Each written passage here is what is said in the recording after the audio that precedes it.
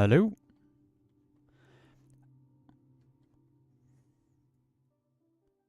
Are we live?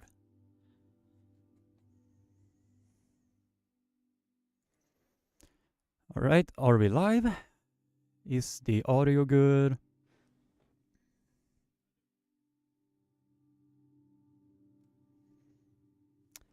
Just gonna be waiting for a few people to drop in, and then we can start from here.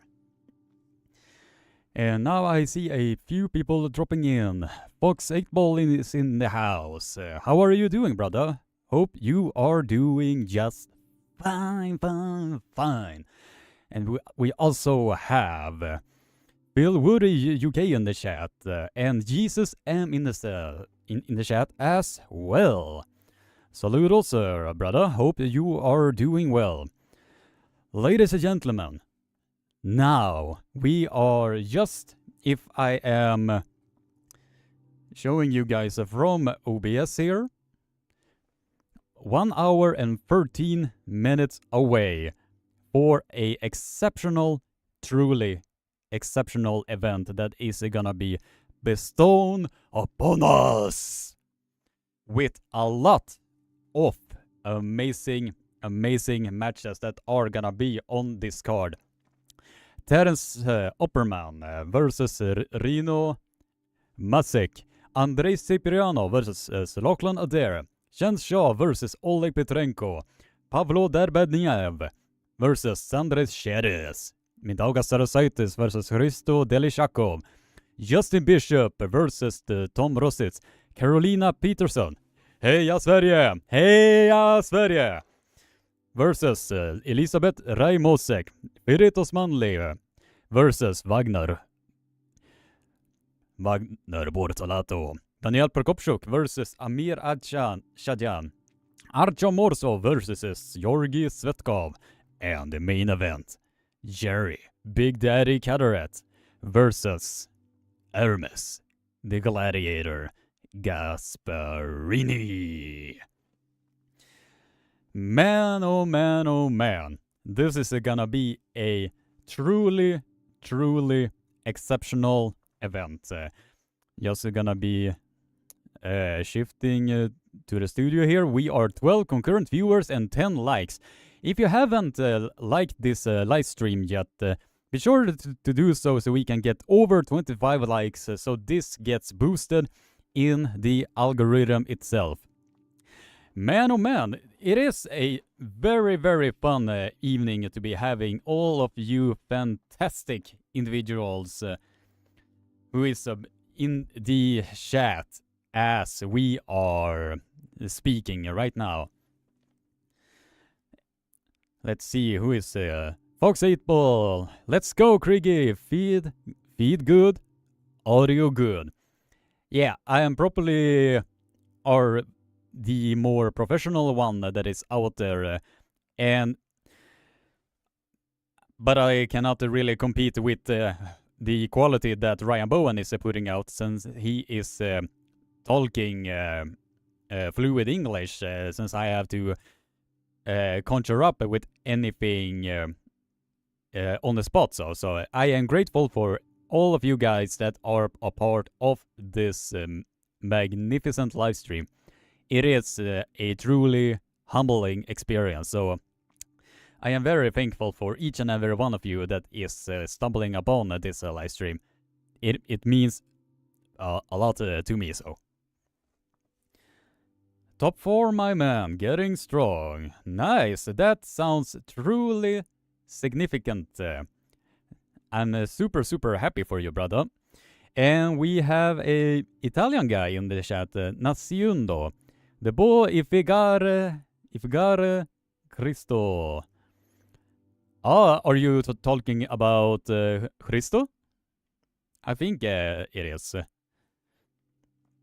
If somebody who can speak fluid Italian, can somebody translate to me what the guy is writing? Because I have no absolute idea what he is writing in the chat as of now. And we are 10 concurrent viewers and 12 likes. Really, really good odds so far. Really, really good. I can just feel the energy, feeling the enthusiasm that is going on at this live stream. You guys are truly, truly something else entirely. Thank you for each and every one of you. Joey Ricciardi, when does it time? What the time does it start? According to the website here, we are just 1 hour and 8 minutes away. 1 hour and 8 minutes. So I am starting way early than my YouTube colleagues that in the name of Aussie Arm Wrestler and Pradeep from Armwrestling News. But it is gonna be a fun one, since I do really look up to how they are able to garner as much people as they are doing, since from the past live streams that I have been seeing them doing, they have been over a thousand participant per live commentary. That in on itself is super impressive. So I am really happy about that aspect. So I'm just gonna be shifting back. So I am seeing all of you guys here in this magnificent chat. And we are 10 concurrent viewers and 15 likes. Really good odds so far. Really good. Super happy about that. So if you haven't already, be sure to leave a big like and subscribe and ring the bell for notifications, so you get also notified about everything that is going on in the arm wrestling world as we speak. Naciendo, Sweden Arm Wrestling, great channel, top. Thank you. And if I'm not mistaken how you are saying is this in Italian, grazie. Prego. Autumn Munchie, what are the matches in order? I do believe that they are gonna start with the two left-handed matches, which is Mindaugas Tarasaitis versus Christo Deli Chaco, if I'm not mistaken, and Carolina Peterson and Elizabeth Ray Mosek. And from there, I don't really know the exact order, but I have a feeling that they are gonna be starting later on with local Adair, Andrei Cipriano, and all of that in that magnificent order. I'm just gonna be seeing here, so I don't ruining anything in the monitor that I am. And we are 10 concurrent viewers and 15 likes. Man, it goes really fast. I am super thankful for you guys that are coming in to this mega live stream and have such a great time with so many fantastic individuals that are a part of this amazing community. So if you haven't already, be sure to smack that like button and subscribe and share this live stream around so a lot more people can join in and be a part of this amazing community. Foxy Bulls, BRB in a minute, net. You are all welcome back anytime you like, so. Couch Apple is in the chat. How are you, brother? I have been following your summaries on Arm Wrestling Discussion, if I'm not mistaken.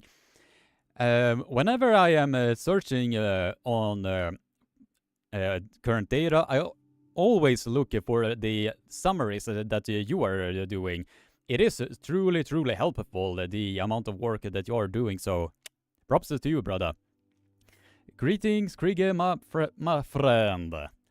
You are doing a Ermes Gasparini there. I see what you did there. Hope you and family are doing great. They are doing really fantastic. So it is gonna be very fun as well. Just completed the rule meeting video. Starting on go makes more sense than ready go.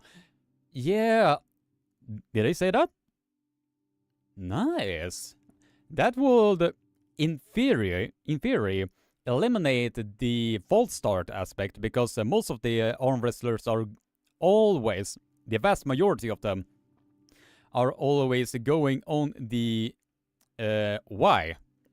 Like ready, and then they're going. So that will eliminate the false starts. So it will be interesting if they are able to apply that on all of the matches that are gonna be in this magnificent match. Because we have unfortunately seen from time to time that the people have been not been able to do this efficiently when they are implementing the rules for some arm wrestlers and completely doing something else in the aspect. So that will be very interesting. So I'm very curious to see how they are gonna be implementing that as well. It's gonna be shifting around just a little bit. All right. Now we are gonna see what people are writing in the chat. Naciendo, do you think we will one day see Vovoda return to the level of 12 years ago? Unfortunately, I think we might not see that, unfortunately. Since it is a very hard thing to go back to the shape that you were once at. Because the Vovoda that was in 2003-4 was the most dominant arm wrestler at that current time. But if he is strong enough to become on the top again, we don't know for sure. But I am really happy that he is coming back to the world of arm wrestling step by step. So he does not rush through anything and do something very hasty in the process, if you know what I mean. Since he did got severely trolled by the arm wrestling fans and all of that, and was discouraged in the process. So we don't necessarily want that to be happening again, if you know what I mean.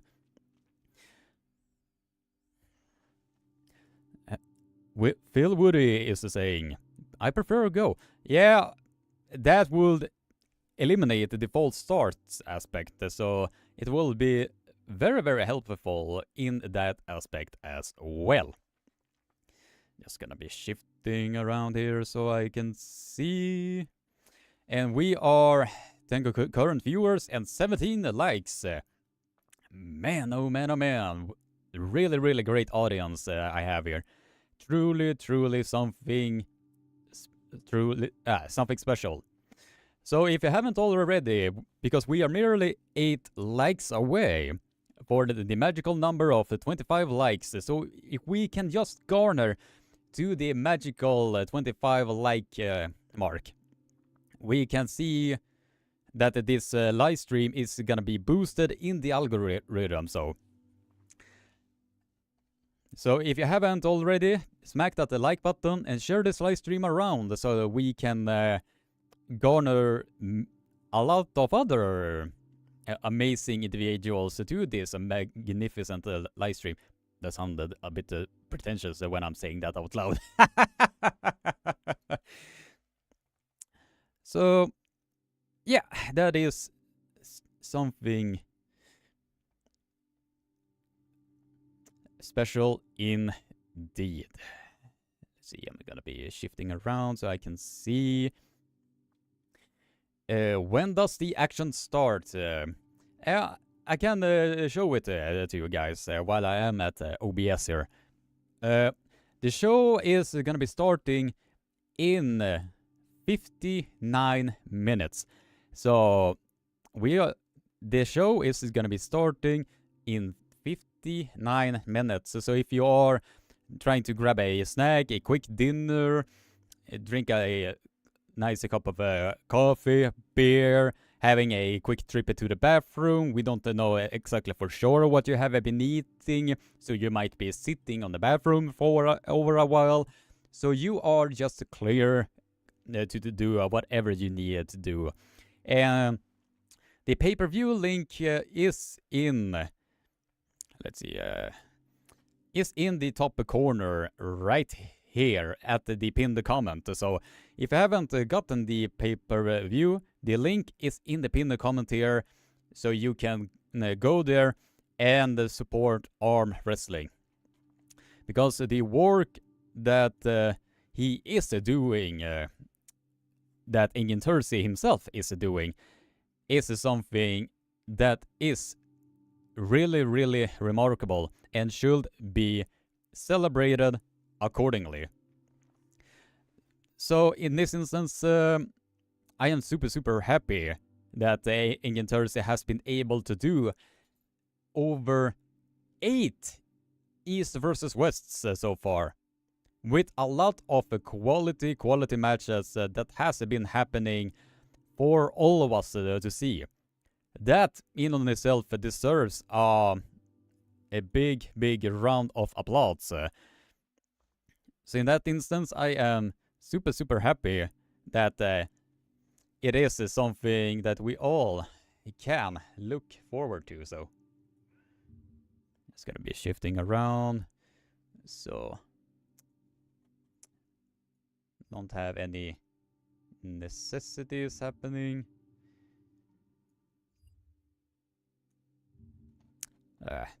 Just wait a few moments. Gotta be shifting so I can get this.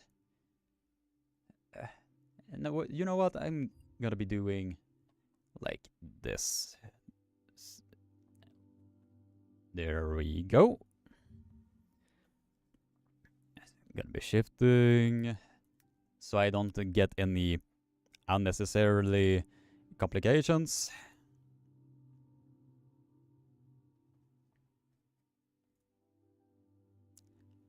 All right, now.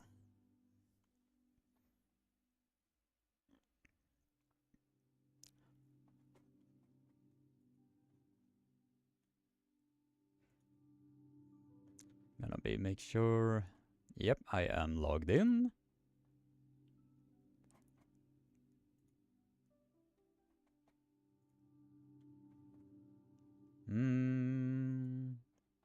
Shifting around here just a little bit.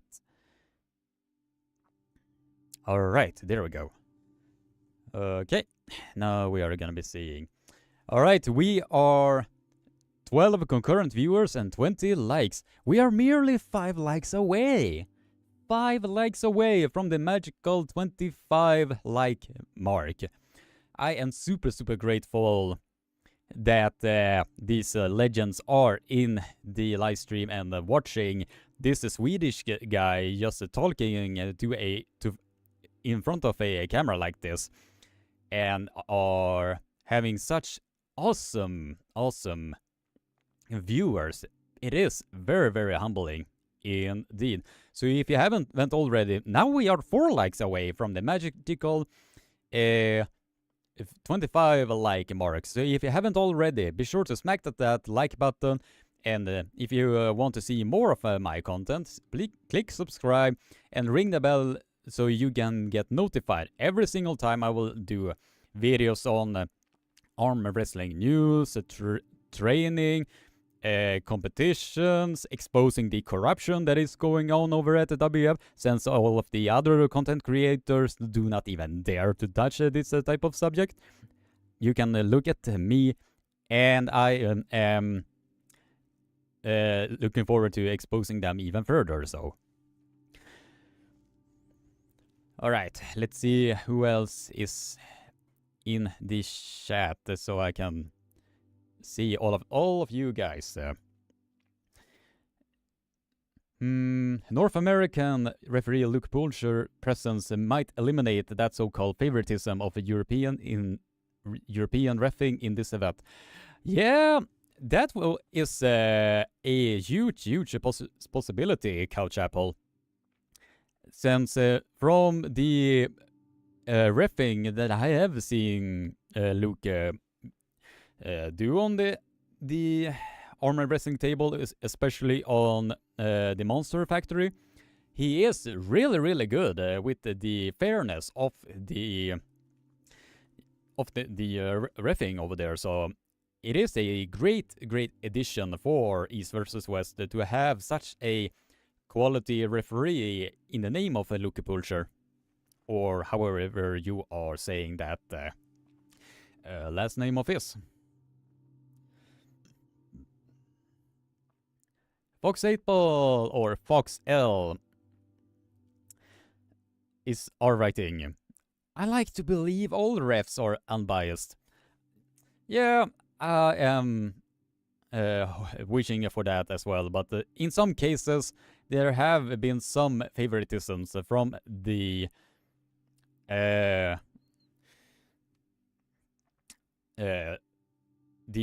reffing side. But then again, the vast majority of the cases, they have been unbiased, at least from my experience. Your experience might be completely different, and that is absolutely fine. Couch Apple is writing, movement in referee script is warning old slips to the strap. That is interesting. Yeah, that is very interesting. In theory, that will benefit Jerry Cadorette in a lot of ways, since he is usually the one that is continuously slipping underneath from the opponents. But it's also due to the fact that most of the arm wrestler that he is facing against are taking his hand and wrist away like spaghetti. In like a little bit of pasta, like he has been cooking up and want to fold that wrist back and have that particular meatball going in the nice belly of his. That is my worst attempt at the Italian accent that I have ever done. So I apologize, Ermes, for butchering the Italian accent. I apologize. Now, let's see. Fuck Waff. Nice name there, brother. Nice name. When does it start? Well, ladies and gentlemen, before we are doing that, we are 15 concurrent viewers and 22 likes. So if you are new to the live stream, welcome. Be sure to smack that like button, subscribe and ring the bell for notification so a lot more individuals can join in and be a part of this amazing community. We are 3 likes away to get this live stream to over 25 likes, so this one gets boosted in the algorithm. So I believe in you guys. If you haven't smacked that like button already, be sure to do so right now. But to answer your question, fuck Waff, hashtag fuck Waff, Waff ban. The event starts in 50 minutes time. The event itself starts in 50 minutes time. So if you haven't gotten the pay-per-view already, the link is in the description or the pinned comment. So you can go click the link in the pinned comment and make sure to get the pay-per-view, because you really do not want to miss this action, because the action that did happen was truly something else. It was truly something else. With the drama that did happen over there. Especially during the press conference when he literally when both parties was really giving something truly interesting. Since the trash talk between the two of them was something else entirely. So I'm gonna be seeing. Whoops. Just gonna be shifting around a little bit. Let's see. There we go. Now we are gonna be seeing where, since the event itself does not start for like 48 minutes, we might as well see some interesting clips in the meantime. And let's just see. Just gonna be shifting around here. Naciundo, has Cadorette ever competed with the left arm? A couple of times, actually. They are doing something. I think he competed with the left arm in the WAL final in 2016, if I am not mistaken. I think he got 4th place, since he is doing right after Ryan Espy. Let's see who other was. Cody Spermerit and Travis Pagent that practically dominated the entire event. That in on itself was something else entirely. And that in on itself was something really impressive by Travis Pagent. To be able to beat that many quality opponents in a lot of ways. It's gonna be shutting that one down so we don't get any unnecessary audio here.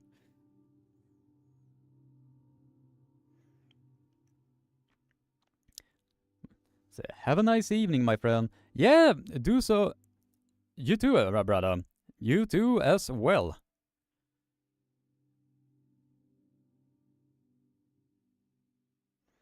Gonna be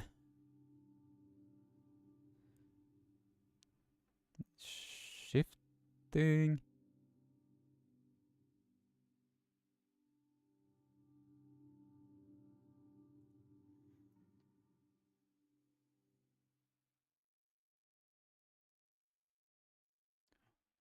Puts together, right?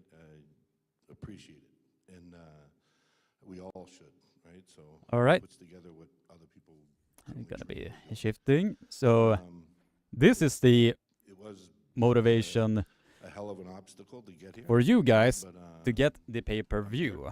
So I'm gonna put my best foot forward, and you know, it is what it is, right? It sucks that I got the Italian pneumonia, I think, that Ermes sent to me, but...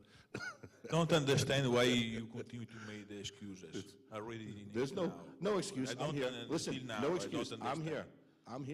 Right?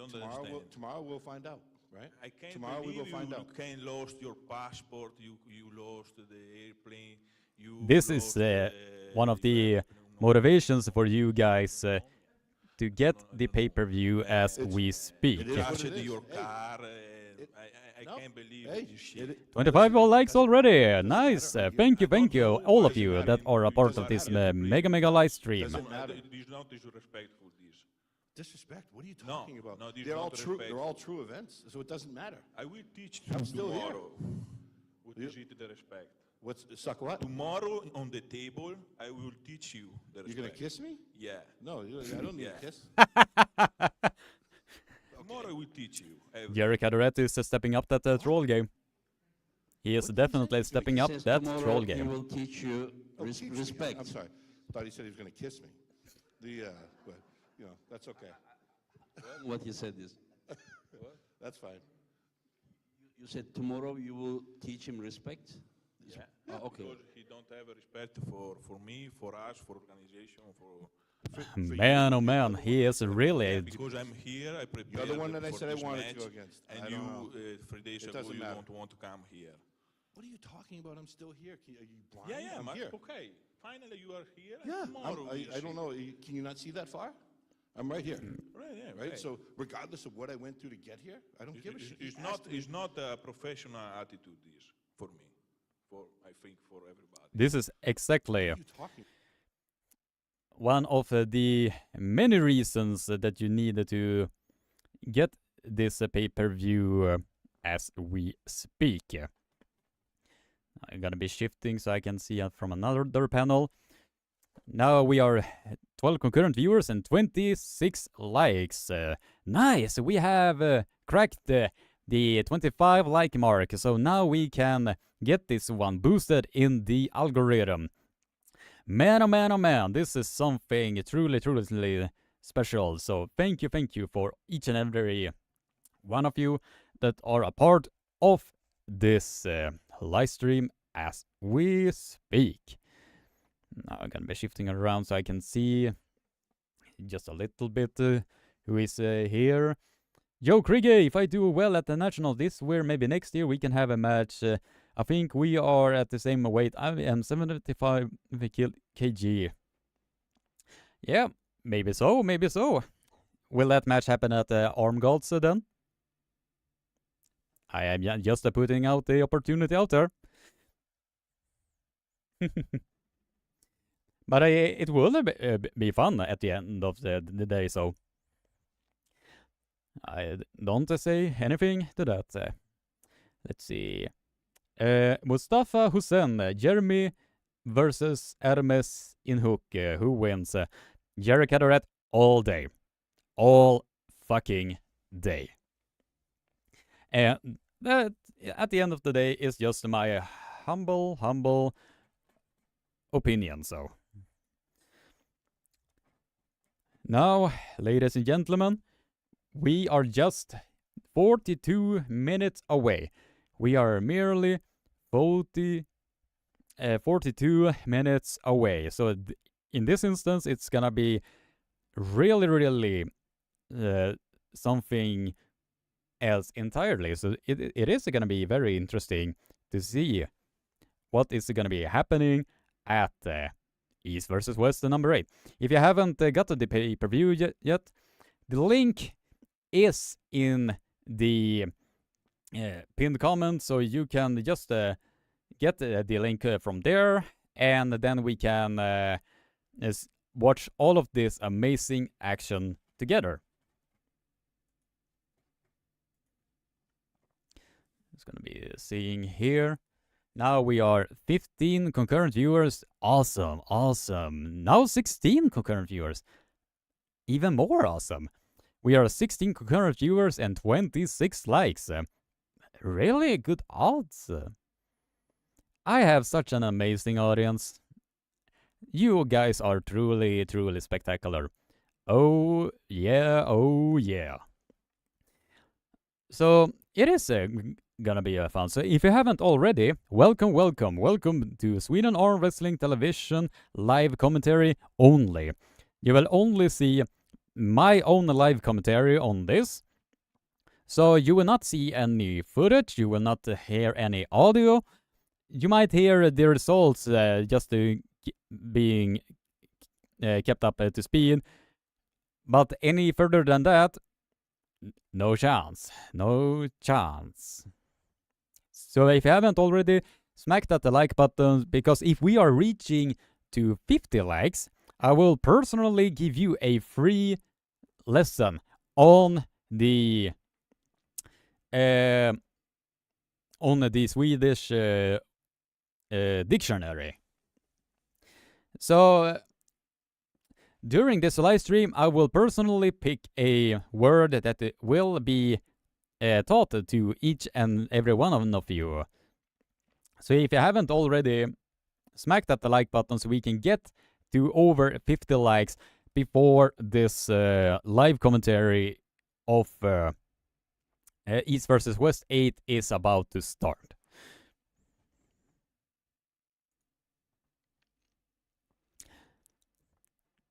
Ansi Pratap Singh. When will the matches start? The matches will start at, in my time, 7 p.m.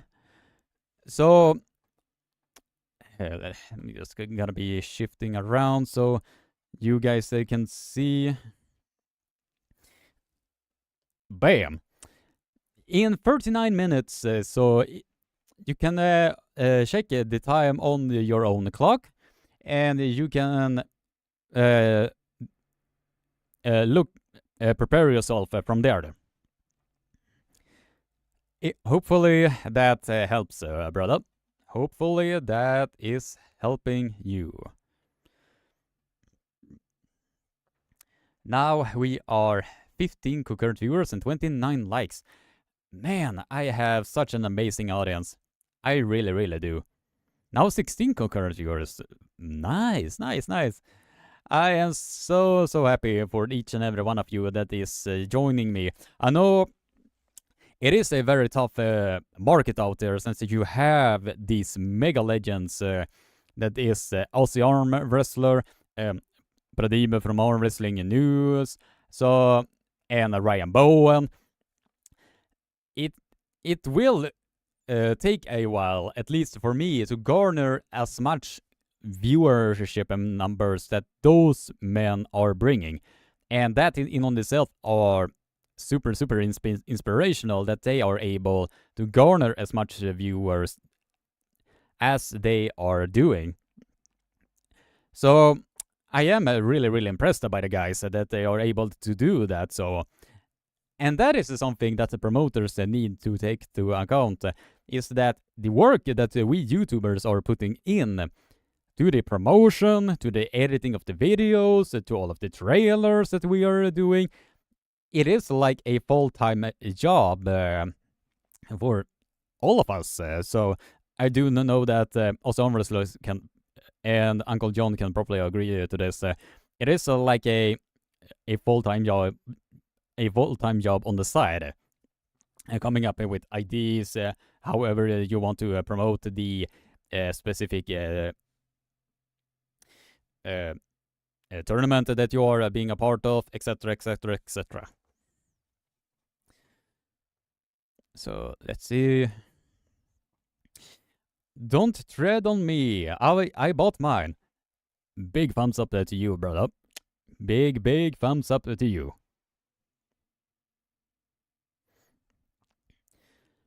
Fox L with a finger up in the air, a heart, a flex, and on fire.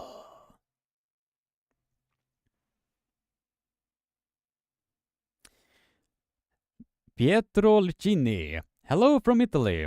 Hello. From Sweden. Hope you are doing well here, brother.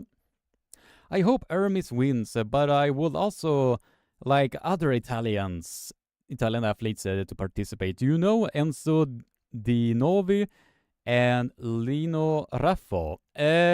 Unfortunately, no. But if you can give me some context to that in the chat, I will happily look into that. Yeah, it will be awesome to see more Italian arm wrestlers being a part of East vs. West. That is also why I'm trying to promote the Swedish arm wrestlers as much as humanly possible. So a lot more amazing arm wrestlers that is from Sweden are being able to pull on the biggest stages. Such as, I don't know if you guys have been hearing of Johannes Andersson, Robert Rodin, Sebastian Edhoff, Christian Mendes From, Niklas Lindberg, Martin Sölin, and on and on. And Ronnie Nidal as well. So a lot of talent that is a part of Sweden are just waiting to be released into the world stage. That is the king of the table. East versus West. Arm Wars. Arm Gods as well. So I'm just waiting that the promoters will see all of the capabilities that Sweden itself can bring. Because we are very known for the amazing ladies that we have here in Sweden, such as Heidi Andersson, Fia Reisek, Malin Bergström, former Kleinschmidt, Sara Beckman, or Sara Latuna, or something there. Let's see, what else do we have? Victoria Karlsson, Carolina Peterson, who is also competing now at East versus West. So, heja Sverige! Heja Sverige! Heja Sverige! And also we have Jonna Blind, Maria Lindqvist. So, and now we have a lot of exceptional talent that is a part of the Swedish national team. So now I am merely hoping that a lot more of the male side are coming out to play with a lot of the amazing arm wrestlers that is in Sweden. But I am gonna be showing you guys one person that me personally want to be a part of King of the Table, for example. And how this guy was able... I'm gonna be shutting the audio there. Just fixing a full screen.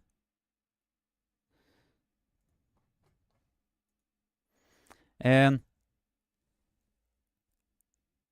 here, this is you have probably seen this guy at the time on my YouTube channel. Here he is against Giannis Samolins, and by context, no other Swedish arm wrestler in Giannis' weight category has been able to do this against him. As you can see,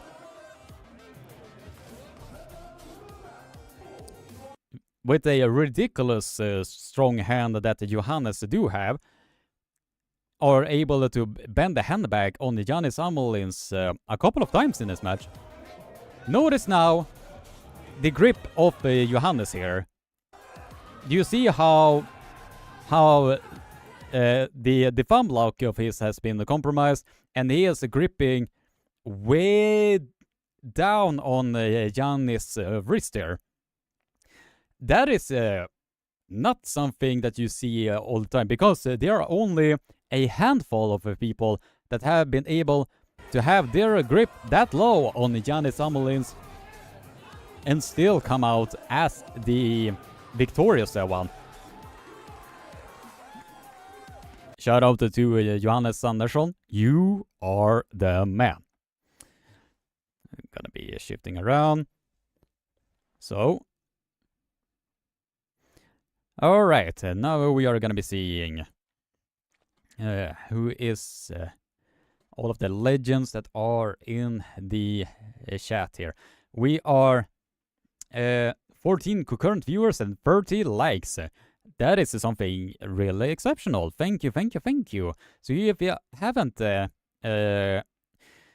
liked this live stream already, be sure to do so, because we are trying to get this live stream to over 50 likes before the actual event starts. So if you haven't done so already, be sure to do so right now.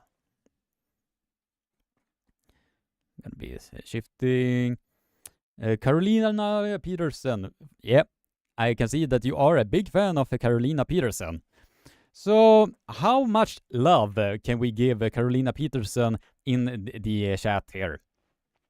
Because I can almost imagine after that press conference that Carolina Peterson did garner a lot more fans just from that, due to the confident nature that she was able to bring to the press conference. So if you guys can give more love to Carolina Peterson in the chat, just feel free to do so. And please do so in a respectful manner, because I do not want to give people time out here when they are writing not so appropriate stuff, if you know what I mean. All right. And we are now 30 minutes away. We are 30 minutes away. So if you haven't bought the pay-per-view yet, the link is in the pinned comment on the chat here. So if you haven't gotten the pay-per-view yet, go through the link, buy the pay-per-view, and then you can watch this amazing event with all of us. Man, it's getting really, really hot here. So I'm just gonna be taking off this one. I'm just gonna be shifting here. I mean, it is really hot under these lights, so it is. Let's see. Nice. There we go.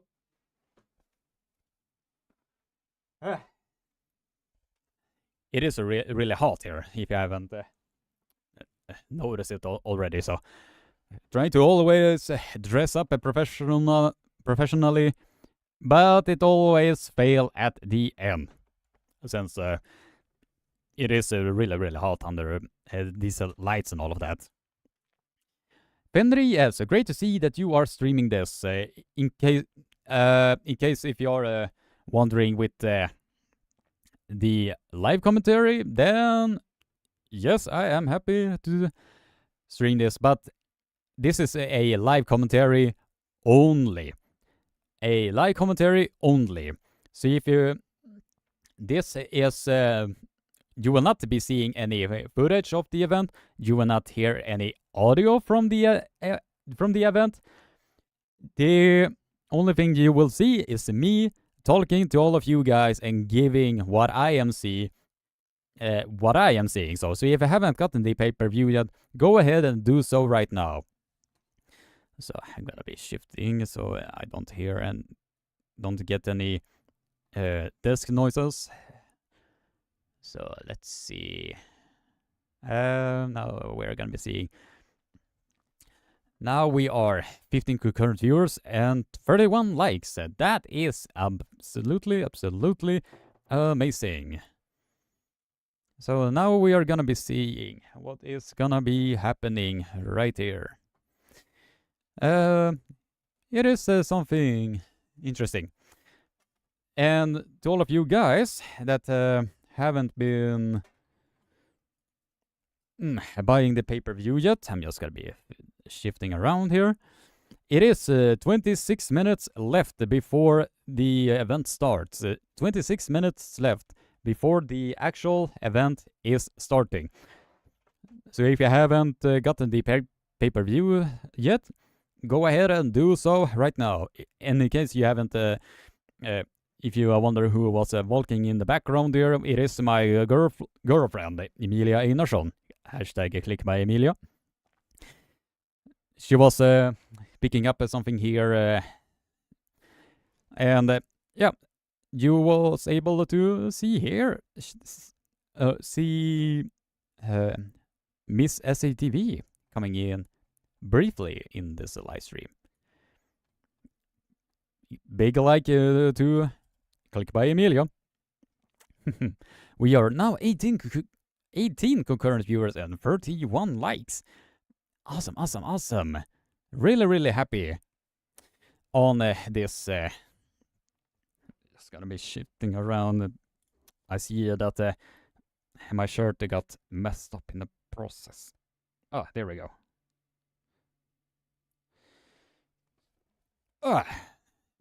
Yeah, there we go. Let's see. Any more updates on the corrupt Bulgarian WAF president guy? Not so much right now, since from the recent now let's see, the recent stream that is out there, it is very interesting of the current updates that are out there. And right now, it has not been any official updates as we speak. But if there are any more further updates, I will happily, report to you, all of you guys, on all of it.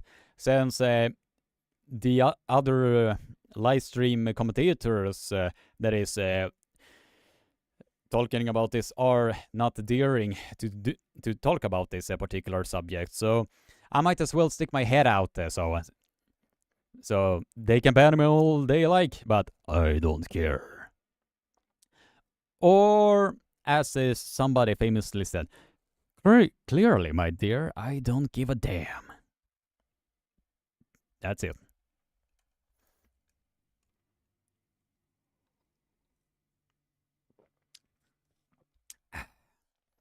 Now we are 18 concurrent viewers and 32 likes.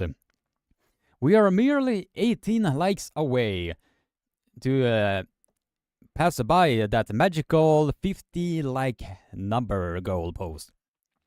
And we can get this live stream to over 50 likes, I will personally give you guys a free Swedish lesson. So if you haven't already, be sure to smack that like button, subscribe, and ring the bell to get notified. So you guys can be a part of this amazing, amazing community. Now we are 22 minutes away. We are 22 minutes away for the event to start. So if you haven't gotten the pay-per-view yet, the pay-per-view link is in the pinned comment. So you can go and support Arm Wrestling. So come on, guys. If you haven't done so already, do so right now. 18 concurrent viewers and 33 likes. Man. I have such an amazing audience. I have such an amazing audience. Will you stream the match on, or only your face cam would love to see the match?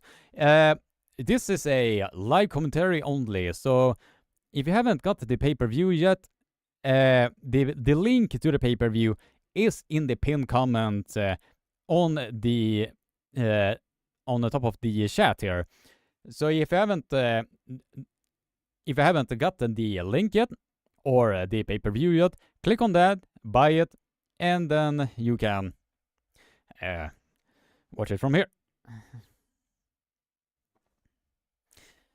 Now, let's see. Fox 8-Ball asking my friends to hop on, Krieg. You are absolutely amazing, brother. Absolutely amazing. The arm wrestling community are super thankful that you, one of the great fans of arm wrestling, are a part of the arm wrestling community. Absolutely honoring experience. Absolutely. Just gonna be shifting around to a few of my moderators so they can prevent any further potential spams that might happen on the live chat, because when I was live streaming at King of the Table, when Ermes Gasparini and Ermes Gasparini and Levon Sagarashvili was polling, they were like spamming free links and all of that. So thanks to my moderators to keep those at bay, or however you are saying it.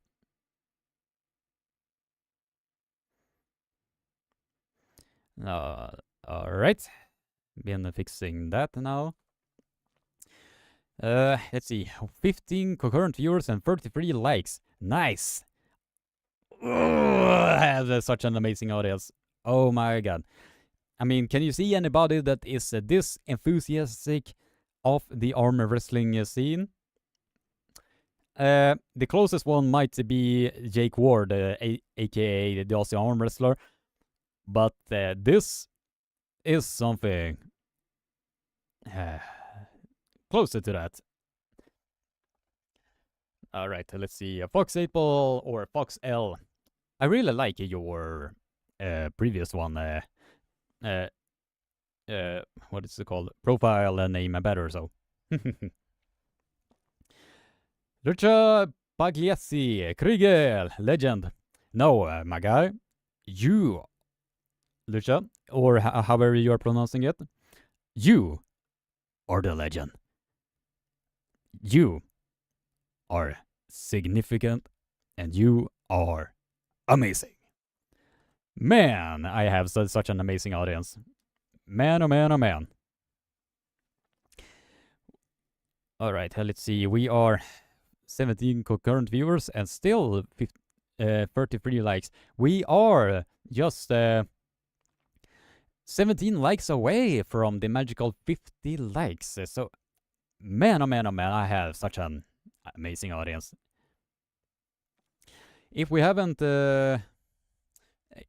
liked the live stream yet, be sure to do so right now so we can reach the magical 30. The magical 50 likes, so I can give you guys a free lesson on the Swedish vocabulary. So if we can get this live stream to over 50 likes, I will give you guys a free lesson on the Swedish vocabulary. Lucha. Ah, I did get it! Hooray! Hooray! I was a bit nervous with the pronunciation. I was just like, I might as well just dive head first. Fox, he says it better than me. Just a pure luck. Ash Pratap Singh. Ah, you are from India, brother. How long have you been arm wrestling? I have been arm wrestling for the amount of 17 years at this point. I did start around 2006 along with my best friend Johannes Andersson. And I was relatively new. I had no idea with how you are gonna be socializing, since I did not have any proper control with my diagnosis, which is Asperger, or however you're saying it nowadays, autistic spectrum. And I have been a part of this sport for 17 years because I'm feeling such inclusivity with the sport of arm wrestling, because they did welcome me as the individual as I am. So that in on itself is a really humbling experience to have such an amazing individuals that are a part of this sport that contributed a lot for making me the character that I am today. If arm wrestling have not come into my life, I probably would be still not so sociable. I would just glue myself to the screen and not to talk to people all that often. So arm wrestling in on itself has changed my life for the better. And yeah, hopefully that answers your question, Ash Pratap Singh. Now let's see. Now we are 15 concurrent viewers and 36 likes. 14 likes away. We are merely 14 likes away. And now 13 likes from what I'm seeing from my monitor here. If we can just get this live stream to over 50 likes before it starts, it will really mean a lot to all of us that we are contributing, that we can get this live stream to over 50 likes before the event even starts. Man, oh man, oh man. If we are able to do that, then it's gonna be something interesting indeed. Now we are gonna be seeing. Man, oh man, I see the live stream numbers that Aussie Arm Wrestler are having, and I am super happy that he is doing such amazing work. I did see that he was over 320 viewers. Now that is super, super impressive. But at one moment, I do believe that he had over 3.6 thousand that was just watching him commentating. That in on itself are super, super impressive. So now let's see. Thank you for your efforts to promote arm wrestling, excellent film service, and great technical expertise. Thank you, thank you, thank you. That support really is the main motivation for me to continue this, especially when I'm trying to expose the shadiness that are happening at the website of each federation, and especially the federation itself, since I don't know if you guys have been following, but they are trying to get they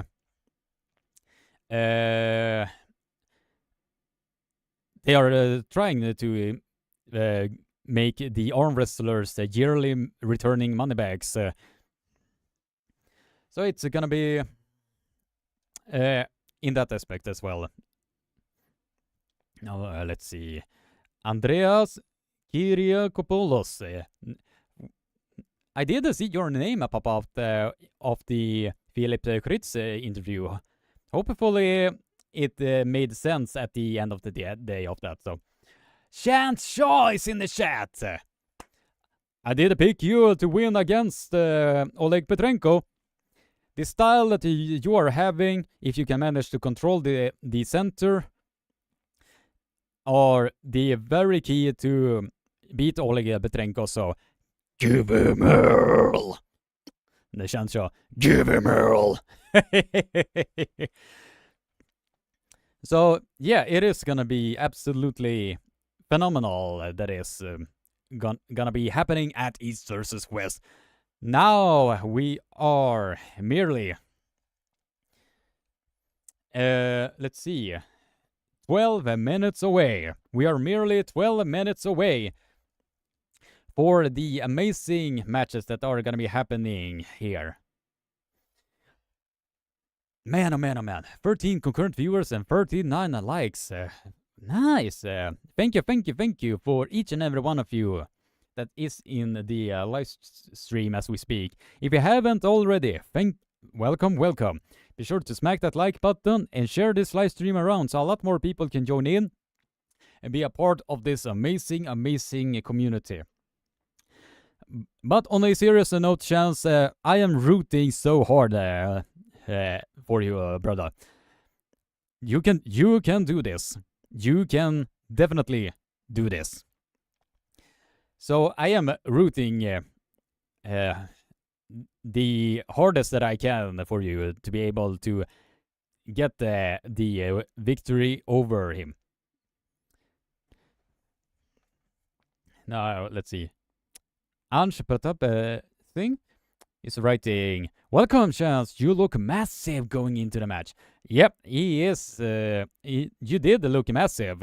Like you've been hitting the gym a lot, brother. Andreas Kyriakopoulos. If Jerry wins, it's like seeing the world burn. Which is always exciting. Gonna probably see the Brokeback Mountain take down the Gladiator. That sounded really weird when I said that out loud. Brokeback Mountain takes down the Gladiator. And it's not what you guys are thinking. Nah.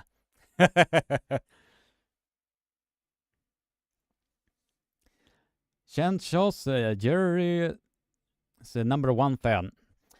Yeah, if he is, then all the power to him. All the power to him. Foxel, two-footed tackle, the like button. And that like button just got crushed in the process. 16 concurrent viewers and 39 likes.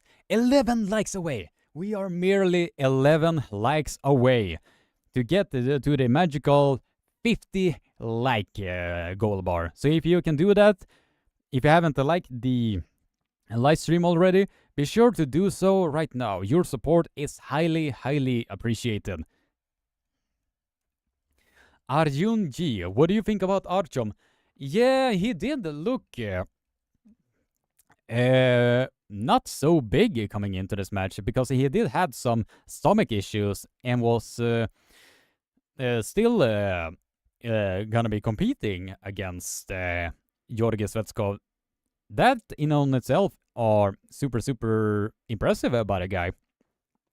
I do know that some people would have backed out due to the fact that they are not feeling at the very best that they wanted to bring. So I am rooting for Artyom Morsov to do something with Georgi Svetskov, but I do believe that Svetskov are going to be able to take the hand and wrist of Artyom Morsov on round 1, but we will see if Artyom Morsov still has the power necessary, even though in the state that he is in right now. So I am definitely picking Artyom Morsov to be winning this, since he can shift around and attack on many areas as humanly possible. Gonna be shifting around here just a little bit. Now we are 8 minutes away. We are 8 minutes away, ladies and gentlemen, for this event to be starting.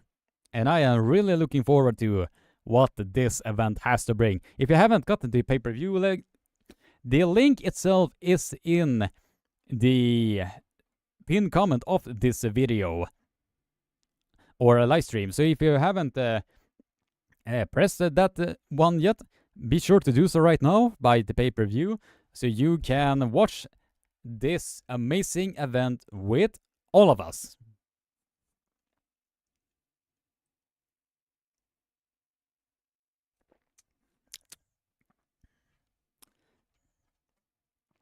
Gonna pop up the chat here so I can see it. He is definitely my favorite. Yeah, he has garnered a lot of fans recently with some of the amazing matches that he has been able to pull off recently. That in on itself are mega impressive by the guy. It's also an exciting day for you, Craig, having a Swede competing. Well, you know exactly where to find me. Arm Wars, Arm Gods, King of the Table. You know exactly where to find me. Because if I were on one of those cards, I will promote the living fuck out of that event. So people will probably unsubscribe in the process.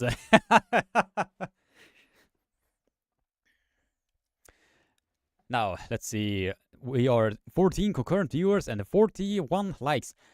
9 likes away. We are merely 9 likes away to get into the magical 50 like goal post. So if you haven't already, be sure to do so right now so we can get this boosted even further in the algorithm as we speak.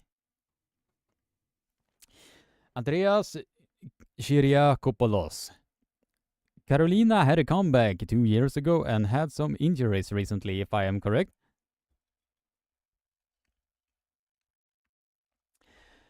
Let's see. Yeah, he did have some injuries back to back, but from the looks of it, she is coming back in a very strong shape recently. Since with the mega Death War matches that she was able to bring with Victoria Karlsson and Victoria Ilyushina, if you haven't watched those matches are absolutely bananas. And excuse me there. Both of those matches are in my YouTube channel, so after this live commentary, be sure to check them out, and you will see that will even make some of the heavyweights from the United States shit their pants. Since some of them are really not able to have those long matches as in the caliber that they are doing. Andreas Kriakopoulos, how and you didn't fly to Istanbul? I haven't been having the time, and since I had other plans all about it, so. But I have promised Fia Reisek that whenever she is on the East versus West card, you can bet your ass that Krieger Wiklund are gonna be present at East versus West. And that is a promise. And I have a promise to Fia that I will come to East versus West whenever she is on that card. So you can quote me, and hopefully I can make it work. I'm hoping to the arm wrestling gods that I can make this work. Now, 19 concurrent viewers and 42 likes. So if you haven't already, we are 8 likes away from the magical 50 like goalpost. So if you haven't already, be sure to smack that like button and smack that subscribe button and share this live stream around so a lot more awesome individuals can join in and be a part of this amazing, amazing community. Just gonna be shifting. Now we are merely 2 minutes away. We are merely 2 minutes away.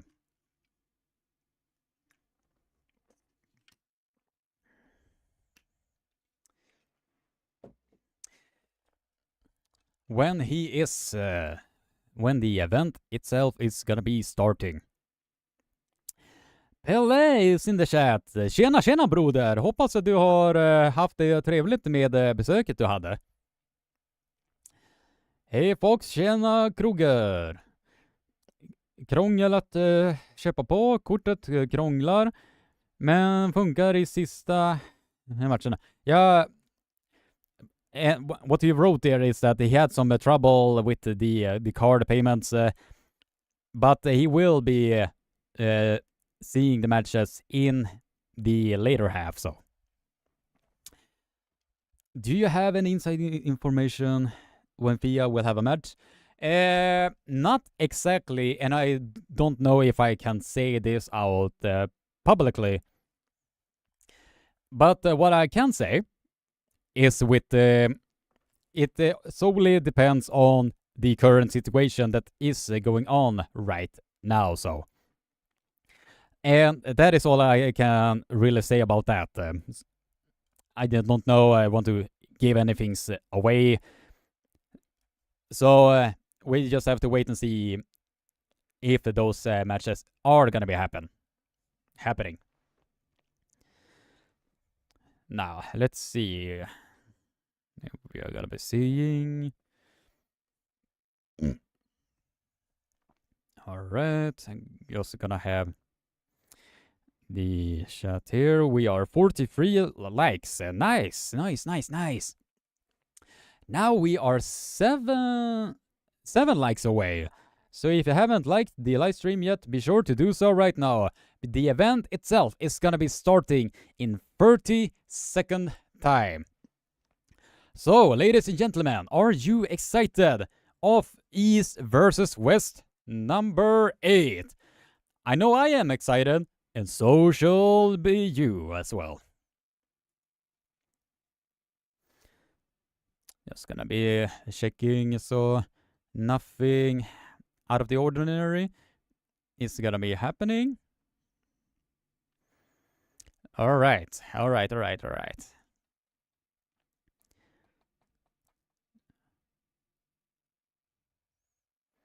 Okay, nothing is happening here.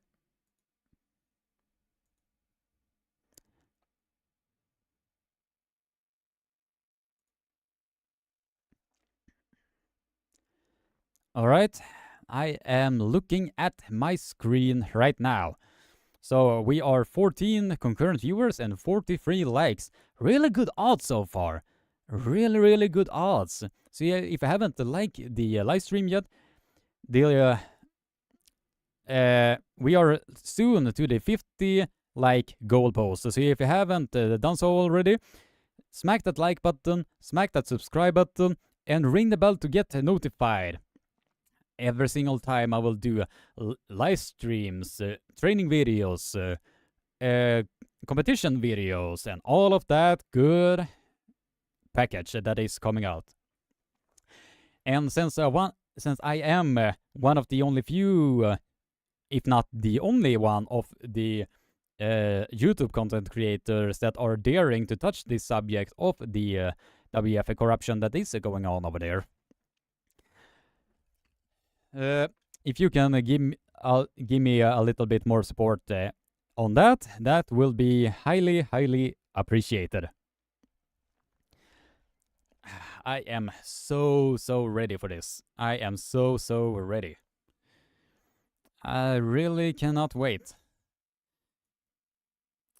to have all of these amazing matches ready and ready to go.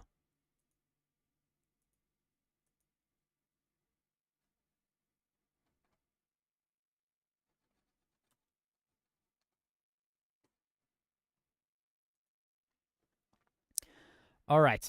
Now, right now I'm waiting for the actual match itself to be starting here. Kommer du kunna se allt nu? Ja, jag hoppas verkligen att livestreamen kommer att vara i jättebra kvalitet. And he did write that I am hoping that he can watch everything. And as I said in Swedish, I am hoping that this stream does not have any issues. And we might also have Engin's satellite track to be solving that to us, all of us. Now I can see.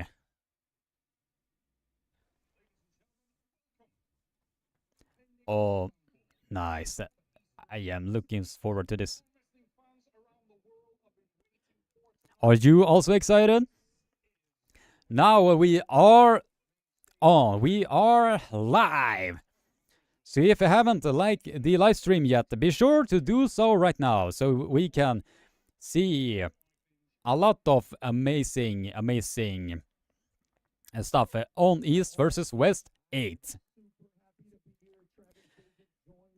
And if you are watching the pay-per-view now, you will hear Travis Bagent himself giving out some of that amazing live commentary. Although a lot of people might not be a big fan of the live commentary that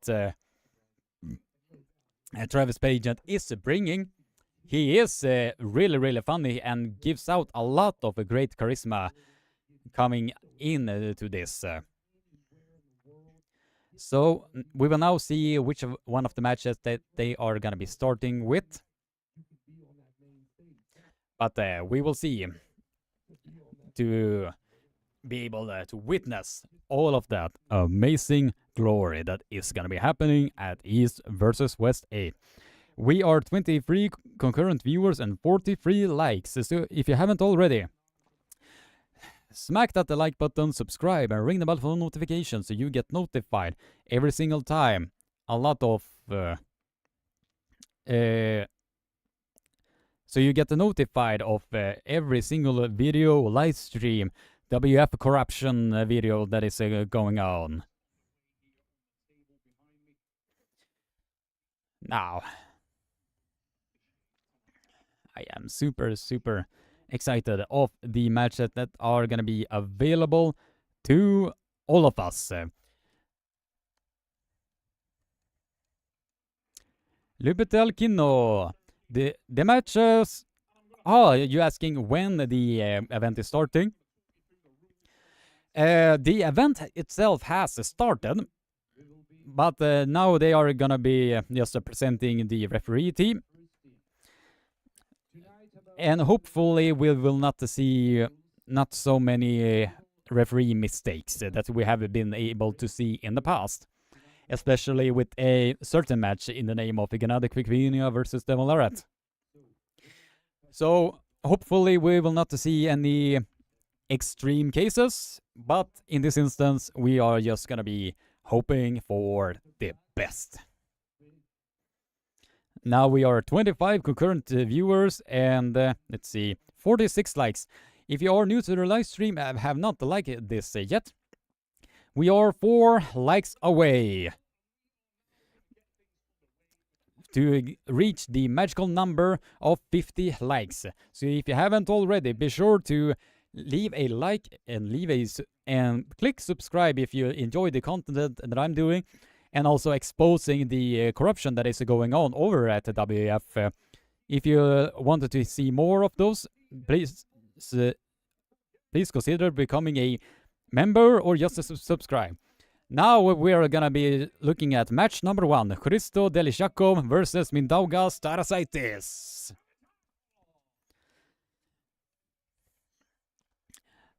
For those of you who don't know, Hristo Delishakov is a former WF World Champion and has done some amazing things in the respective weight categories. He plays really well in the minus 75 kilo category on the right arm, only to be beaten by Janis Samolins at that time. And he did beat Mindaugas Tarasaitis very comfortably. But it's gonna be something interesting if he can be able to do that right now against Mindaugas Tarasaitis. And the interesting thing here with Hristo, that he was able to get to the top 3 he was able to get the top 3 in the minus 85 kilo category, if I am not mistaken, because the European Arm Wrestling Federation on the website have not even released the results yet, as far as I'm concerned. So I'm merely guessing, but I'm probably right on this. So now we are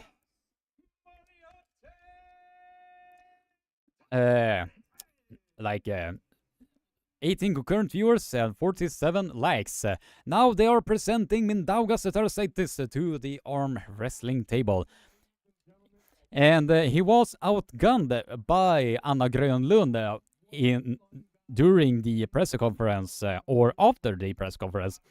But now he is coming in and looking as ready as you can be.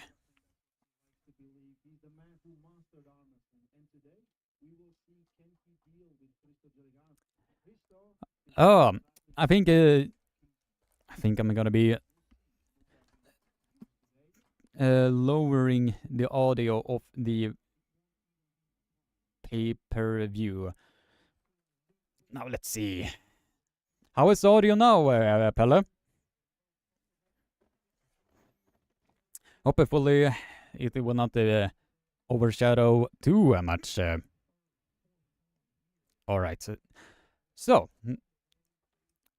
hopefully that the weak audio from the pay-per-view will not be too visible, since I am trying to voice over a lot of it. So, but it's gonna be interesting to see if Hristo might do something against this fired up version of Mindaugas Tarasaitis. Now this is gonna be a match that all of us are gonna be looking forward to. And it is also a warm-up match for all of the matches that are gonna be available for all of us. And this is something exceptional that is gonna be happening soon. Both men are gripping up at the center of the table. Mindaugas Tarasaitis is setting up that traditional top roll of his, and are feeling that Christo Delishakov is setting up for getting into the hook as quickly as possible. So Mindaugas Tarasaitis does not are being able to access the power of his in the process that he is that he wants to. And Christo Delishakov has set the hook, but he is fully supinated. Mindaugas Tarasaitis with a full hand control, stopping Christo at the center of the table. Christo was able to slip there, and we are getting to the straps. That is an indicator that Mindaugas Tarasaitis is now in full control. He is in now full control. Nice. This is something really, really fascinating that Mindaugas Tarasaitis is showing that he is the main dominant one that is gonna be showing who is the better man.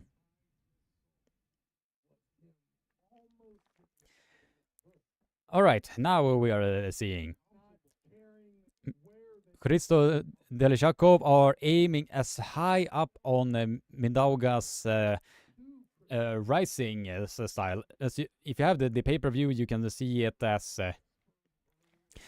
you can see at the plainest day that Mindaugas Tarasaitis is trying to minimize the gap on the hand of Christo Delishakov, so he will have a lot more difficult to get access to the power that Christo Delishakov wants to apply against Mindaugas Tarasaitis. And ready, go! And Mindaugas Tarasaitis comfortably shooting down for the pin pad. He is comfortably shooting down that pin all the way down to the pin pad. Mindaugas Tarasaitis have had difficulties with the Christos style in the past, but this is an indicator that Mindaugas Tarasaitis is in cruise control and are not do not even want to stop at any time soon. But that looked super dominant by Mindaugas Tarasaitis to make sure that he is applying as much pressure as possible on the pronator of Christo Delishakov, so he does not get access to that king's hook of his. So it will be super interesting to see if Christo are able to do something against Mindaugas Tarasaitis here. And you can see the visible height advantage that are between these two guys. It is plain as day that that Mindaugas are trying to minimize the gap. He's putting his thumb as close to the knuckles of Christo, so he does not get any free space at the palm of his hand, so he can have further difficulties to access the hook of that you really want. And now Christo has set the hook, but that is a comfortable win for Mindaugas Tarasaitis. From the looks of it, Christo Delishakov is getting, with all due respect to Christo, manhandled by Mindaugas Tarasaitis. The amount of power that Mindaugas is bringing to this match is truly something phenomenal. Absolutely, truly phenomenal. The amount of power that he is bringing to this match. Fox 8 Ball. I thought it would be close. Yeah, I thought so too. Since the previous matches that they had, they were very close with each other. Since at the last year's Worlds, he had Christo was pinning down Mindaugas relatively easily. But in this instance, Mindaugas are just, with all due respect to Christo, toying with Christo here.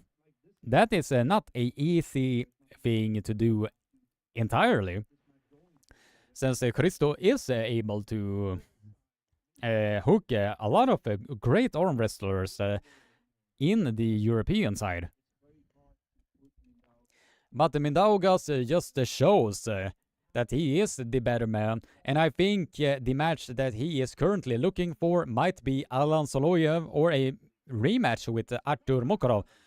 Now that Christo Delishakov has accessed the King's Hook, and it seems like Mindaugas are just deliberately working his way up now. Now Mindaugas Tarasaitis is working. Now he is working. Christo Delishakov are trying everything in his power to get the stop on Mindaugas Tarasaitis, but as soon as he was trying to adjust, the elbow was popping up in the air like he was drinking too much Red Bull, and the elbow was spreading his wings, and he received a foul in the process. Christo Delishakov received a foul in the process. Now, Mindaugas Tarasaitis probably felt something that he did not want to feel. And it seemed that Mindaugas Tarasaitis received an elbow foul in the process.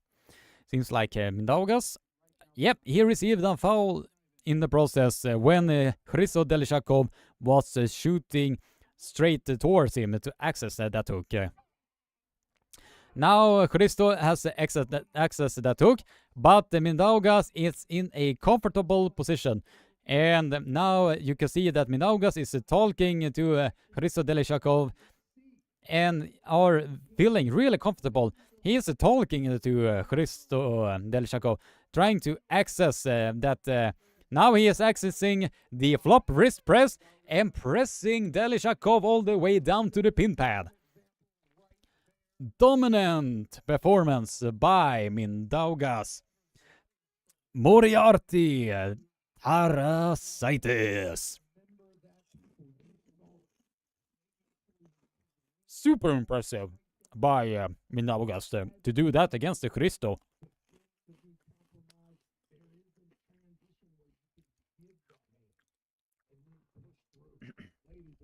Slick Silver. Man, this channel should be way bigger. Yeah. Since, with all due respect to the other guys, but I am feeling that the way I am commentating are a bit more analytical. So I'm trying to get as much information about the scenarios that I am seeing at the front of the screen right now. So I am very appreciated that you are writing that, Slick Silver. Your support is highly, highly appreciated. And by the way, if you want to support the work that I'm doing, like for example, exposing the corruption that is going on over at the WAF, please consider becoming a member. Your support is highly appreciated, but you should not feel obliged to do that. You should only do that if you really want to do that. So.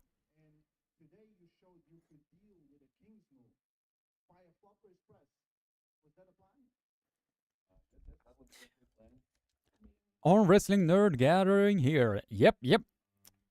I might not be on the same viewership numbers that my YouTube colleagues are having, but I do appreciate the people that are coming to my live streams. The support of all of you guys are super appreciated.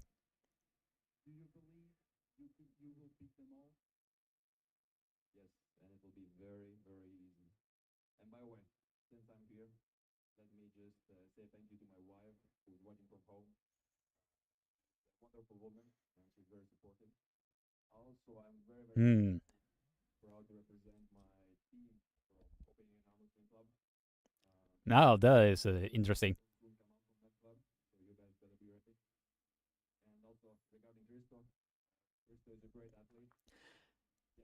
It will be interesting to see what will be the matches that are available out there. But I do believe a match that needs to happen is maybe Artur Makarov versus Mindaugas Tarasaitis. That will be a very interesting match. Since, if I'm not mistaken, Mindaugas Tarasaitis has been calling out the Russians to be pulling against them. James Klopp, need a free stream. I am poor. Sadly, you just need to wait.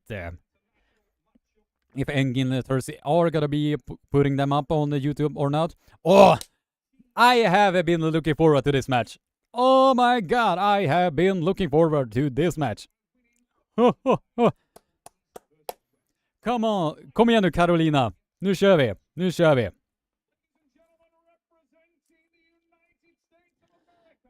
Now we will see.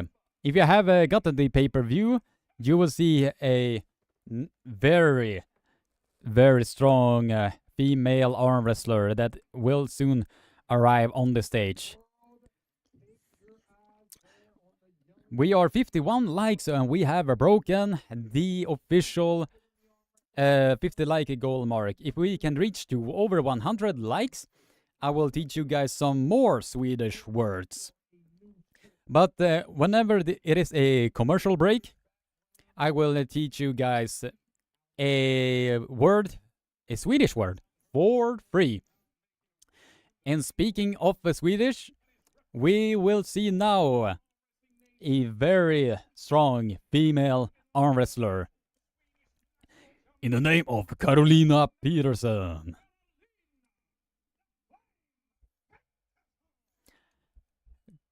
Kom igen nu Carolina.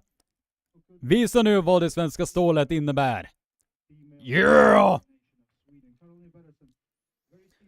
Hopefully we will see some quality matches. I am super excited about this. You have seen some, if you haven't seen the matches that Carolina Peterson are super known for, the matches that she has been doing are absolutely phenomenal. And I am a big fan of Carolina Peterson and the capabilities that she is able to bring to the arm wrestling table. So, hopefully, this match is gonna be a barn burner. But I am rooting for Carolina to be finishing this one as quickly as possible. But at the same time, let both ladies get into the career-ending death war. But it is gonna be something really fascinating.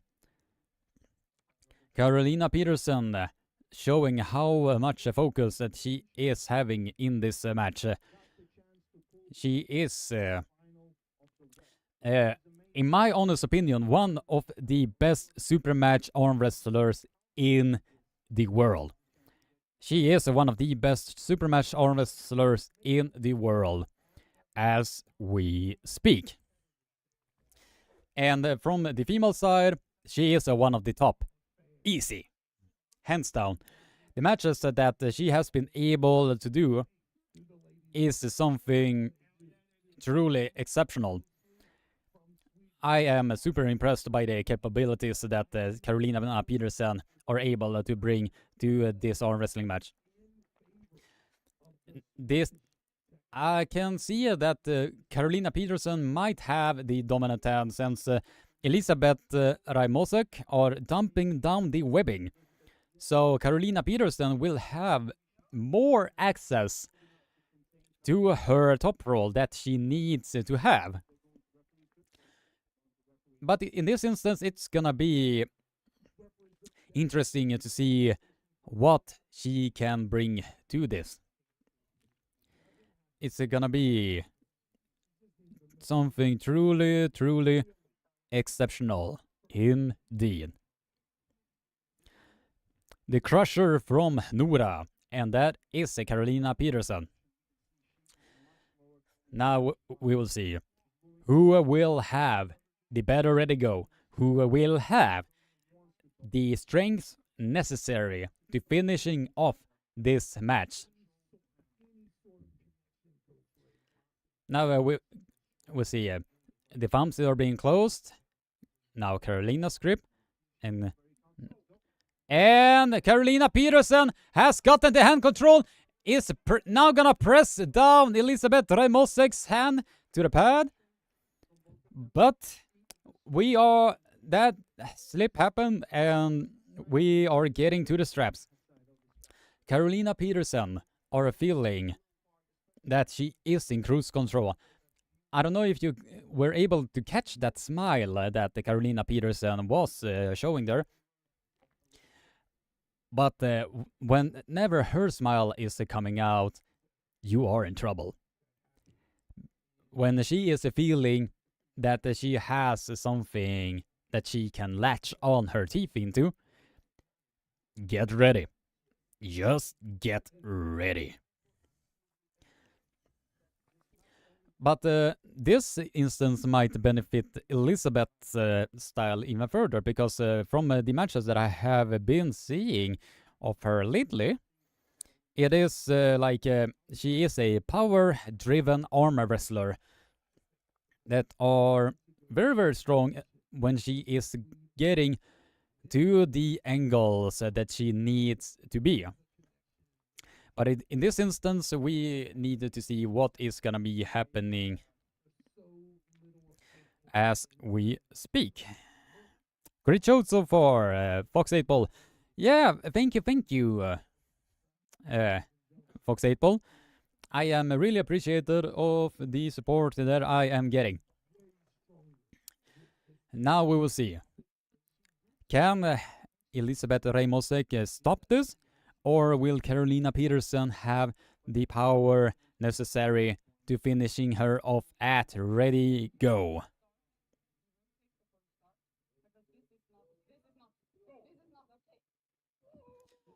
And Carolina Peterson shows that she is the flame for a reason.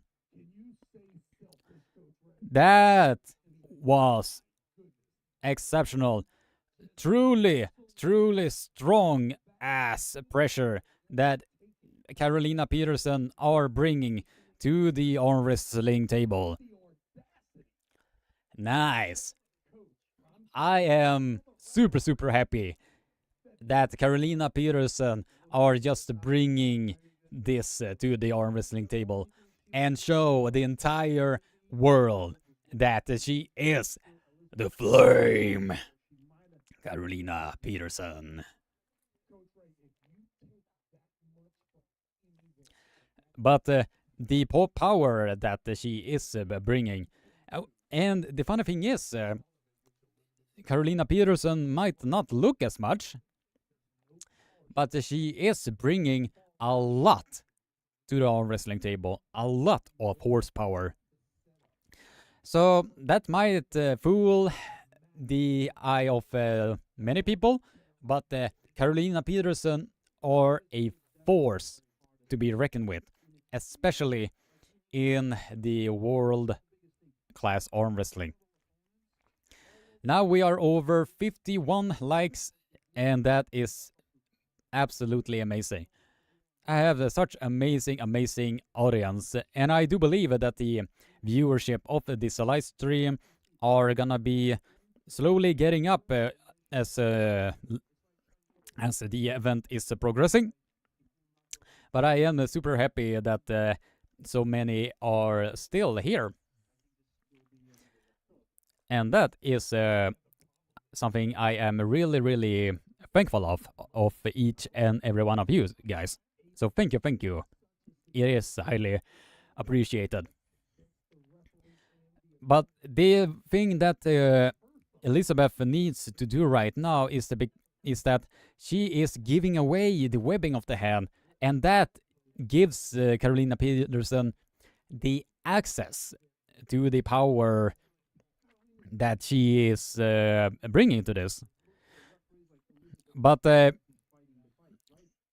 because whenever you're giving away the webbing like that, especially when you're facing somebody that is aiming all of it on the index finger knuckle, you're basically exposing yourself to the pressures. And you can see right there a comfortable win for Carolina Peterson.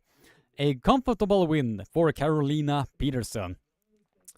The next opponent that I will see Carolina Peterson go up against might surprise a few folks, but what I am looking forward to see, because Carolina Peterson, in my opinion, should face Lucia Debnarova.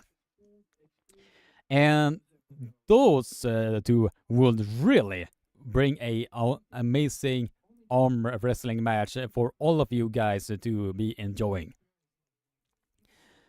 But if I were, as I said previously, if I were Elizabeth, what I will do to take away the advantage that Carolina Peterson are getting now is that you also needed to apply similar pressure there. Because what is happening right now, Elizabeth is getting exposed due to the fact that she is doing all of, since she is giving away the webbing of the hand, and that exposes her to someone that is going in a top roll, aiming directly on the index finger knuckle. And who is on wrestling right now? That is Carolina Peterson and Elizabeth Ray Mosek. So now we will see that Elizabeth are aiming more for the hook now, as it seems.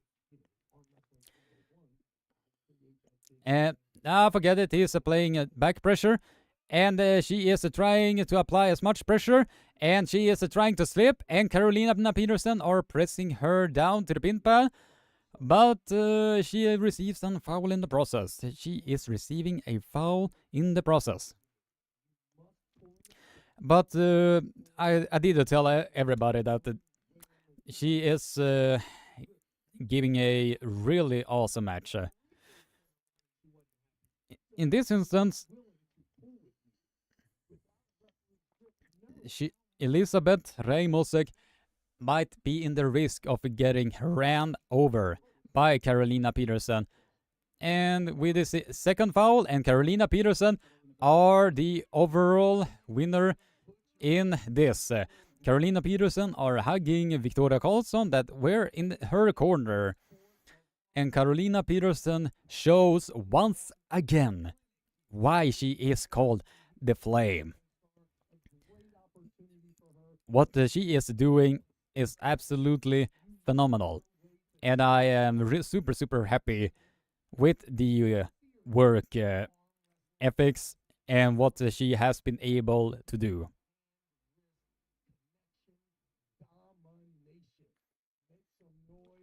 But that was extreme nice domination from Carolina Peterson to show why she is in the World Class Elite and why the World Elite Arm Wrestler needs to be afraid of the capacity of Carolina Peterson.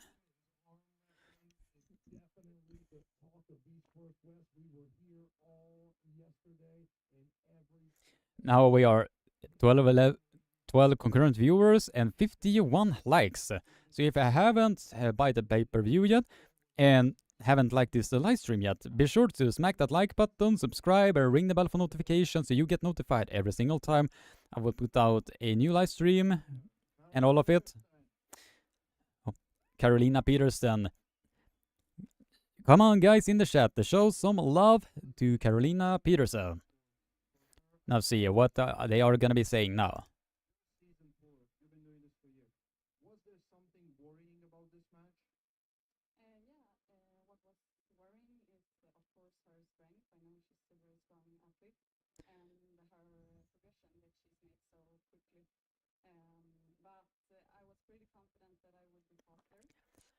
Oh yeah, she is definitely confident coming into that match. Super, super happy of the work ethics that she is.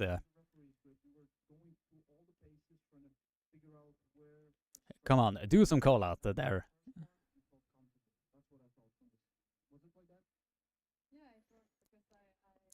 Pelle Shamliden, the Swedish steel is top notch. Yep, the Swedish steel are top notch.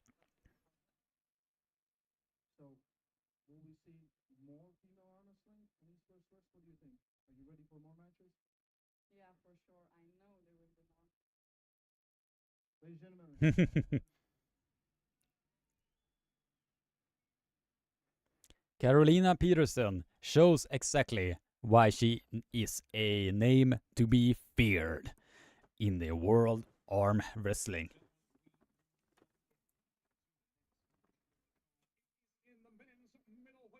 All right, which is the next match now? Hopefully, we will see some more interesting matches. Oh, Justin Bishop versus Tom Rositz. Now this is gonna be a very, very fun match. Adam Leon. Why is Molly not competing? She is. She has to undergo a surgery at the moment on her right arm, so she can only pull on the left arm. But it is her right arm that is the money arm that she needs to get fixed. And if she is taking this operation, she will not be able to pull, at least for a while. So she will be absent from the arm wrestling scene at least until she gets her elbow fixed. So, but I will visit Malin Kleinschmidt and maybe get an interview with her. Since I will be spending quality time with my mom that is living in Stockholm. So we have like a yearly thing that we are going to Stockholm, visiting her, and making sure that we are spending a lot of quality time as humanly possible. So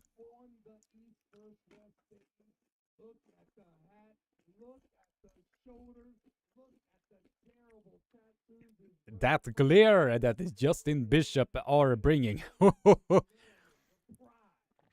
That is something to be feared. Justin Bishop are a name to be feared in the arm wrestling world.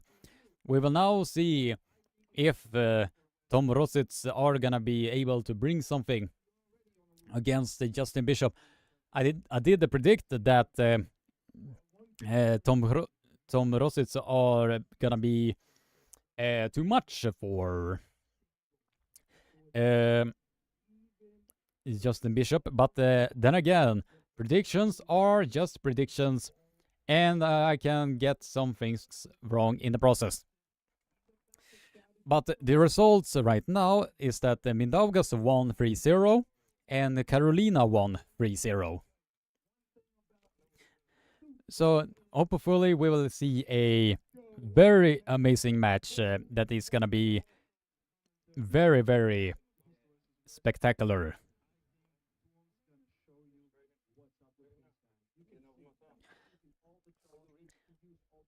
Justin Bishop are aiming high on the knuckle of Tom Rositz.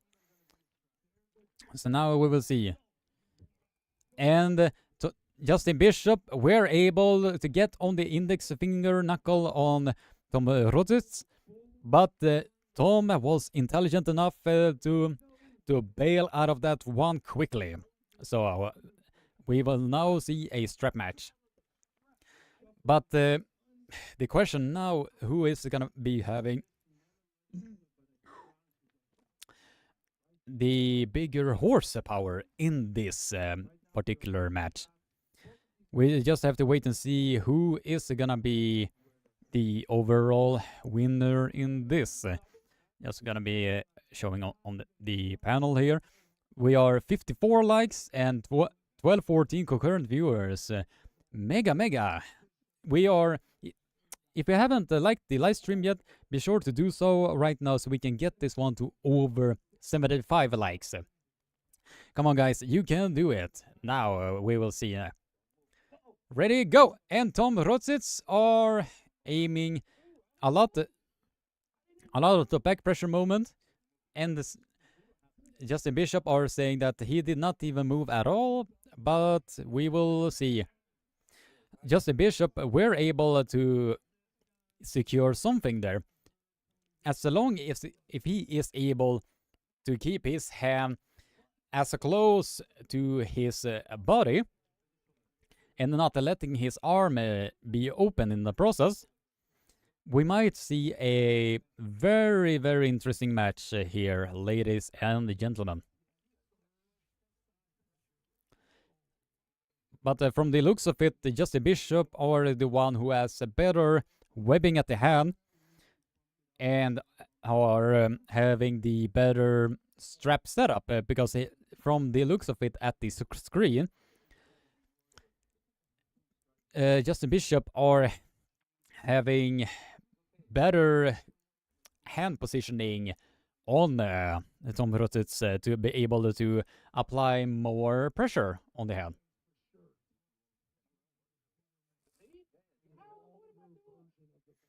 And Justin Bishop seems to be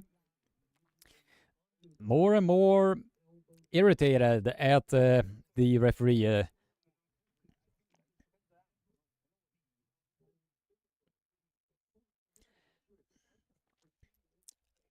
It will be very interesting to see. And now we are getting to the referee script, and Justin Bishop seems to be more and more annoyed at the referee from the looks of it.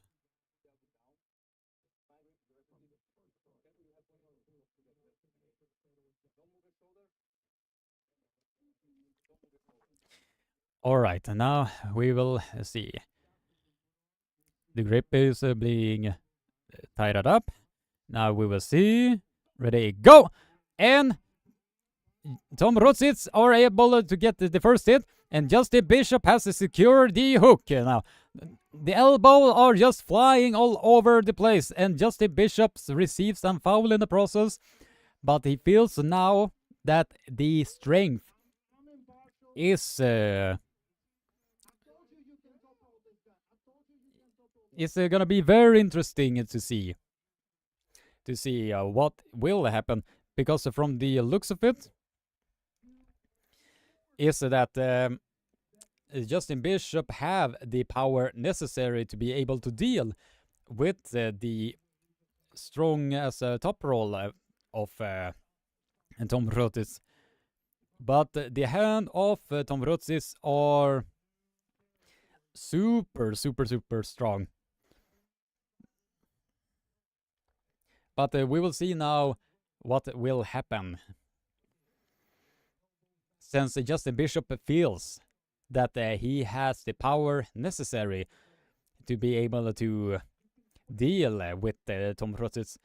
But Justin Bishop needs to be careful so he does not waste too much energy and being extended in the process. From if you have bought the pay-per-view, you will see that he was in the trouble there whenever Tom Rotzitz was attacking aggressively.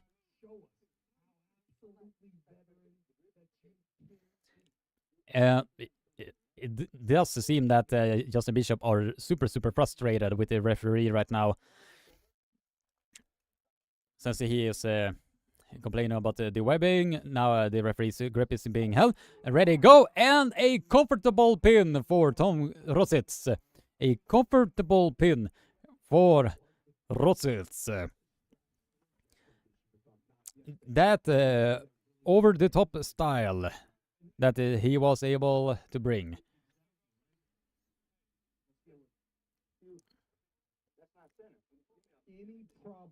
It seems that the Justin Bishop are complaining about the center, that he was not able to get it.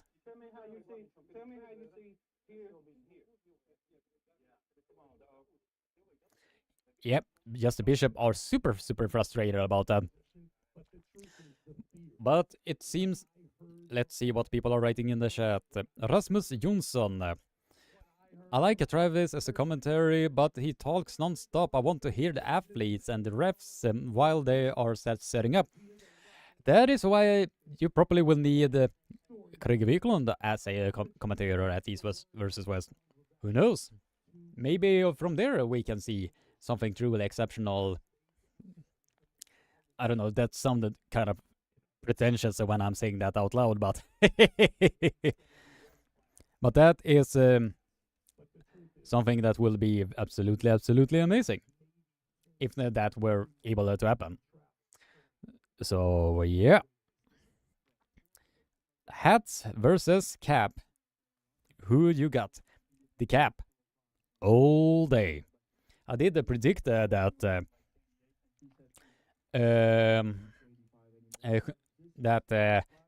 what's his name? Tom was able to was gonna be winning this match. So yeah, it's gonna be very fun to see what will be brought to the arm wrestling table. Now it seems that they are agreeing to get to the strap right away. So that is an interesting choice by both men to do that. So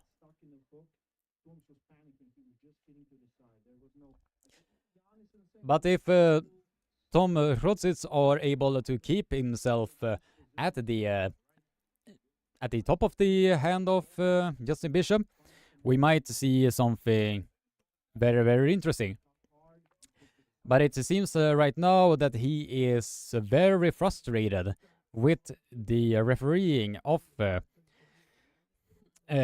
referee. So now we see some small adjustment from both men.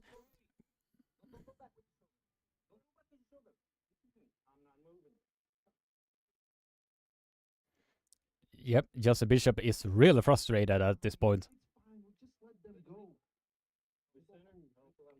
Now, even Coach Ray are saying, like, just let them go. Let them. And that is a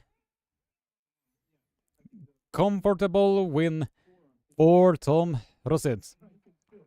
Tom Rotzitz have been able to find the lane. He is able to find the lane necessary to be able to do this. From the looks of it, Tom Rotzitz have found a hole in the game of, as you can see there, very comfortable top roll win for Tom Rotzitz. Taking the hand and wrist of Justin the Bama Bull Bishop. But it seems that he is, if he cannot find a lane that he can get the lockdown necessary, we will see something that we saw previously on the previous rounds. We might see another 3-0 victory. And it does seem like I'm getting my third prediction right with the arm wrestler that are coming out on top.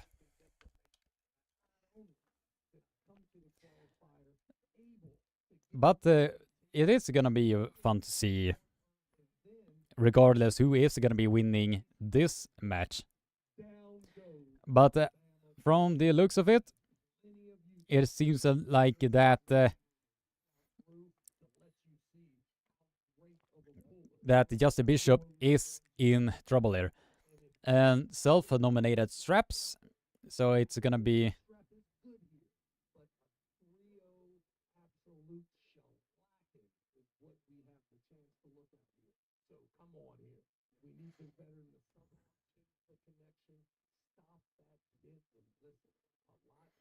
Hmm.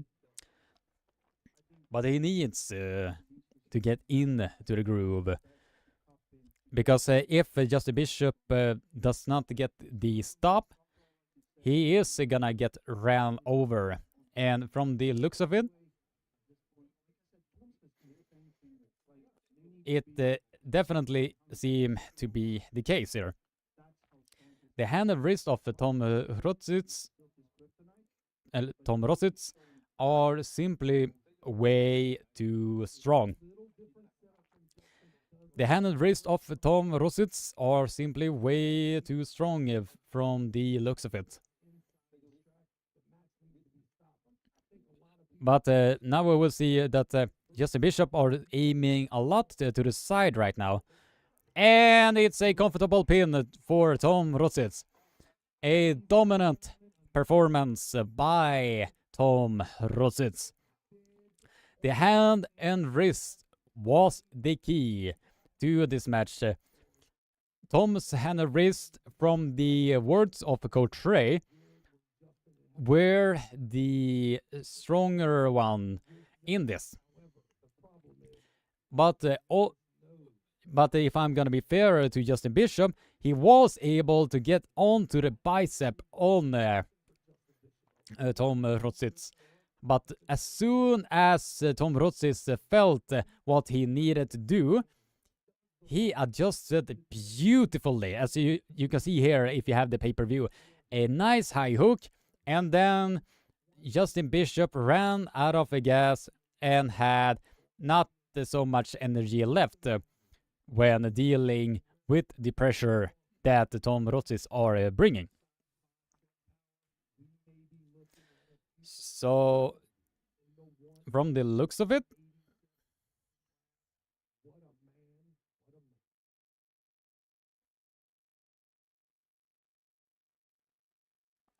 but Tom Rositz are sure the man indeed.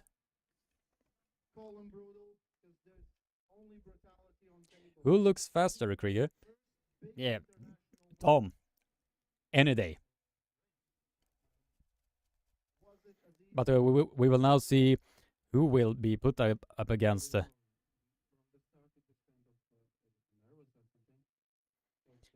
We will now see if the matches will be nicer from there. Adam Leon. Is Ray muted or what? Maybe they are sensing that a Swedish guy might be a nice commentator, so they are voicing me over him.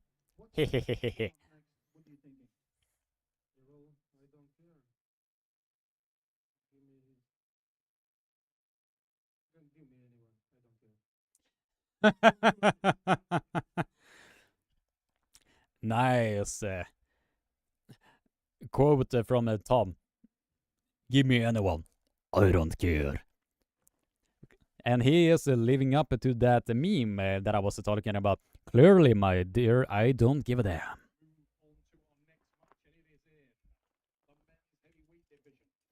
Now we are getting into the big boys, ladies and gentlemen.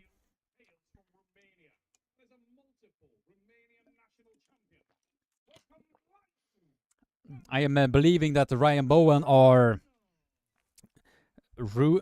shouting to the rooftops that he wants his boy Lachlan Adair to be winning this one. Andrei Ciprianov he is a dangerous opponent for anybody that is in the heavyweight division. But Andrei Ciprianov had difficulties with, if I am not mistaken, Stoika Bogdan, that Ryan Bowen had pretty much a field day with. But it only depends on the type of shape that Stoika Bogdan did come into the match. So in this instance, we need to see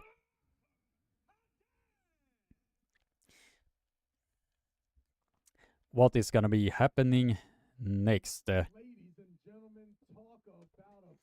Now Lachlan Adair is coming in to this arm wrestling match, and it's the Australians are properly shouting in the rooftops, who is very, very fun for them. So, but if Lachlan Adair cannot deal with the explosiveness of Andrei Cipriano, he is gonna be in so much trouble. But if I am a betting man, I am betting on Andrei Cipriano to be winning this. But my heart goes to Lachlan Adair, because I so want Lachlan Adair to be winning a international match on the international arm wrestling scene. So I am believing that Lachlan Adair are gonna be aiming to set that hook, so he can grind this out to be a career-ending death war. But we will now see if the training that Lachlan Adair has been paying off. So we will just now see, will it be necessary or enough? And that was a quick slip at the center of the table. Andrei Ciprianov felt something that he did not really like there. So this will be interesting, because from the looks of it, neither arm wrestler's wrist was budging there. But it does seem like he has found something. And Lachlan Adair was the one that was quick to get into the straps. He was the quicker man to just bail out of dodge and get into the strap. This is something that might benefit Lachlan Adair in the long run, because if he feels that he is not comfortable with the grip, he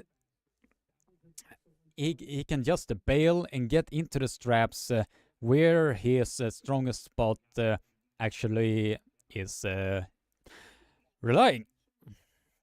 Because now we have a scenario that if Lachlan Adair are able to slow down on or put the brakes on Andrei Cipriano, we might see something really, really surprising. But now Lachlan Adair is loading as high up on the hand and wrist of Cipriano. Cipriano is loading with the back pressure. He's gonna be looking to get into the hand and wrist of Lachlan Adair. And Lachlan Adair are just feeling super, super ready. And now we are getting into the referee script. Both men could not get into the groove necessary. But at the same time, the referee should just let that one go, because from the looks of it, both men were ready to go regardless. But now Lachlan Adair feels that he can bring something to this arm wrestling match, just from the sheer body language. I mean, you can see how focused he is, how determined he is. He feels that he can do something in this match, and something to this match might even be happening. And we are 12 concurrent viewers and 56 likes. So if you haven't already, smack that like button, subscribe, and ring the bell for notification, and all that good stuff. Now we will see. Come on, start that match. And Lachlan Adair found something there. Lachlan Adair found something. He is alive and alive. He does feel that he has the strength necessary to be able to deal with the explosiveness of Andrei Cipriano. Andrei Cipriano failed or fouled at the back of the pad. And now Lachlan Adair feels that he has something in this match. And a quick hit to the side. And a elbow fall on the back. And Lachlan Adair is the winner of the round number 1. He is the winner of round number 1. But the hit was spot on from Andrei Cipriano. The eagerness, though, by Andrei Cipriano got the better of him, and he fouled out at the back of the pad. But as you could see there, it stopped like that from the pin pad. So Lachlan Adair is feeling alive and alive. He feels that he has arrived in the world arm wrestling scene. Absolutely amazing stuff. I am super happy for Lachlan Adair that he is able to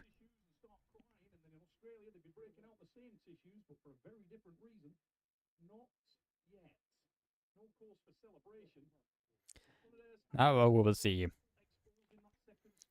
Lachlan Adair is feeling that he felt something,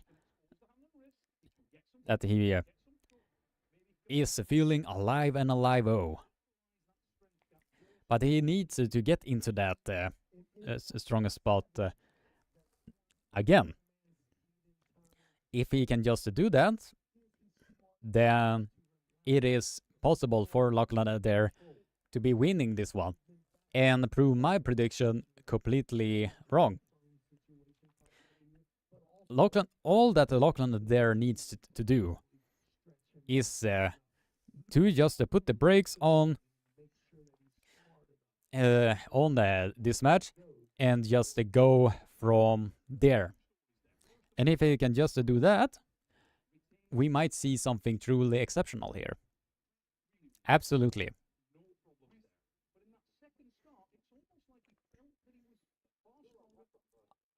Andrei Cipriano did not like that what he was feeling there at all.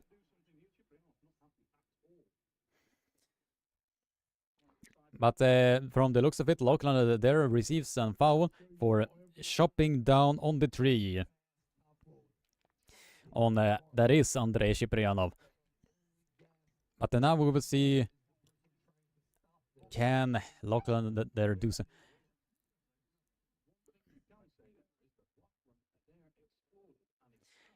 Lachlan Adair are feeling that he needs to bail out of the hand and wrist of Andrei Cipriano. He feels that he needs the hand, that he feels that he needs the straps in order to deal with Andrei Cipriano. As you can see there, he is going so far to the side that he needs to bail underneath Andrei Cipriano. But now, it seems that both men are receiving a foul in the process. Oh, no, both men have a warning. So now we will see what will be brought to this arm wrestling match from both gentlemen.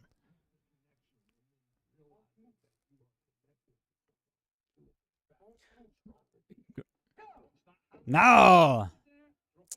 Andrei Cipriano took the hand and wrist of Lachlan Adair, and Lachlan Adair just bailed and was getting out of dodge, so he can get himself in the strap match as humanly possible. He needed to get into this match as human. He needed to get out of that hand and wrist from Andrei Cipriano. Because if he was not able to do that, then he would have been in a whole lot of trouble. But since the rules stated that if you are slipping, all of the slips are going directly to the straps, which is something that Lachlan Adair uses to the best of his abilities. Because if he gets into that strong hook of his, we will see something more interesting here. And if Lachlan Adair can get into the put the brakes on, we might see something really, really spectacular. And we might even see a pin from Lachlan Adair against Andrei Cipriano if he gets the brakes on. Now we will see, can he do anything? Can both men do anything without the other guy fouling themselves out?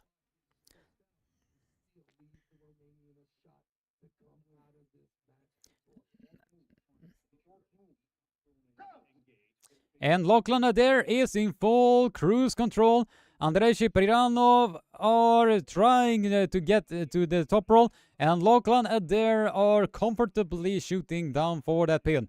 Lachlan Adair has officially arrived in the world arm wrestling scene. The amount of work, tenacity, ferocity that Lachlan Adair has put on to the arm wrestling training in on itself, making Andrei Cipriano look like a amateur, and that is not a easy task to do. Just staring Andrei Cipriano down all the way to Romania with that one. And I believing that Ryan Bowen, Aussie arm wrestler, and all of the Australians are celebrating that Lachlan Adair are doing this amount of pressure or impression on the world arm wrestling scene. Absolutely phenomenal stuff by Lachlan Adair. Absolutely phenomenal. But what is happening now is that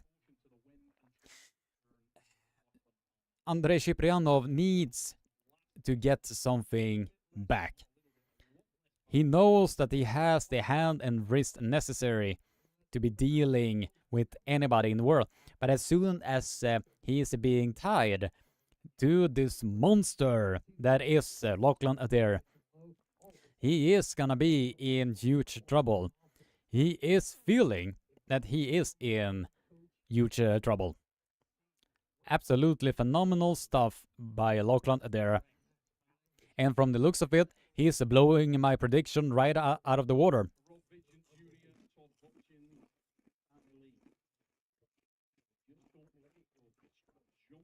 Very impressive stuff. Very, very impressive stuff. And Lachlan Adair received some foul in the process. I think he got a elbow foul for doing a big slip at the back of the pad, because he did try to slip out of the hand and wrist, but could not do it in the process.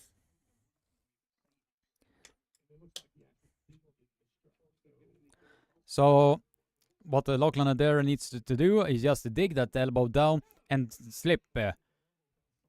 And he did slip really nicely there, because instead of going straight down like this, he was spinning out from Andrei Cipriano's hand and got access to the strap from that way.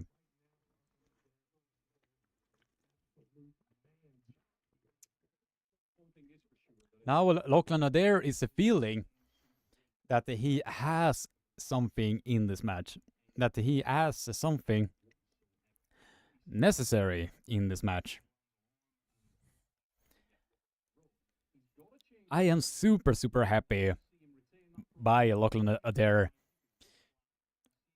that he is able to get his very first win on a international big stage that is East versus West. But the styles that are bringing to this are very contrast from the style. And I do believe that Ryan Blue Bowen are super, super happy about this. Probably a bunch of people are saying that he was delusional once again. But is he gonna be the one that are gonna be having the final laugh? It's gonna be something interesting for the Ryan Bowen haters to swallow this pill. I don't know. Yeah, I have met Ryan in person as well. He is a very, very nice person. Super, super nice. Now we'll see super rotating at the hand and wrist. And Andrei Cipriano are trying all of his best to rotate over the hand and wrist. But Lachlan Adair are adjusting, coming in with the hand and the shoulder. And Lachlan Adair has secured his first win at East versus West. Right. Ryan Bowen must be super, super happy about this one. And I can only imagine that Aussie arm wrestlers are just jumping up and down with joy that his fellow countryman has done something exceptional. And for once, the prediction that Ryan Bowen had coming into this match was pretty much spot on.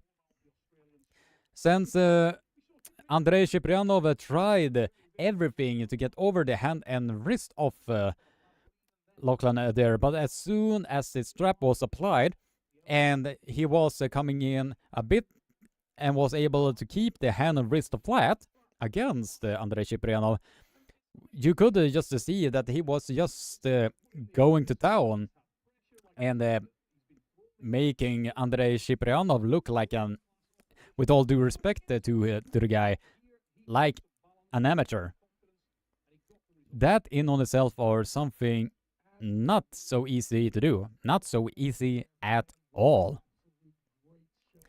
Right now we are 15 concurrent viewers and 56 likes. That is absolutely phenomenal.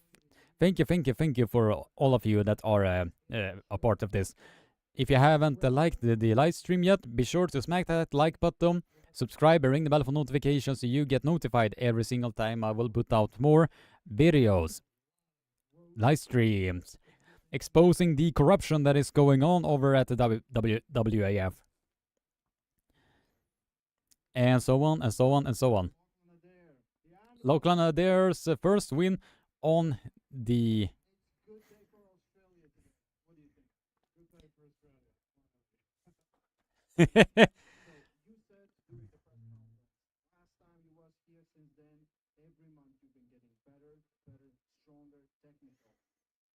Now we'll see what the people are writing here in the chat. Good to see more, or hope to see more of Lachlan and Evolution as a polar. Yeah, I'm really looking forward to see what he has been showing in stores for us. Jake just punched 2 holes in the ceiling.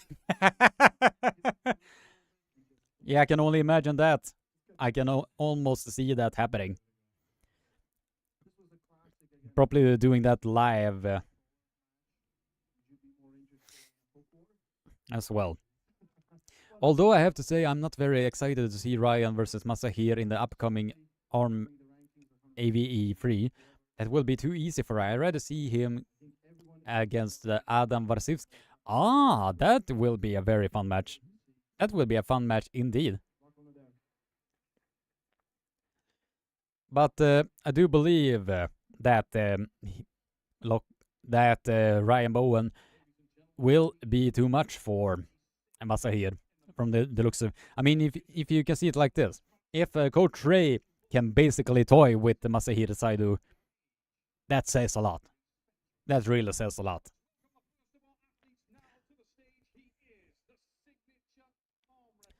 Now we will see who else is in the chat here. We are 56 likes and we are 19 likes away for 75 likes. So if you haven't already, be sure to smack that like button, subscribe if you haven't, and click the bell to get notified so you will see more videos, live streams exposing the corruption that is going on over at the WF and so on and so on and so on. Fox 8 Ball, thank you for the stream, Krieger. Thank you. Thank you for the continuous support that all of you guys are bringing. It is very appreciated. Very appreciated.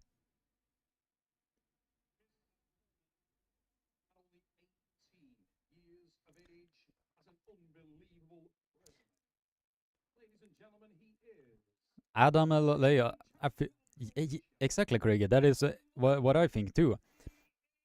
Nice that we are in the same headspace. Now, Terence Opperman versus Rino Masic.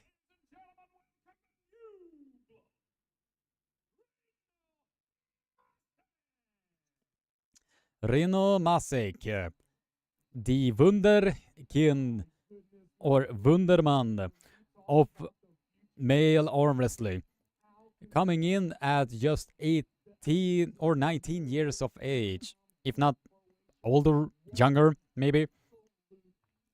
And he is coming in and made an impression. He's just 18 years old. 18 years old and already a part of East versus West. The amount of work that this man has put down is absolutely phenomenal. But will we see a good matchup here? Or will Terence Opperman feel that he has bitten off more than he can chew?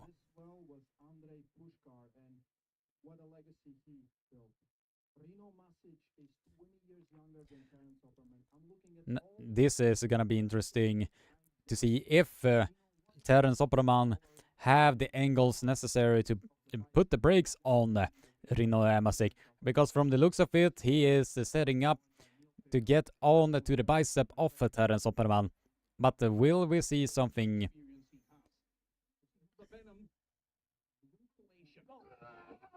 A quick hand and a quick pin from Rino Masic. A quick pin from Rino Masic. The power that Rino Masic is bringing to this is very, very nice.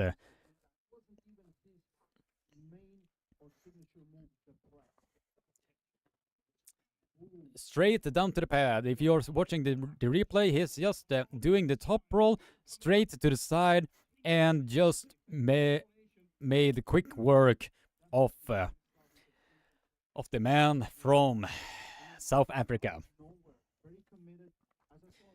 That in on itself, to do that against Terence Opperman, that has had a really good record in the past, to do this against them, it's super, super phenomenal. Absolutely, absolutely phenomenal stuff.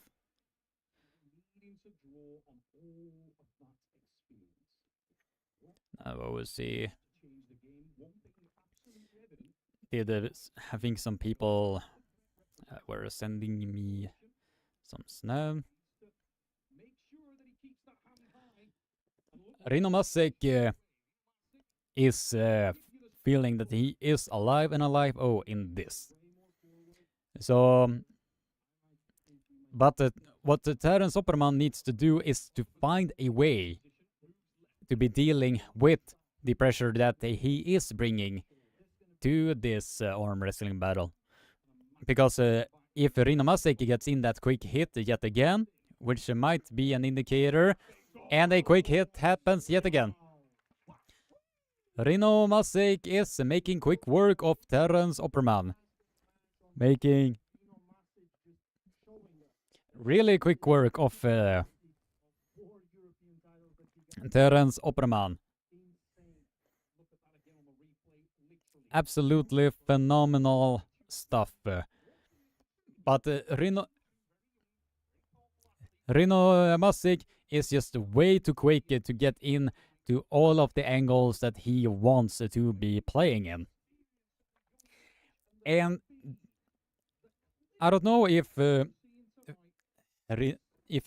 Opperman can find a angle that he can put the brakes on. But if he cannot put the brakes on him, unfortunately, he will be in huge trouble. Terence Opperman feels that it's like a freight train just went straight down on the arm of his and felt that something he really did not want it to feel. But in this instance, I believe we might see another 3-0 victory. And so far, I have at least gotten 1 wrong and 3 correct. So we will see if Terence Opperman can find a angle that he can put the brakes on. But the quickness of Rino Masek is just simply way too much for Terence Opperman to handle, as far as the explosive power goes. Because Terence Opperman is a relatively slow and strong puller, while Rino Masek are trying to finishing the match off as quickly as humanly possible.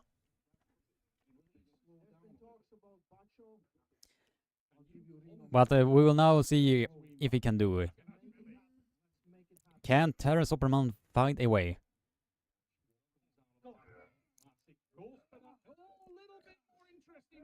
And Terence Opperman has put the brakes on Rino Masek. I believe that Rino Masek tried to pull a bit slower, but now Terence Opperman has found an angle. Now Terence Opperman is getting himself to work.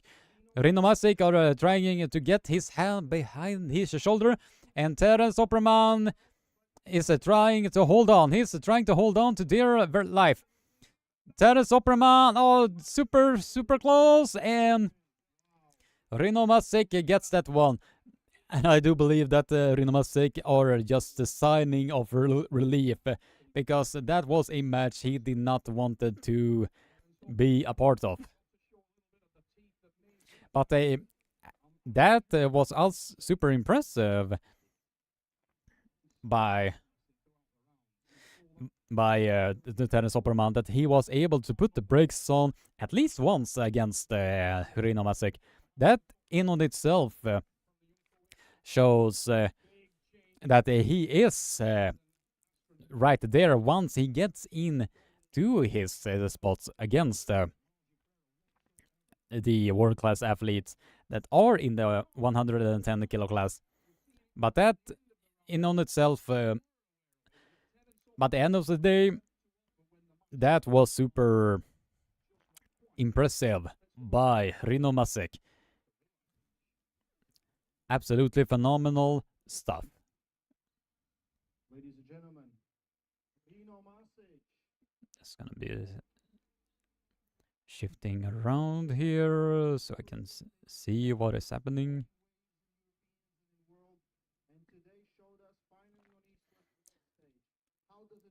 Rino Masek, absolutely phenomenal puller. Absolutely phenomenal.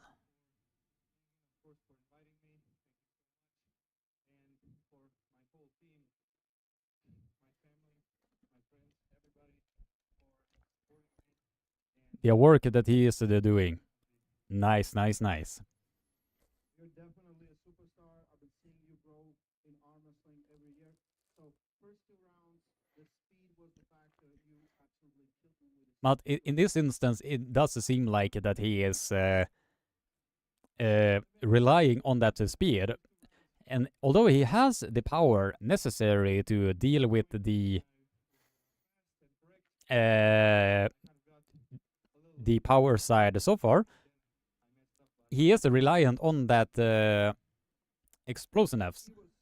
Very good in that position, but you did your best to finish this match 3-0. What is next for you? Who do you want? Who is the next match for? Ah, he is calling out Basho Saganashvili.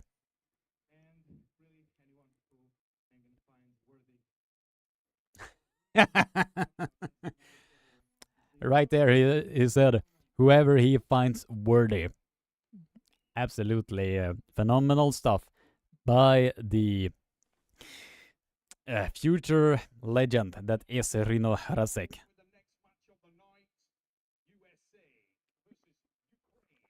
Shanshaw versus Oleg Petrenko. That is gonna be interesting, because I did say at the beginning of the chat that he will have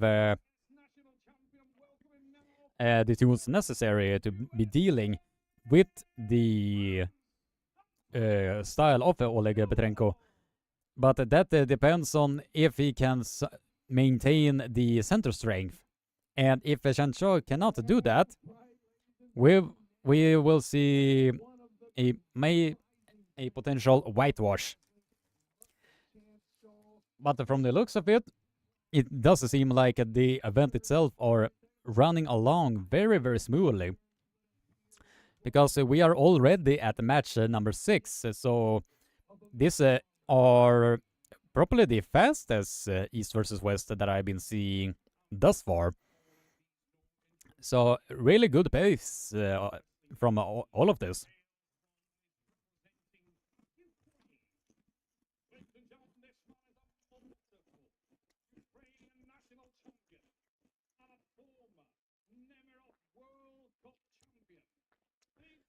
We are 12 concurrent viewers and 56 likes. So if you haven't already, be sure to smack that like button, subscribe and ring the bell for notification, and share this live stream around so a lot more people can join in and be a part of this amazing, amazing community.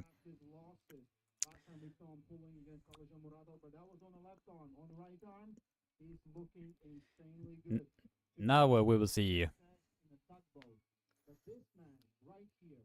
Will we see another whitewash, or will this one be the one that we can see that will be a career-ending death war?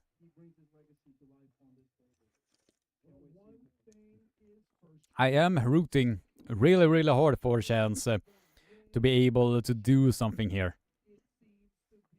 because he has the tools necessary to be dealing with the arm wrestlers that are coming up here. But in this instance, we will now see if he has the tools to be able to deal with the prodigy of the legendary Andrei Pushkar himself. Right. We'll now see, can Shanshaw do anything against Oleg Petrenko?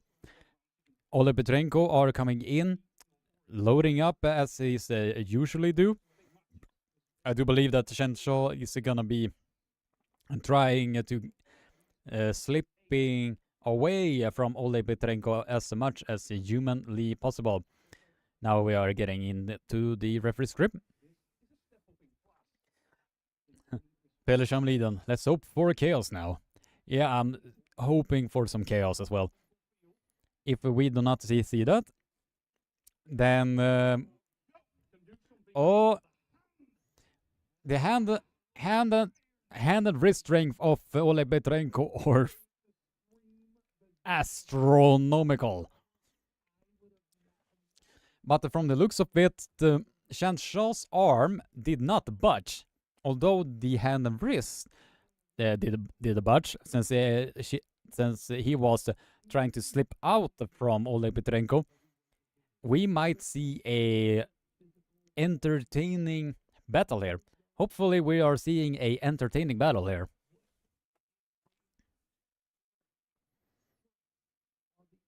So hopefully we will see a chaotic match.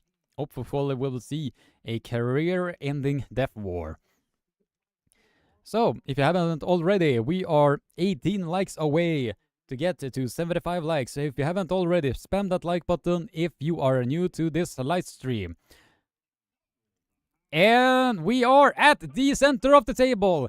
Finally, we are seeing a match here. Shanshaw is feeling that he is alive and alive-o in this match.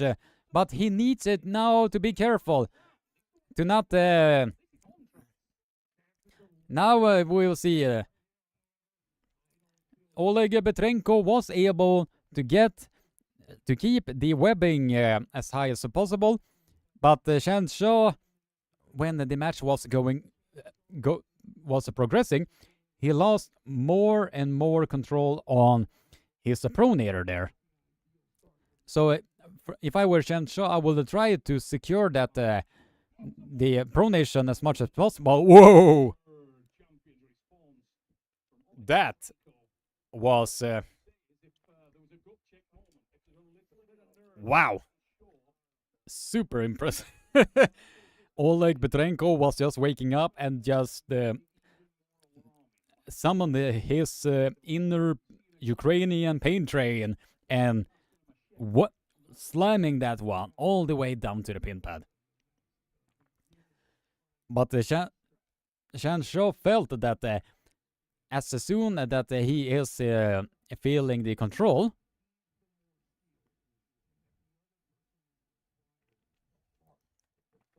but I lost my trail of thought there. But what Chen Shaw needs to do is to make sure that he locks that pronator in and not exposing himself to get on to lose his pronation and get on to the bicep. Because the thing that is happening as we speak is that Oleg Petrenko's hit was so fast, so Chen Shaw lost all control and lost the activation power on his own pronation. So he just needs to get back into the game and secure that pronation, because if he just does that and keeps the control at the center of the table, we might see a career-ending battle here, as we did see before Chen Shaw was fouling at the end of the first Ready Go. But the hand and wrist strength that Oleg Petrenko is bringing to this match is fearsome. Since Andrei Pushkar himself, may him rest in peace, was having a extraordinarily strong hand. Extraordinarily strong hand. And it seems that Petrenko is coming in hot in this. And that was a fast hit. And Chen Shaw was able to bail out of that one. And was able to get into the strap where he feels that he needs to be. Now that what the Chen needs to do, because he knows that he has the power necessary to be dealing arm to arm against Oleg Petrenko, what he needs to do is not to lose a connection on his own pronator. If he loses the connection, he is gonna be in trouble. Because we did see at the third Ready Go there that he was, when he lost connection, everything just went shutting down on the arm. So Chen Shaw just, as I said previously, he needs to lock that pronator in.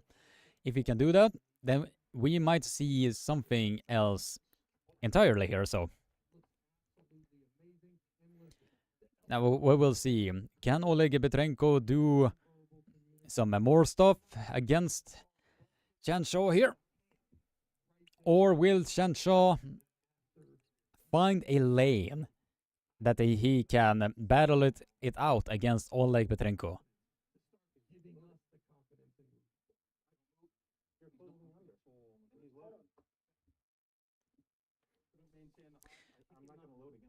It seems that Chen Shaw was a bit unhappy with that, and he was able to get away with it.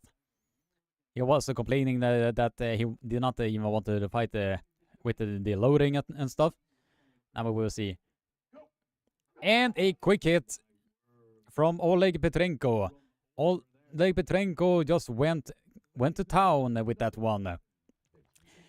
Unfortunately, ladies and gentlemen, we might see another 3-0 victory to Oleg. This I was hoping that Chance Shaw was able to bring something into this match, but the amount of strong hand and wrist of Oleg Petrenko is just way too much. Unfortunately, it's just way too much for him to handle at this very moment. And it also seems like that I will probably get my second wrong prediction here. Because I did predict that Chance Shaw was able to bring something against Oleg Petrenko, and to his credit, he was able to do that once he was able to get the breaks on. But now that Oleg Petrenko felt what Chance Shaw was capable of, Oleg Petrenko was trying his best to finish the match as quickly as possible.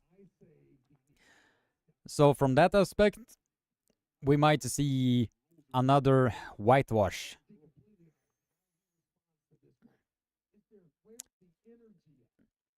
And from the looks of it, we might be halfway through all of the matches that are here.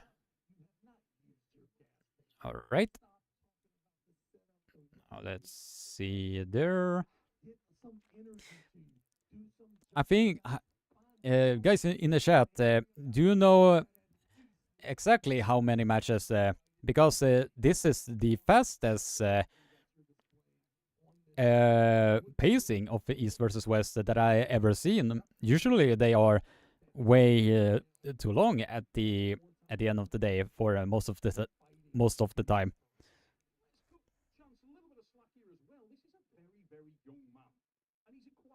Sure. Logo.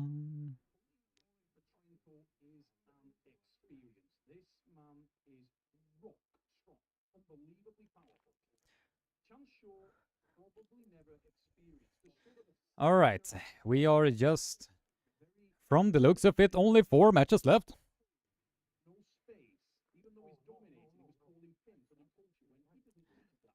Very impressive stuff indeed. Now Chance Shaw is loading a bit more on the hand, so he feels that he needs to get he needs to do something else now.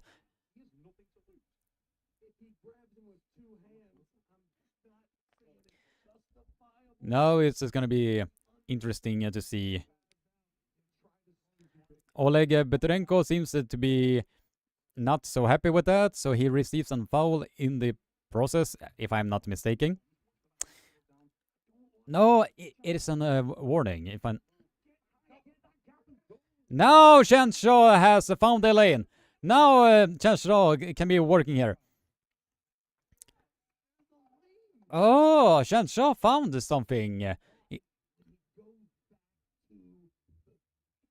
But if Chance Shaw, this is what I said, ladies and gentlemen.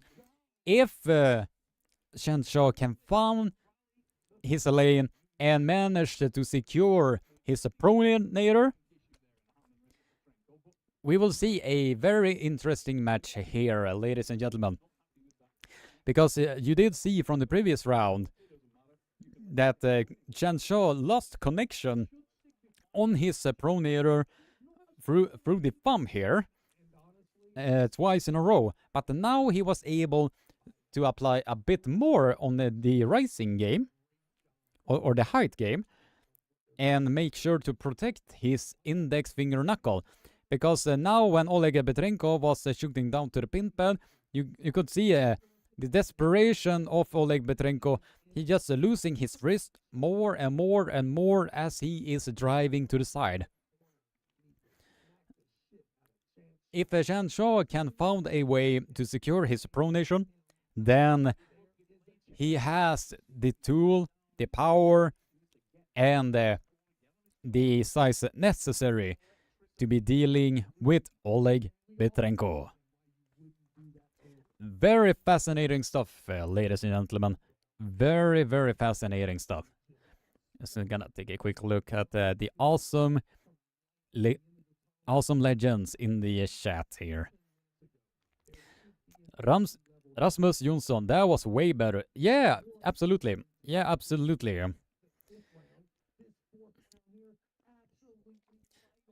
As I said previously, if he is getting that the pronation lock and make sure that he is not giving that away, we will see a very exceptional match here. But as soon as the Shan Shaw is losing connection on that pronation, we will see another whitewash there. Luckily for us, it is not the case. But in this instance, we are really, really blessed that Shan Shaw has found a lane that he can secure. He is that is a very smart move from Shan Shaw. He is making sure that Oleg Petrenko does not get this. From as you have seen, Oleg Petrenko are always aiming to get as high on the hand and wrist as possible. Now Oleg Petrenko just diving down on that hand and wrist of Shan Shaw and making sure that he is not slipping at all. He is just clamping down on the thumb, making sure that he is not slipping. Shan Shaw just needs to be patient there. And he just be patient there, Chance, and he is pressing Shan Shaw down there. But I thought I saw a bit of a movement in the referee's grip there, but at the end of the day, it might not have changed one bit. But Oleg Petrenko, very, very impressive stuff. And also a big shout out to Shan Shaw that he was able to find a lane against Oleg Petrenko once he was able to get to the strap and making sure that he did not get as much rising out of Oleg Petrenko. But now we did see that as soon as the straps was applied, it was pretty much even when Shan Shaw was able to lock his pronator in. But the overarching theme was that Oleg Petrenko's hand and wrist was simply way too much for Shan Shaw to be dealing with. But still, at the end of the day, he made Oleg Petrenko work just a little bit. And that in on itself is really impressive. So a big shout out to Shan Shaw for making Oleg Petrenko work for this pin. Very impressive stuff from the prodigy of Andrei Pushkar. Very nice stuff. First match of the day where we see a score being 3-1. I'll ask question in English and translate it. Men I was hoping, I was praying to the arm wrestling gods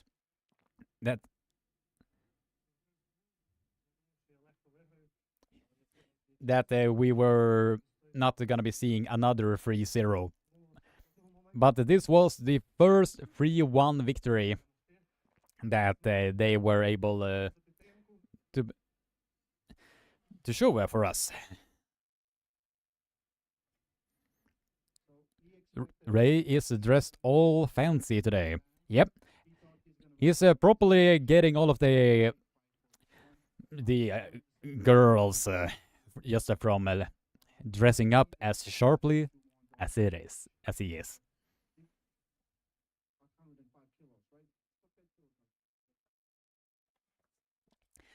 But now we will see who will Oleg Petrenko's next opponent be.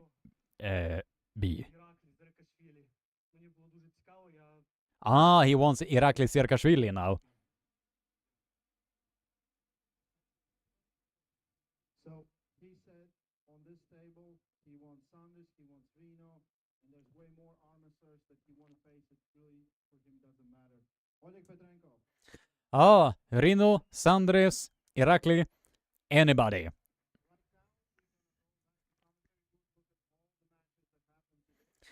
Awesome, awesome stuff, ladies and gentlemen.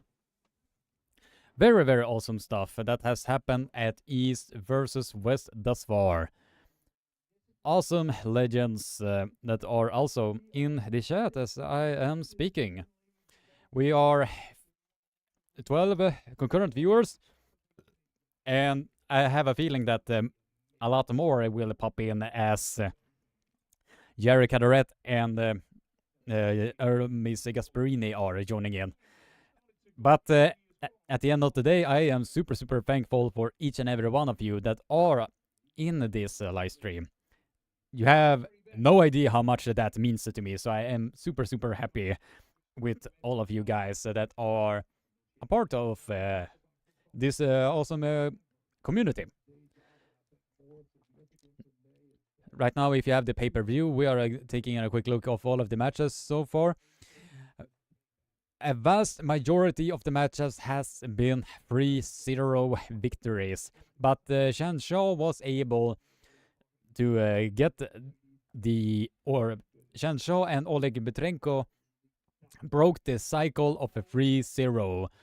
So in this instance, it was something very interesting. And I hope that the other matches that are gonna be available for all of us. And every credit to Masek. She went for it hard. She threw everything in there. You can see that determination. She fought all the way to the pad. A little bit outgunned tonight in all areas. Yeah, they were talking about Carolina Peterson there. Very, very impressive stuff from Carolina Peterson to show why she is in the world elite class as she is. Great start for Bishop and an experience showing there, but he hit the hook and looked like he Let's see, I'm gonna be crossing off some of the matches that are still left here. We have like, let's see, 5 matches left. No, that will be interesting. Ice Hard SAT. You are something special, brother. Thank you very much for your continuous support, Fox 8 Ball. Thank you for that continuous support. Yeah, they both look like a Terminator. Oh yeah. Very, very strong stuff from both of them. But the next match, I have no idea, actually. But I have a feeling that it might be either Bortolato versus Farid, Daniel, or it might be Daniel versus Emil, or maybe Pavlo versus Andres Cheres. But we will see at the end of the day. Adam Leon. Carolina is so pretty. Yep, she definitely has the genes on her side. But from the looks of it, I think she is also single. So if you are interested, hit her up. Nah. I'm just joking there, so. But at the end of the day, I am a really, really big fan of Carolina Peterson. And I'm also happy that we also get to showcase a lot more of the Swedish arm wrestlers that are in my home country as we speak.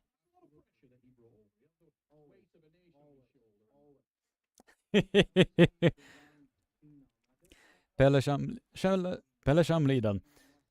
Will East versus West have a parasport category? I don't know. But it will be interesting to have a parasport category. Because that will also include, because there are strong arm wrestlers in the para community as well, and have a nice contribution to all of this. So if they are adding in those matches, we just have to wait and see. But from the looks of the matches that I have been seeing so far from the parasport community, they will definitely show a passionate fights from that. So, at least in my perspective. Foxel, I'll message Sandris to see if he tells us.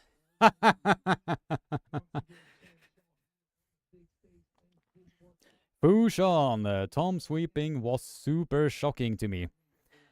Yeah, that, although it was shocking to you, my friend, that was not so shocking, at least to me, because I have seen the matches that he has been doing. But if he only could keep the first match and was able to put the brakes on, then we could have seen a career-ending death war, especially in that.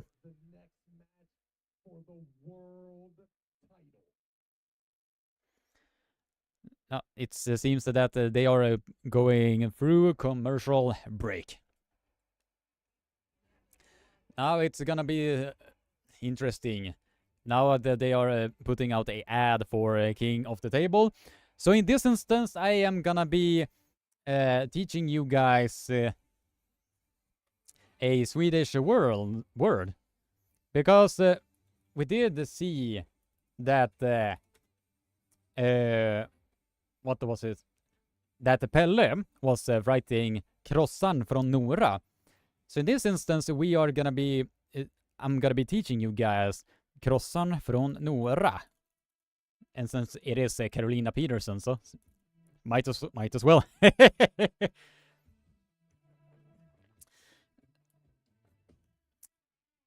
Okay,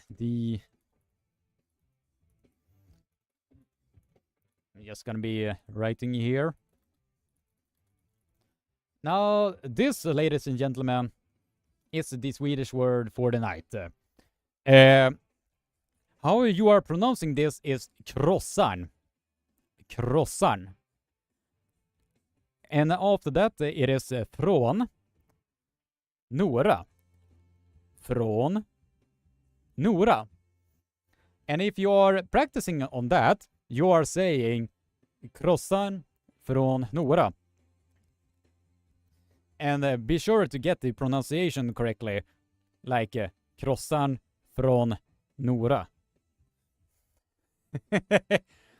Foxel, I'll teach you some Scottish.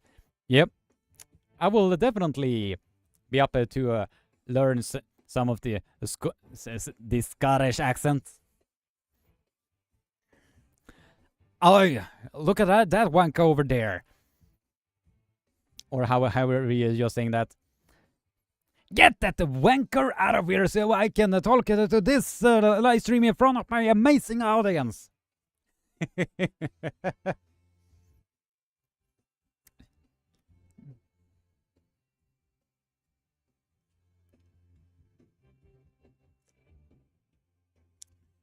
Yeah, good point there, Pelle. Make sure to not say kossan från Nora. That will really upset the Caro. Trust me. So make sure to say krossan. Krossan från Nora. Krossan från Nora. Det vill säga Krossan.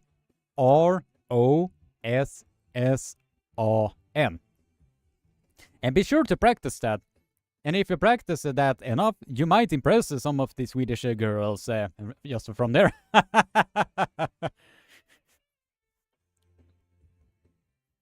But yeah, I am super happy that Carolina was able to show on the international big stage what she is capable of. And she definitely made some short work of Elisabeth Ray Mosek there. Very impressive stuff from both from Carolina Peterson. Very, very impressive stuff.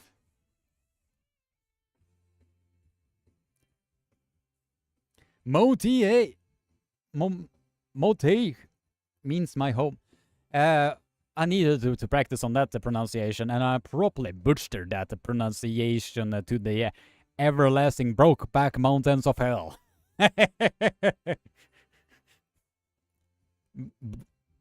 Fusion is writing, bro, I heard croissant from nowhere.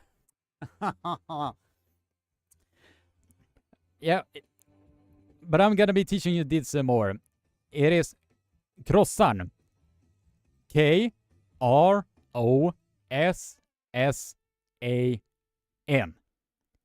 Croissant. Croissant.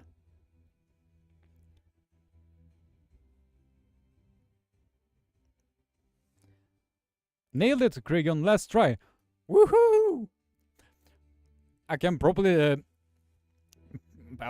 practice on the Scottish accent whenever I am doing all of this stuff for all of you guys.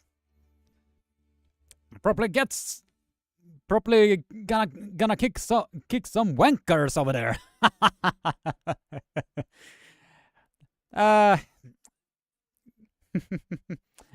Very, very fun stuff. Very, very fun stuff.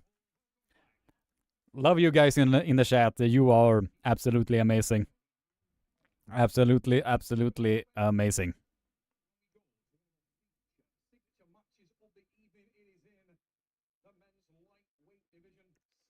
We are merely 16 likes from 75 likes. So if you're new to the live stream, welcome and welcome. Be sure to leave a like, subscribe, and ring the bell for notifications so you get notified every single time I will put out a new live stream, video, training, competition, you name it, as well as exposing the corruption that is going on over at WF. Please consider becoming a member. Your support is highly, highly appreciated. Now we are stepping in to the final 5 matches. Now we are seeing Emil Amirchadian, one of the few that has made Daniel Prokopchuk really work super, super hard for the pin on Emil. But Emil's style is the very kryptonite of Daniel Prokopchuk. But I do believe since he had a lot more consistency, he had a far more better success rate than the most arm wrestlers in this case.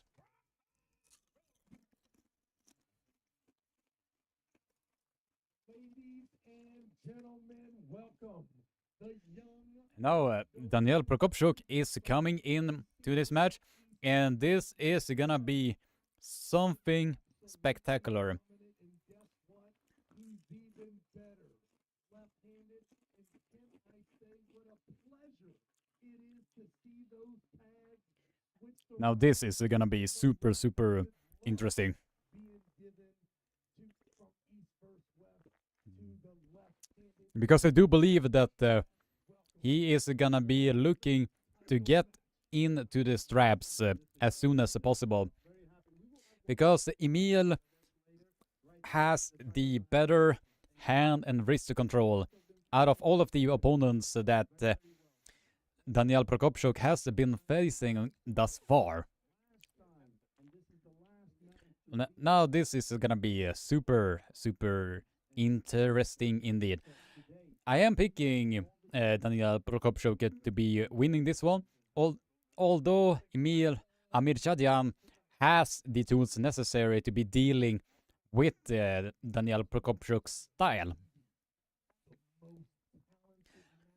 since the back pressure hit of Emil Amirchadian is a kryptonite for Daniel Prokopchuk's own polling style. But we will see if Emil Amirchadian can get into his spot where he needs to be. Because if he fails to get into his strongest spot, he is gonna be in huge trouble, and you do not want to be stuck in the power zone that is Daniel Prokopchuk.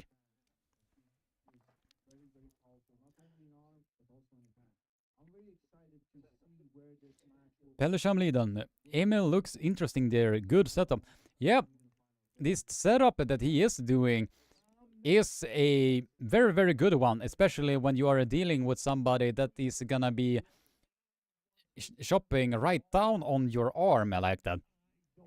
And the negative side is that Daniel Prokopchuk is starting way to the side, and it seems like he's gonna be slipping. And slipping he did.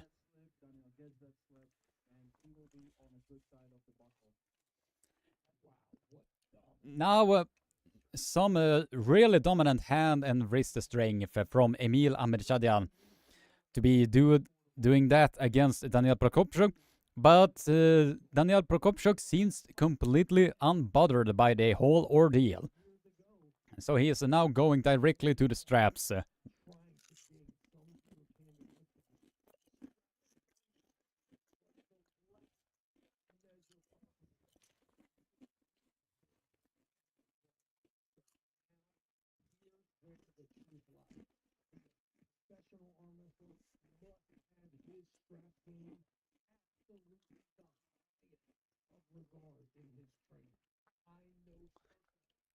It will be interesting now. Now that Daniel Prokopchuk are now in his comfort zone. So now he is definitely gonna be bringing his A game to this. But it's gonna be a very tough one indeed for him. What Emil Amirchadian needs to do is to making sure that Daniel Prokopchuk does not get into his power zone at all. Since because if Daniel Prokopchuk is able to get into his power zone, then we are in for a long run. And Emil Amirchadian does not want to be stuck in a career-ending death war with Daniel Prokopchuk. But who knows, I might be wrong here. And I am not afraid to admit whenever I've gotten things wrong as well. And ready, go! And Daniel Prokopchuk just stare Emil Amirchadian down. And that is a comfortable win for Daniel Prokopchuk. Damn.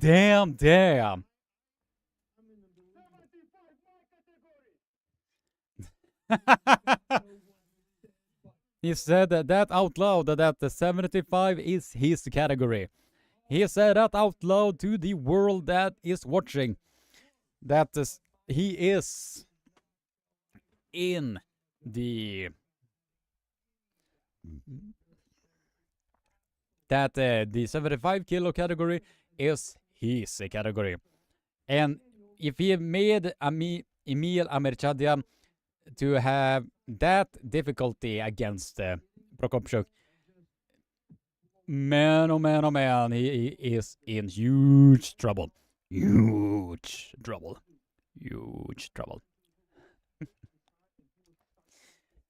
So if I were to say, if I were Emil, I would try to finish Daniel Prokopchuk outside of the straps as much as possible.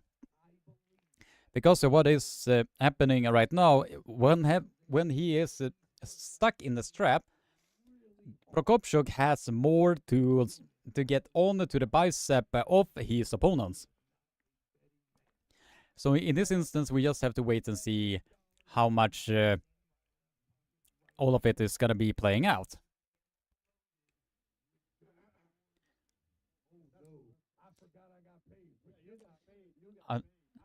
Vress versus Daniel, Olegchuk versus Daniel will be so nice. Yeah, those matches will be nice to see. That depends on if Daniel Prokopchuk can deal with the hand of Olegchuk. But I would see him versus Vress Sedrakian. That would be an interesting match. Daniel Prokopchuk loading so far to the right side of the table, trying to apply as much side pressure on the setup as humanly possible. And Emil Amirshadian shows once again why he is one of the deadliest top rollers in the world. Just busting the handbag of Daniel Prokopchuk like a pre-cooked pasta. But as soon as the strap is being applied, it's like that the pasta suddenly becomes rock iron. I don't know what I was going with that one. But anyway, while they are putting up the straps, just gonna be checking out. We are 10 concurrent viewers and 61 likes. Many likes. I am super thankful for that. Thank you, all of you.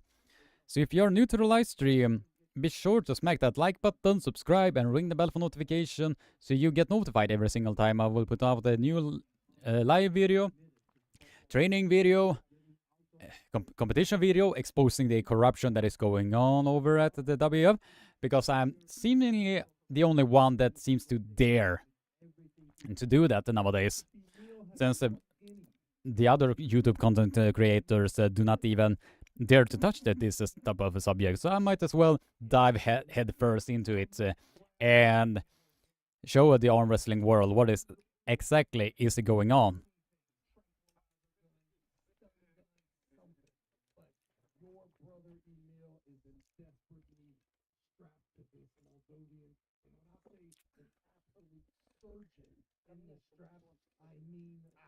Now we will see who will have the tools necessary to be dealing with the pressure in the strap as well. Now we are 9 concurrent viewers and 61 likes. So if you haven't liked the live stream already, be sure to like, subscribe, and ring the bell for notification and all of that good stuff. Daniel Prokopchuk are trying. If you have gotten the pay-per-view, you can see that he is trying to apply as much pressure to the side as humanly possible, due to the fact that he wants to keep Emil's hand outside of the shoulder lane.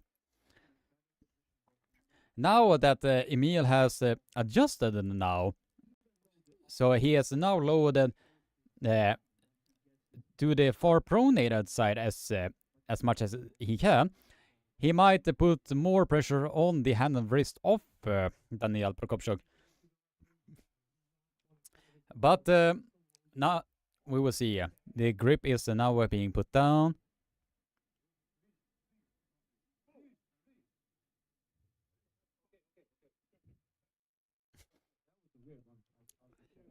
That was definitely a weird one.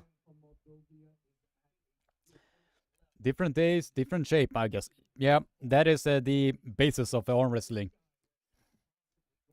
But that one was super weird, because he was saying wrist, and they just stopped the match right over there.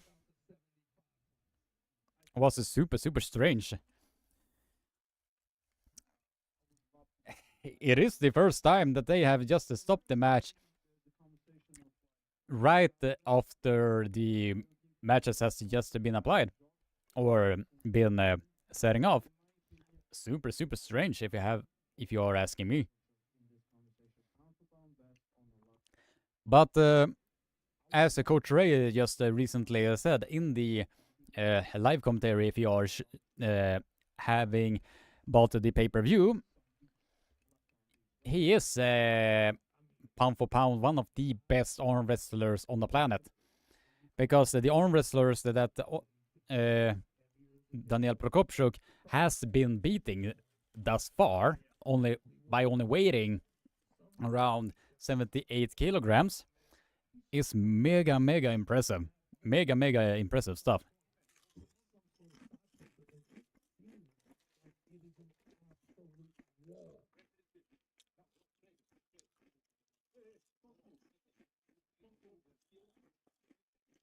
Oh yeah, very good stuff. Let's give Emil the credit there, right? Fighting. That's what you do with fighting. If you get put up there, if you feel that you must. It is very evident what Daniel Prokopchuk are trying to achieve during the setup here. If you have the pay-per-view, which I strongly recommend that you are getting, he is driving as far to the side as humanly possible while he is supinating in the process. If what Emil needs to do is maybe apply equally amount to the side, so he can keep Daniel Prokopchuk outside of his shoulder.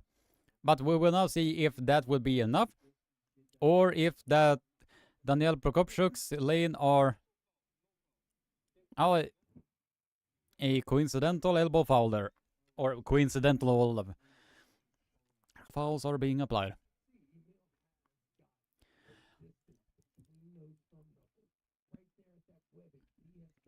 Yeah, Emil has created as much space that he needs, as much as possible. What he has done is putting his thumb as far away as he can. That will also cancel the opportunity for Prokopchuk to get the... Now Daniel Prokopchuk shows why he is the man in the 75 kilo category. Emil Amirchadian tried to shoot directly to the hook, but as soon as Prokopchuk was bringing that power down, he made it look easy. Daniel Prokopchuk made that one look easy. Although I can believe that it is not easy to do this against Emil Amirchadian. And Emil trying to get on the hand and wrist of Daniel Prokopchuk. And now Emil Amirchadian feels that he can bring something, but the pressure down is just way too much for Daniel Prokopchuk to handle. Or for Emil to handle. So a 2-0 victory now for Daniel Prokopchuk.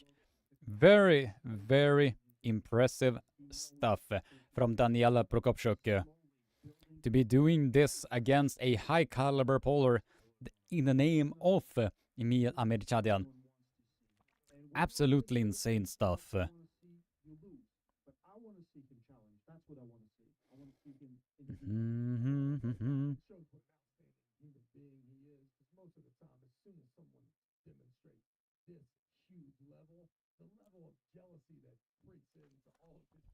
Super impressive stuff from Daniel Prokopchuk.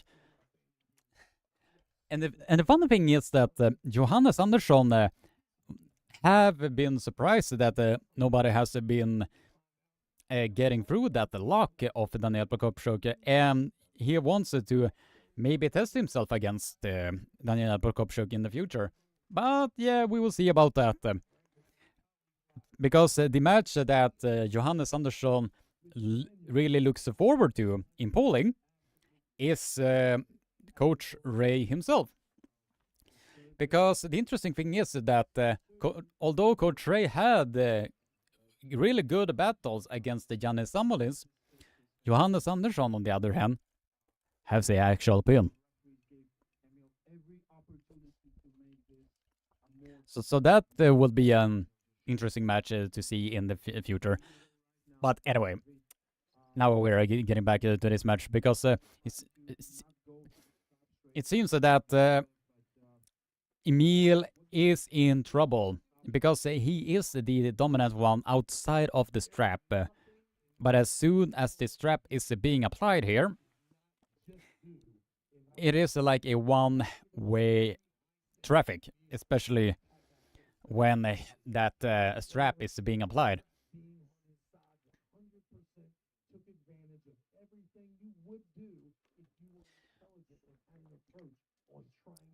Let's see, Daniel Prokopchuk, the 2-0. And as you can see there, that Daniel Prokopchuk are trying to shorten the distance for him to get in to the hook on to Emil Amirchadjan's bicep. But we will see if he can do that outside of the strap or if he needs the strap to do something against Daniel. Let's see. Pelle Chamliden. Ray is heavier than Johannes. Johannes did say if Coach Ray can get himself down to maybe somewhere in the lines of 80 to 85 kilos, then he may take that on, because Johannes can get to 80 kilos if he really wants to. Before COVID, he was coming in at 83 kilos. But that was back then because he was aiming to beat Niklas Nannestad, Glenn Bengtsson, Sebastian Edoff, and all of those other guys. And while I'm trying to talk too much, Daniel Prokopchuk moved in the referee's grip and receives a foul in the process. Daniel Prokopchuk just smiling to the fact that what the fuck was just going on over there. But that is a match that Johannes will definitely want to pull. And stylistically, I think that Johannes might put Coach Ray in a bit of a trouble. But then again, it's just me, so.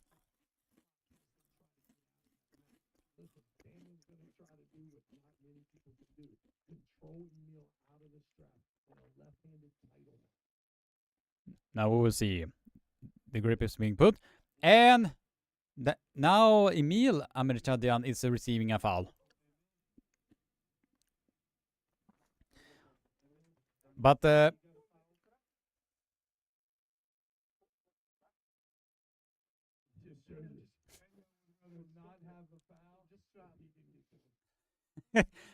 big respect there to Daniel. He said he will not have to give a foul to Emil and wanted to get to the straps directly. But at the end of the day, the man in the stripes are the one who is giving the call.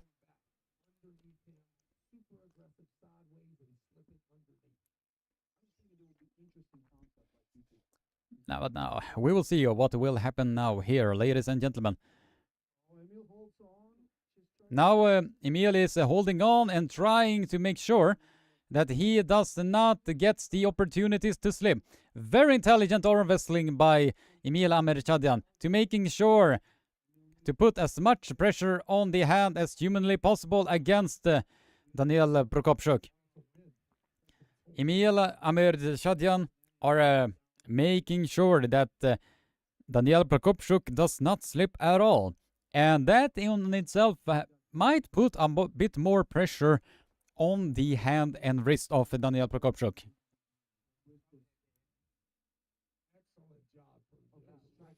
It was at the center of the table. It seems that the slip was happening at the center of the table. And we are getting to the straps once again. But interesting thing here now that since Emil Amirchadjan was making sure that Daniel Prokopchuk could not even be sleeping there. We did see that he was putting a lot more. He was in a bit more trouble now.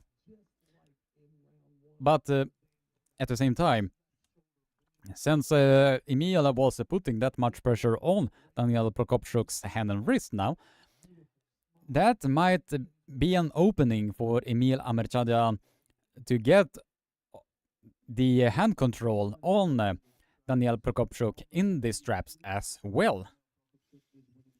So that in on itself would be super, super interesting to see indeed. Very, very interesting stuff.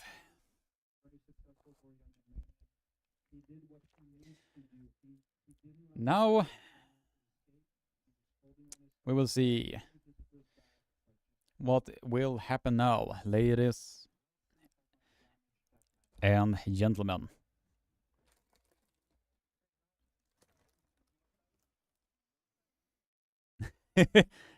Yeah, I'm Mr. Obvious. Yeah, if you want to give yourself that nickname, Adam, then go right ahead.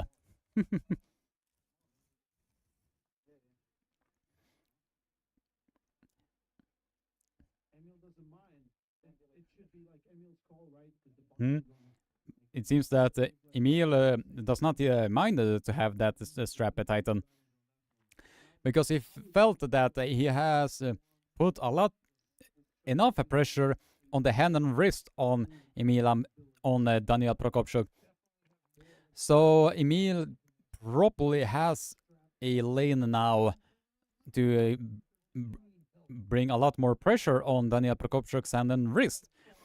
And I was definitely wrong there. Daniel Prokopchuk are just staring down on Emil Amerchadian. Emil Amerchadian, now that was a close one for the hand and wrist to go back on Daniel Prokopchuk. But that was way too much. Way too much. Daniel Prokopchuk shows exactly why he is the man, the myth, the legend, the king of minus 75 kilo category. And the match that should be happening as we speak is Nurdaulat, if I am not mistaken. I think I saw him. Yeah, Nurdaulat. That will be a match that Daniel Prokopchuk probably wants a rematch on. Because I do believe that Daniel Prokopchuk lose a lot of sleep when he is looking back on that match with him.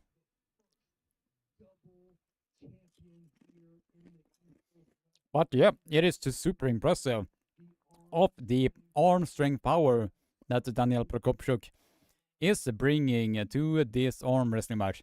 Super impressive stuff by the one of the pound for pound best arm wrestlers on the planet, in the name of Daniel Prokopchuk.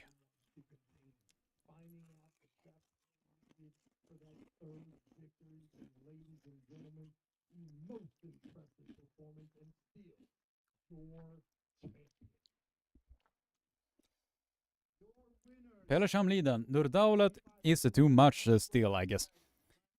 That might be the case, but at the same time, it is a match that he really wants. It is a match that most of the arm wrestling fans will want to see. But I think they will meet regardless, since WF Worlds are in Kazakhstan. So they probably will meet there at some point, if I am not mistaken.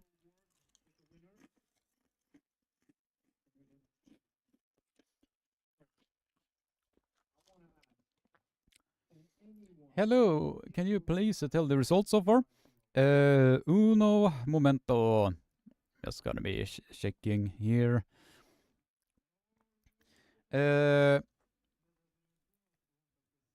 Let's see. This one was 3-0. Carolina Peterson versus Elizabeth, 3-0. Chen Shaw versus Ole Petrenko, 3-1. Daugas Tarasaitis versus Christo, 3-0 to Mindaugas. Justin Bishop versus Tom Rostic, 3-0 to Tom. And I think that might be Terence Opperman versus Rino, 3-0 to Rino. Lachlan Adair versus Andre, 3-0. So hopefully that sums up your question, Gullio82.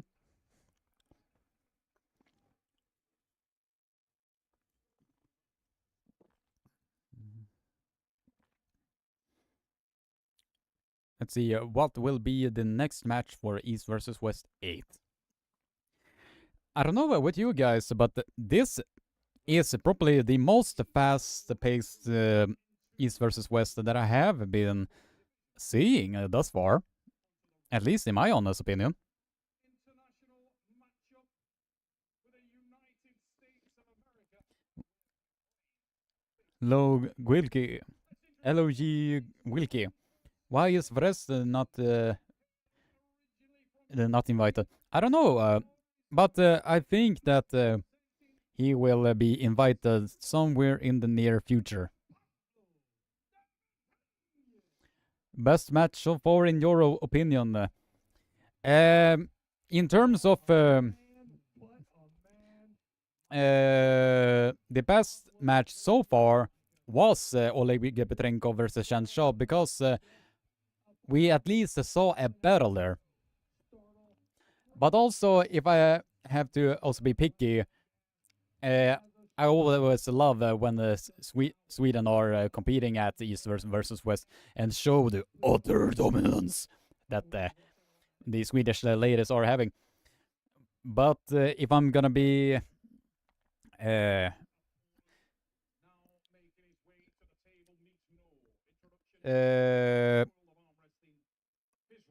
accurate, then I think that Oleg and Chance was the best match so far. The rest of the matches have been 3-0 sweeps so far. So I hope that the remaining 4 does not end up in a clean sweep. Because, I don't know with you guys,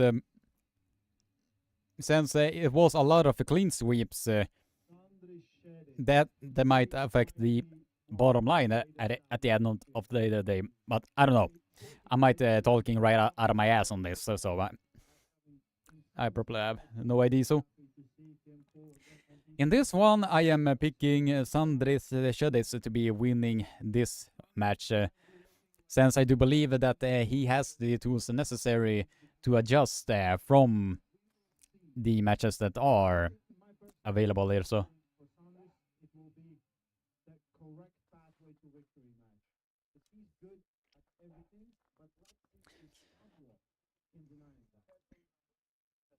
Adam Leon. Yeah, this East versus West went on very fast. Usually it takes 5 hours plus to get to the final match. Agreed. A lot of us, me, Pradeep, Jake, Uncle John, all of us are just thinking like, come on, get to the final match already. If you are asking them in person, they are probably saying the exact same thing. But yeah, will we see another 3-0 victory, or will we see a match here?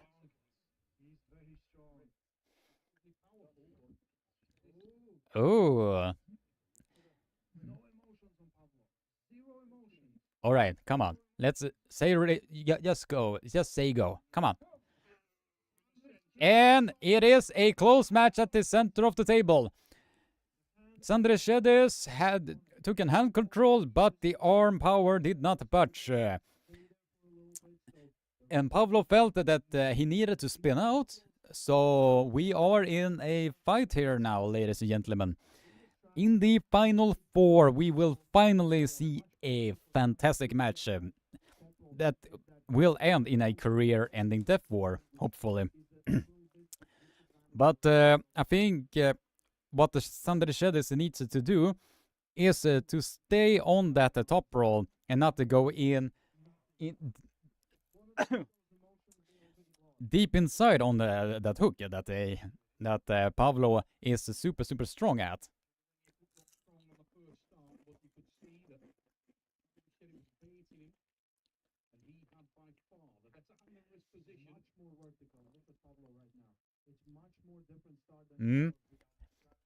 It seems that Pavlo is aiming to get a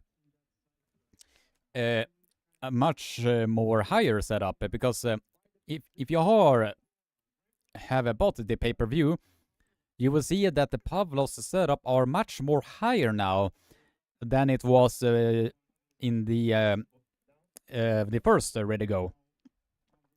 Now we will see. And Pavlo just top rolled the hand and wrist of Sandra Shedis and made that one look easy. Pavlo's power are something to be feared, ladies and gentlemen. Once he gotten that power down, it is very evident that Pavlo is the man in the... Because that was a smart move by Pavlo to put a lot more pressure on the hand and wrist of Sandra Shedis.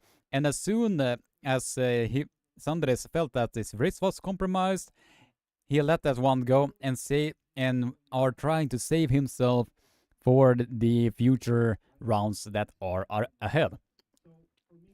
But now we will see that Sandres Shedis felt something that he really did not want to feel, especially when you are talking about the raw power that he will bring to this arm wrestling match.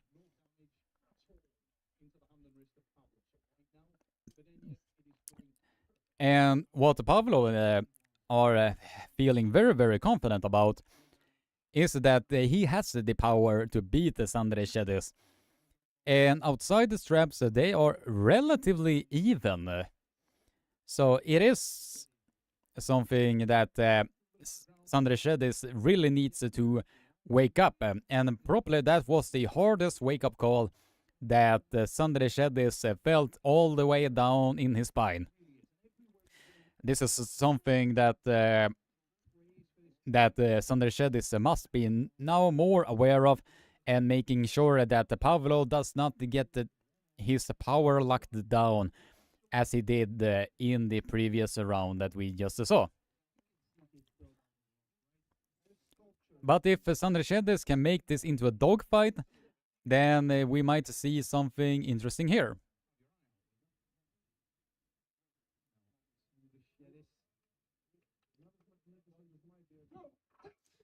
And that was an intelligent move by Pavlo, since he felt that he needed to get into the straps to be dealing with Sandres Shedis. And I do believe that we will see a completely different style now, ladies and gentlemen. A completely different style all together. We are 10 concurrent viewers and 65 likes. Thank you for each and every one of you, ladies and gentlemen. Your support is highly appreciated. So if we can get this live stream to over 75 likes before this live stream ends, that will be a goal achieved, at least for my part. I do appreciate every single one of you that are still here and are enjoying my type of live commentary. It is very appreciated. Now Sandres Shedis is a bit more awake. He needs to be quick off the go and not letting Pavlo get on to Sandres Shedis' hand and wrist as much as he did just right there.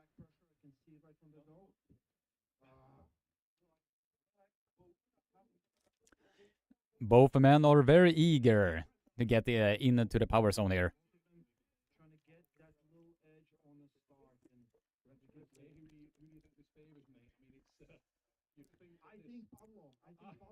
if Pablo can get his top roll in check, then we might see a potential 3-0 here.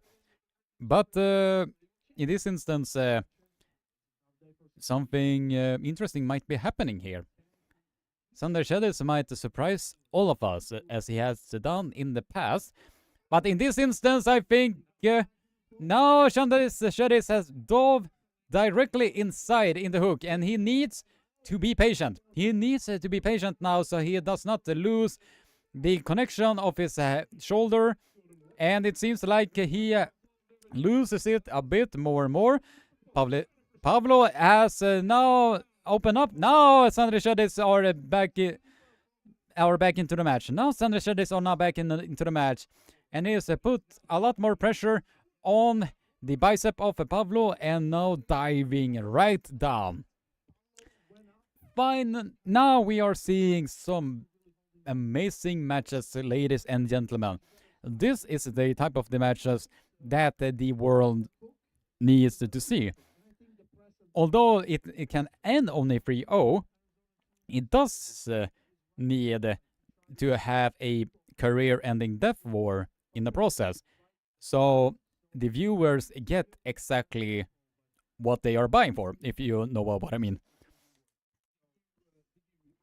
But that was a very nice hit of Pablo to get almost that far to the pin pad. But the thing that Pablo did a mistake there is because he went too much away from his arm, and he needed to stay tight and not letting go of his angle way too much. Because when Sander Shedis was shooting down and kept his angle as high up as humanly possible, he did open himself up in the process.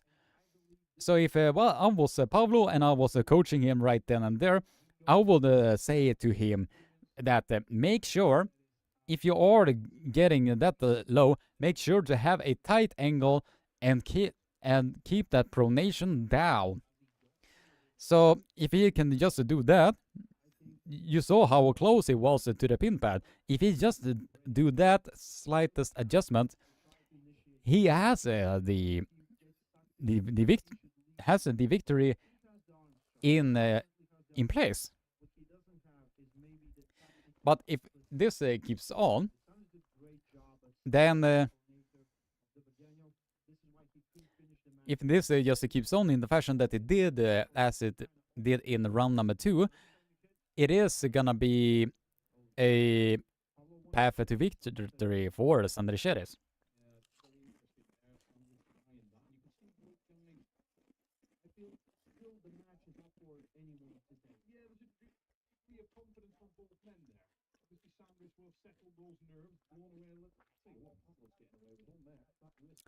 All right, now we will see.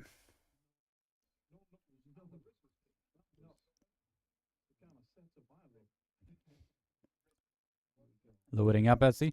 Now Sander Shedis dove directly in and now has a top roll the hand of wrist of Pablo Debrenje. Ooh.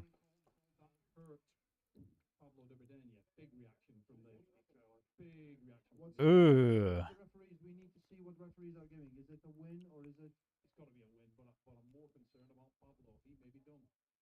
One elbow foul, so it's still 1-1. Still with Pablo, this is close to him. I think he's in trouble. That was not a good sign for Pablo, because he felt that something did not was.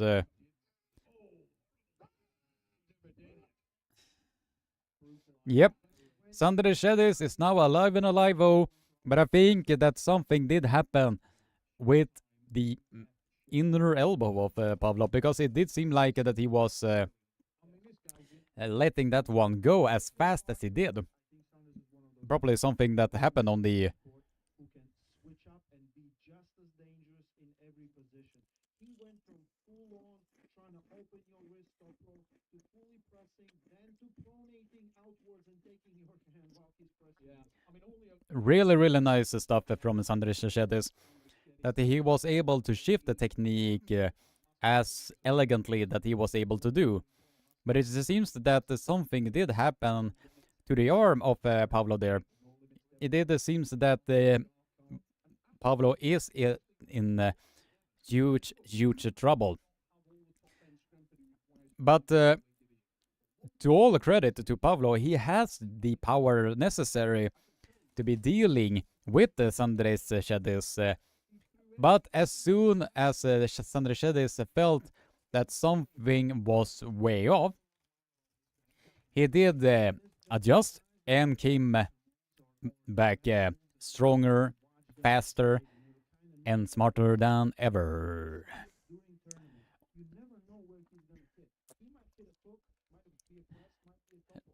Right now, Sandres Shedis might be the Latvian version of Muhammad Ali. And why I'm saying that is like he got out of bed, shut down the lights, got back to bed before the light went even off.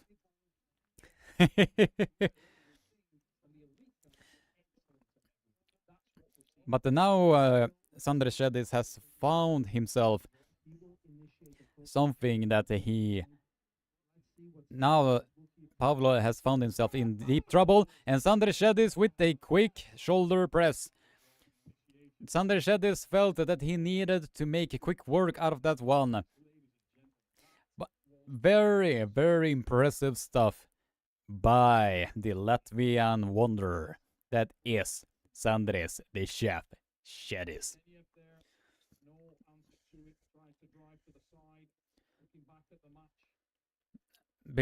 From the previous rounds, it seems that Pablo had a lot of horsepower, especially when he was able to get down on the angles necessarily. But as soon as that small injury happened at the round number 3, it seems that Pablo was not backing off so much or backing off so far. And it seems like he was trying to avoid. You can see there. Yeah, Pablo felt something that he did not want to feel there. And he did try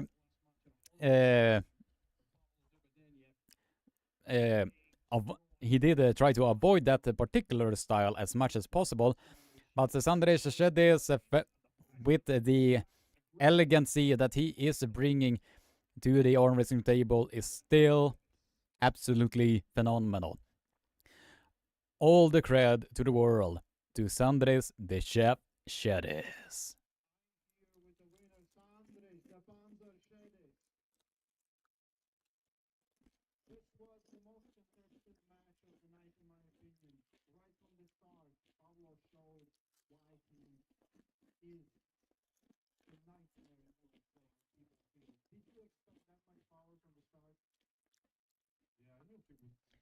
Right now, we are 12 concurrent viewers and 65 likes.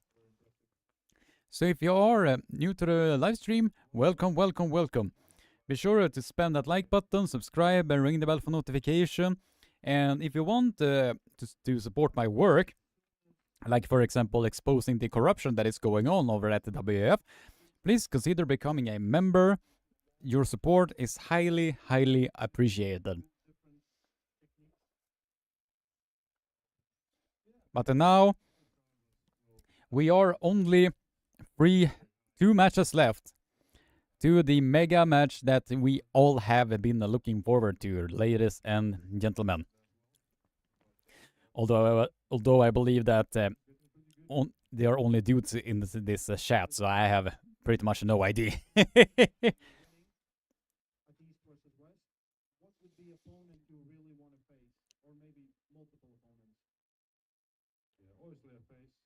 All right, now let's see. But it was that is a bold title to claim.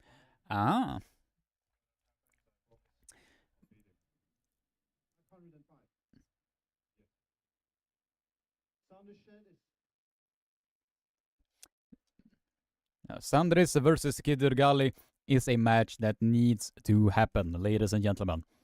Absolutely, absolutely phenomenal stuff here at East versus West.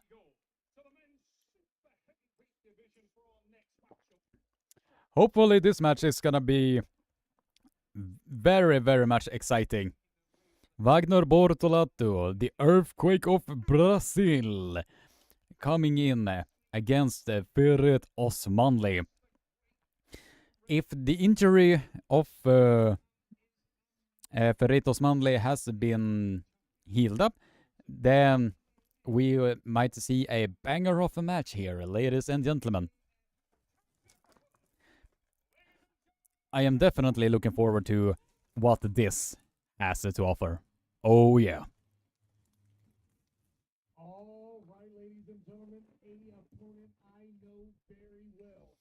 Me and Barry headlined in Dubai almost 20 years ago. Now this, ladies and gentlemen, Ferret Osmanli has now arrived to the stage, coming in at a 137 kilograms with biceps of 51 centimeters and forearms that is 46 centimeters. Continental superstar of South America.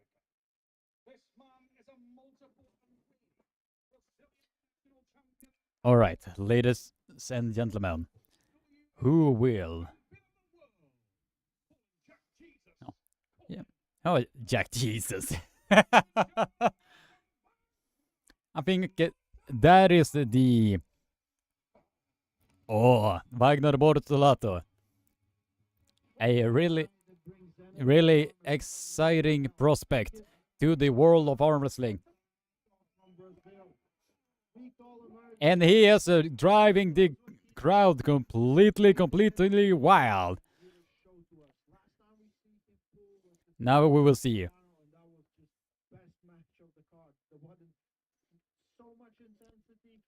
Coming in at a whopping 151 kilograms with a bicep of 53 centimeters and a forearm of 47 centimeters.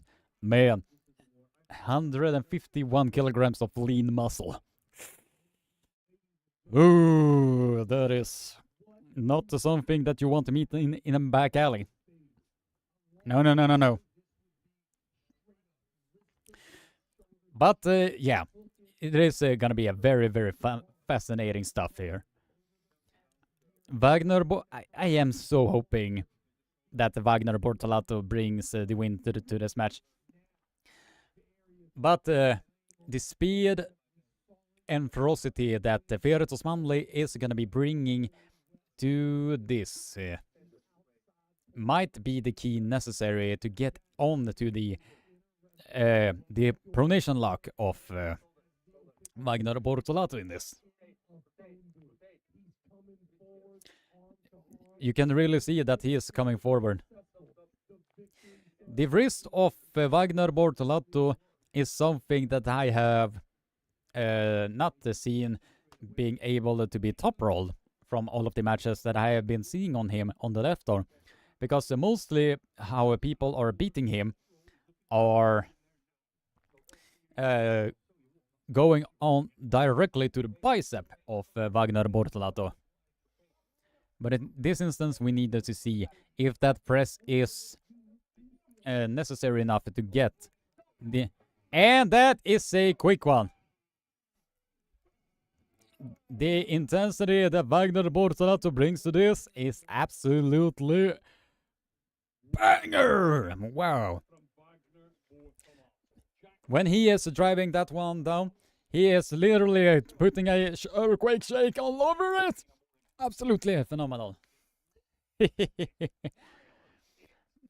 That hit was really, really impressive by Wagner Bortolato to just shoot that one directly down to the pin pile. Absolutely phenomenal. Wagner is looking primed. Oh yeah. He is alive and alive in this match.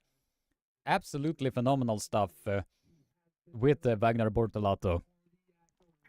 The energy, the ferocity, the tenacity, the everything that he is bringing to this is amazing.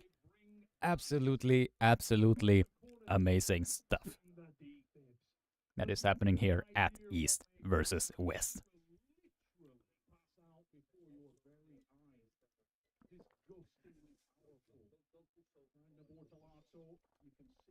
Now, Ferret Osmanli is adjusting now that he feels that he needs to go arm to arm against the Brazilian giant in the name of Wagner Jack the Jesus Bortolato.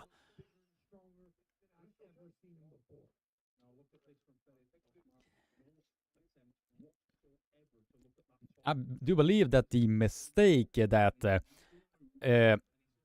Ferret Osmanli was doing is that he was trying to pronate out of Wagner Bortolato's hand.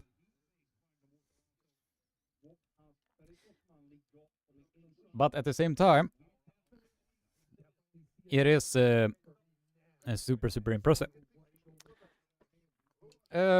Right now, I am drinking a... Oh!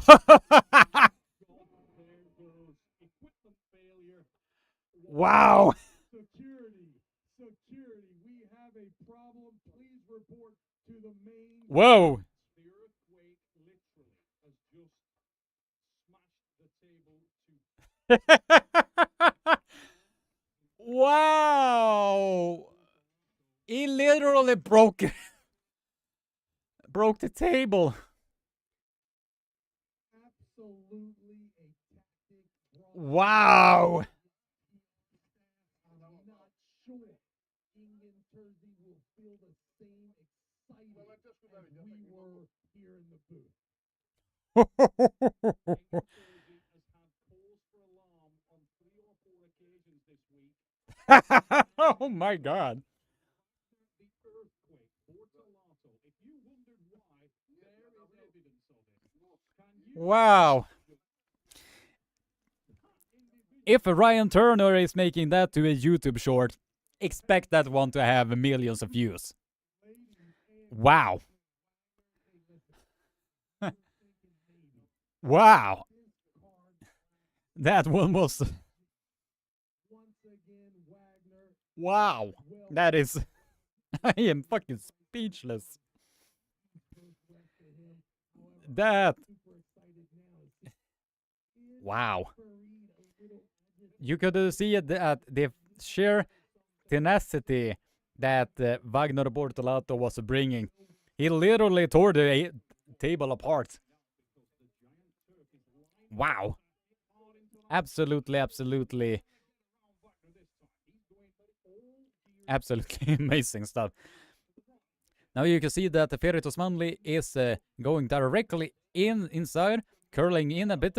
But now Wagner Bortolato is receiving an elbow foul in the process.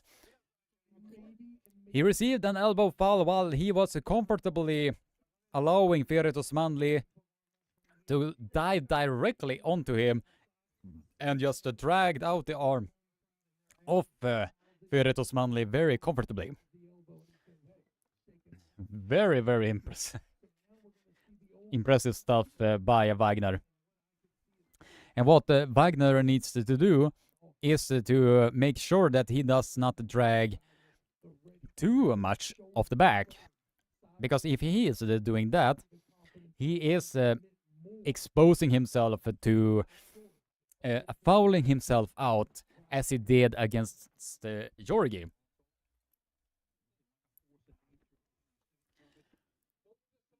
But when the table literally broke apart, that is literally a highlight.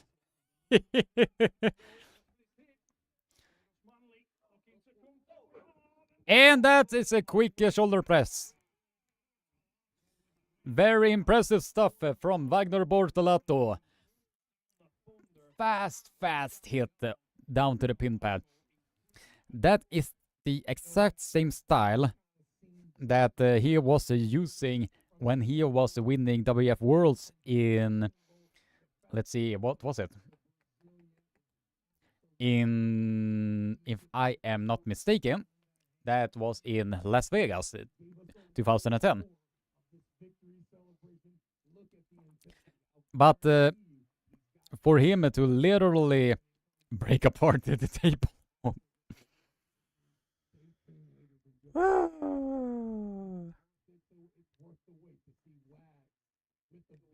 Imagine that one. If that does not get millions of views, I've lost all hope.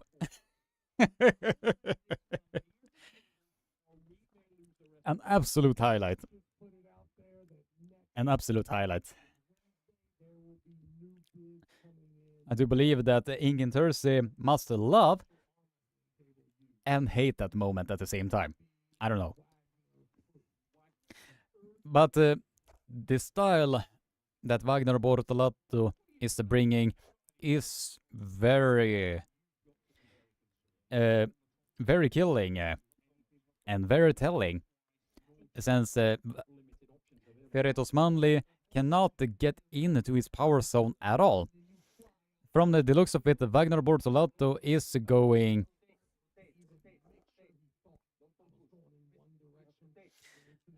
Now Ferretos Manli tries to get on to the arm to arm yet again. But Wagner Bortolato has been shown in the past that he is very quick off the go to get into his angle. And now a drag hook from Wagner Bortolato. And he has finally.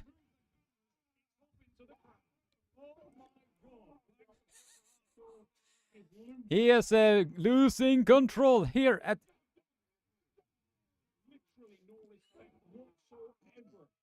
Absolutely. Absolutely phenomenal stuff. Absolutely phenomenal stuff from Wagner, the Jack Jesus Bortolato. That man is a showman. Despite what the people are saying, I am a big fan of Wagner Bortolato, especially when he's giving that terremoto spirit to the arm wrestling table. Absolutely phenomenal. And you can see there on the highlight, he literally broke apart the table. Luckily, none of the later athletes do not need to have the racers, so he might as well have done them a favor. I don't know. But that, oh my god, that was absolutely phenomenal. What he was able to bring to East versus West number 8. Absolutely phenomenal. Wow.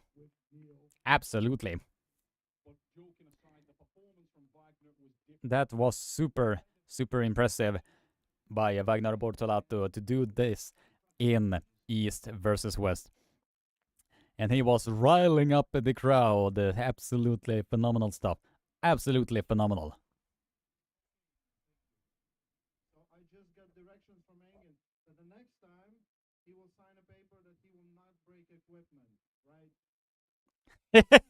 Wagner Bortolato.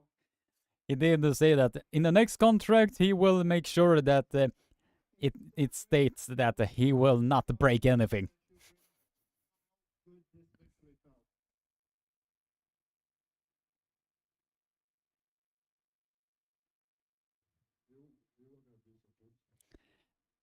I am a super big fan of Wagner Bortolato. And he has finally gotten a win on the professional circuit. Absolutely amazing stuff.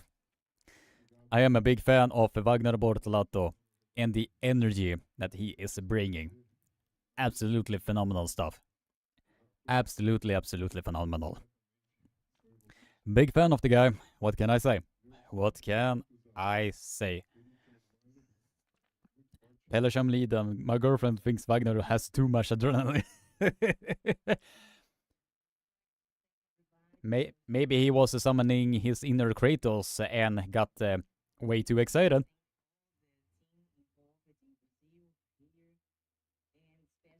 Well, Wagner has enough adrenaline to share for all of us here.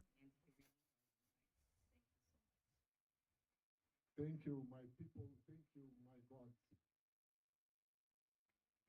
Wagner Bortoloso.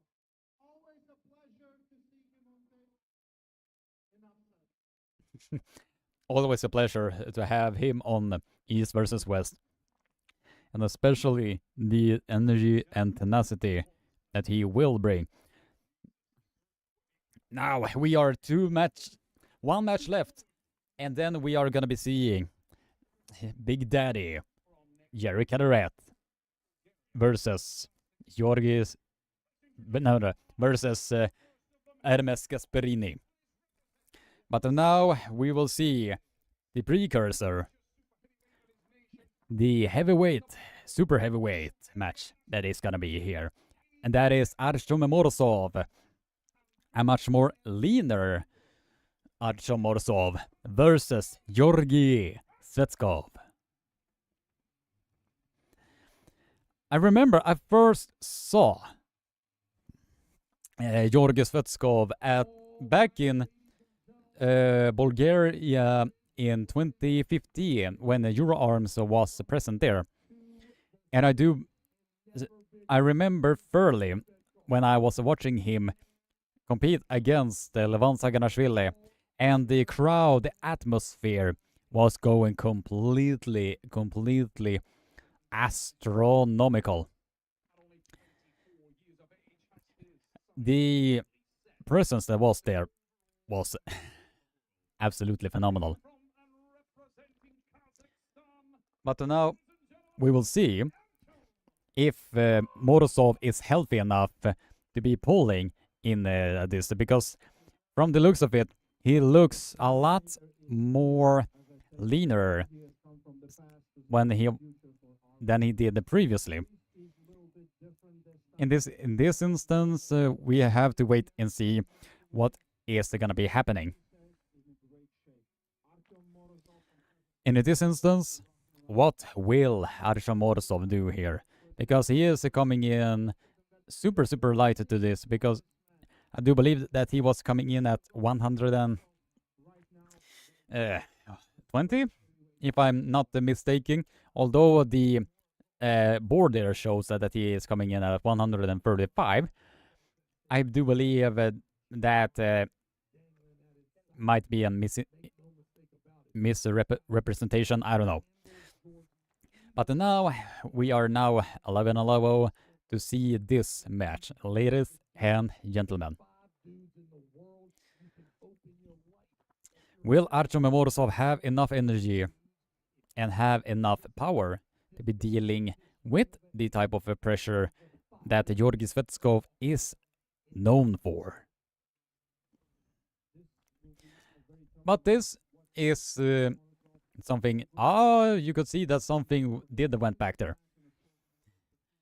And yeah, we will see at the end of the day who will have the more type of energy.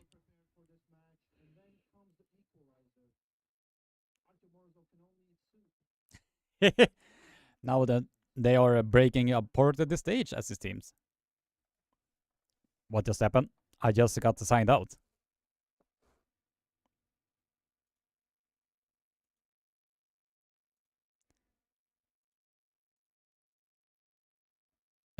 What did just happen?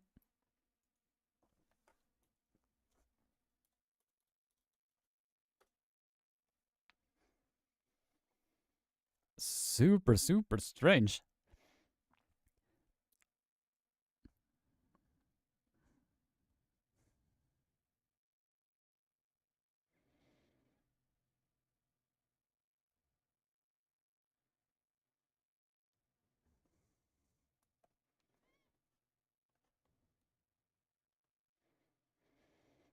All right, let's see.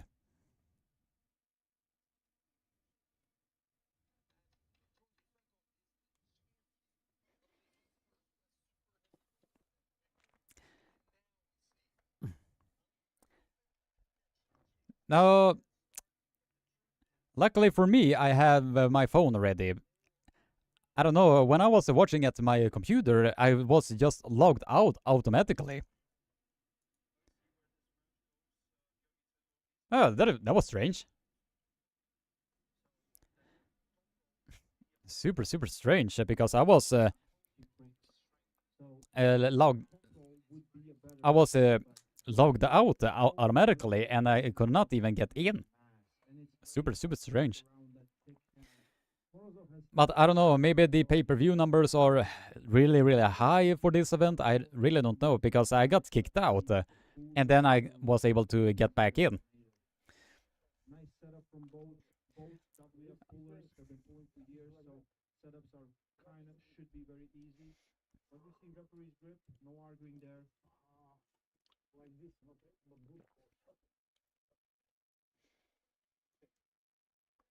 All right, Both athletes are complaining about the webbing of the hands. Now we will see who will have the stronger hand and wrist of both athletes. Watch for the connection.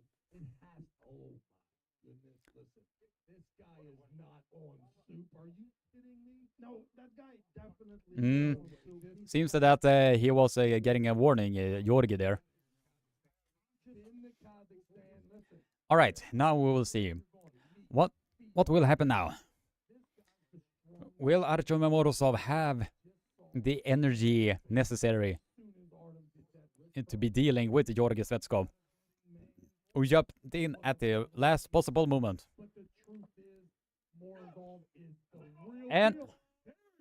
And we have a battle here, ladies and gentlemen. The side pressure of Artyom Morozov is alive and alive. Oh, Georgi Svetskov's bicep are being tested to the limit, and Artyom Morozov is doing a lot of a battle here. And the look on the face of Georgi Svetskov says it all. That was super impressive. Super impressive stuff. That was super impressive by Georgi Svetskov. But you could see that the bicep angle of Georgi Svetskov did open up there. So now this is, as Pelle Shamliden likes to quote, popcorn worthy. Now we are getting into some amazing matches here, ladies and gentlemen. Absolutely phenomenal stuff that is happening at the East versus West. Finally we have a popcorn worthy match. But that in of itself says a lot that Artyom Morozov is in trouble.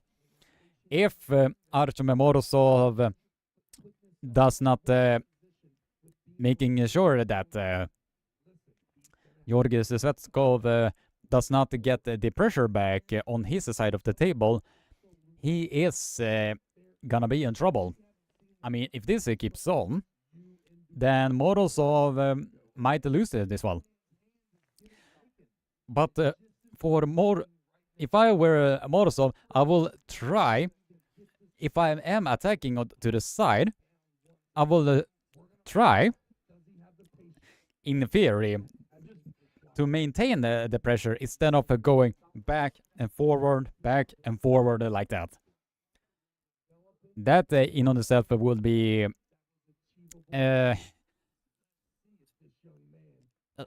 less energy saving, if you know what I mean, because he will exert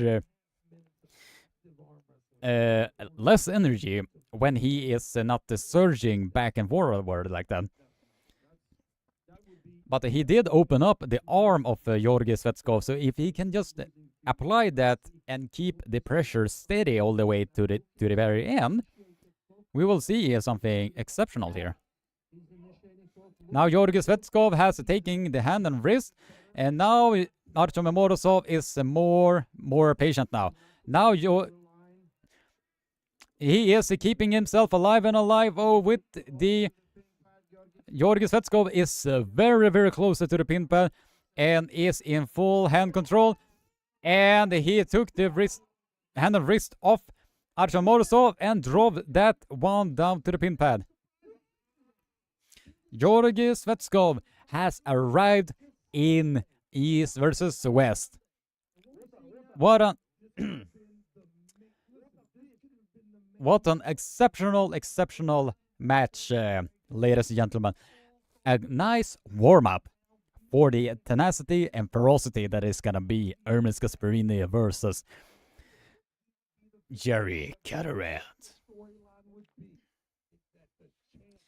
I have to say, whatever happens, respect to Morozov for competing despite having stomach issues. Yeah, big respect for Morozov to still accepting this match despite the stomach issues that he is having. But if this keeps on,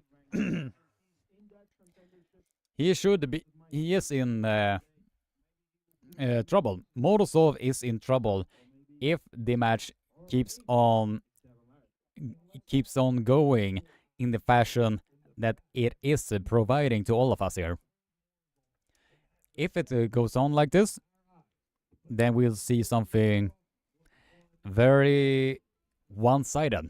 If Artem Morozov is not able to dig himself up again. But this is a match that are probably one of the highlights of the entire event, since he was able to put as much pressure on the hand and wrist of Artem Morozov as he did. It's absolutely awesome by Georgi Svetskov to do that. But it's still mega props to Artem Morozov to still be competing even though he has stomach issues. And now it looks like Artem Morozov is in trouble. What Artem Morozov needs to do, and I don't think that he has the technique necessary to be able to execute it properly. What he needs to do is to try to control center to the best of his abilities and then drive down on the arm of Georgi Svetskov, because he was able to open the arm up on Georgi Svetskov when he was frantically searching to the pin pad, but with no further success from that. This is the best shape Georgie's ever been in. This is the equivalent of him being confident enough to wear a G-string at the beach. My man's down 65. Awesome match so far. Yeah, definitely agree with you there, Pelle. Definitely some good stuff right there. 12 concurrent viewers and 67 likes. We are 8 likes away for getting to the magical goal post of 75 likes. So if you are new to the live stream, be sure to smack that like button and subscribe if you want to see more content like this.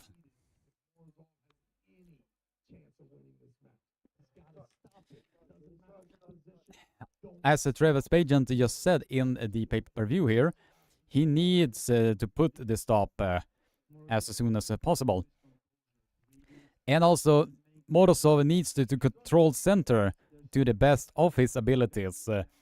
Because what is happening now, when Georgi Svetskov is driving to the side in the fashion that he is doing, he is exposing a weakness of Artem Morozov.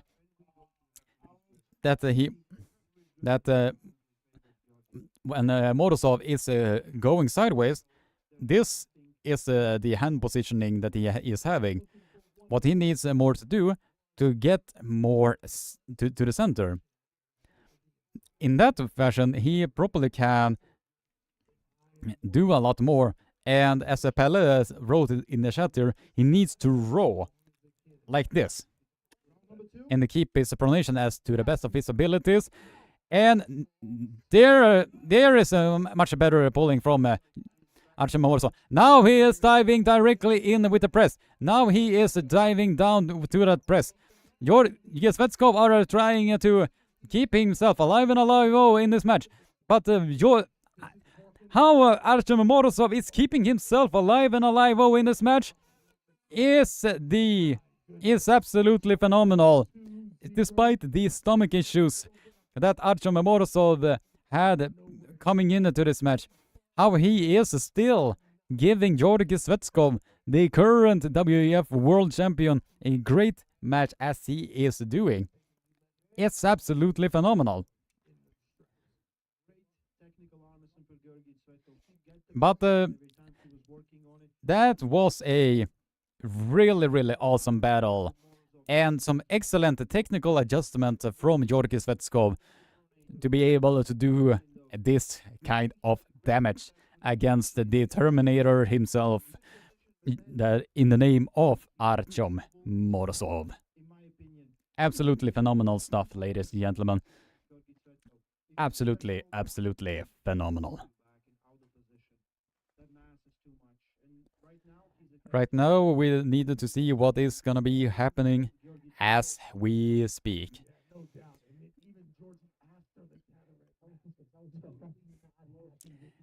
But what is also impressive is that Artem Morozov is still giving the current WF super heavyweight champion of the world a run for his money, despite having stomach issues. Is super impressive, and mega respect to Artem Morozov to still put that arm on the table despite having those types of issues. I don't know with you guys or the remaining of you who is watching this live stream, it is respectable what he is bringing to this. And it seems that Artem Morozov is exerting a lot of energy to this.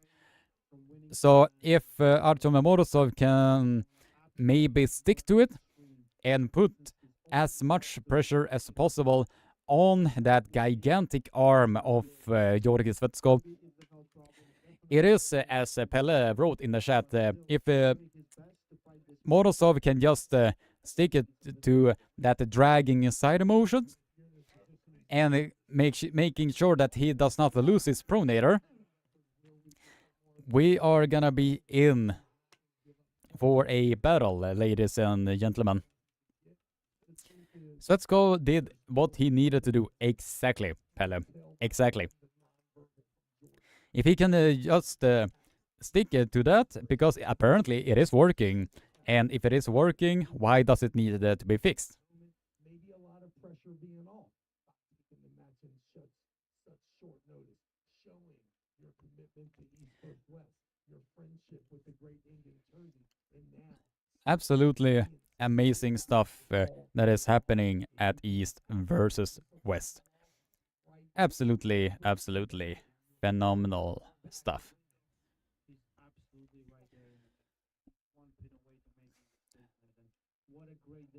True, yep. Adam and Leon, what Morozov is showing that despite if you are having a stomach issue, you can still do as well as he is doing.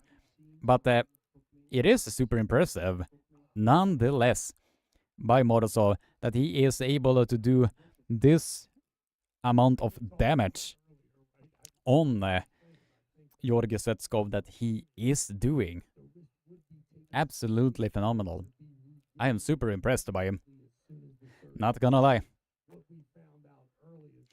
It seems that the Georgi Svetskov are seemingly trying to dive on directly on the arm of Georgi Svetskov here.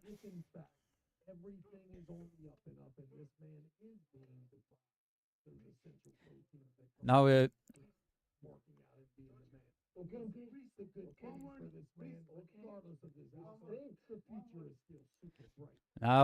Georgi Svetskov is giving a warning because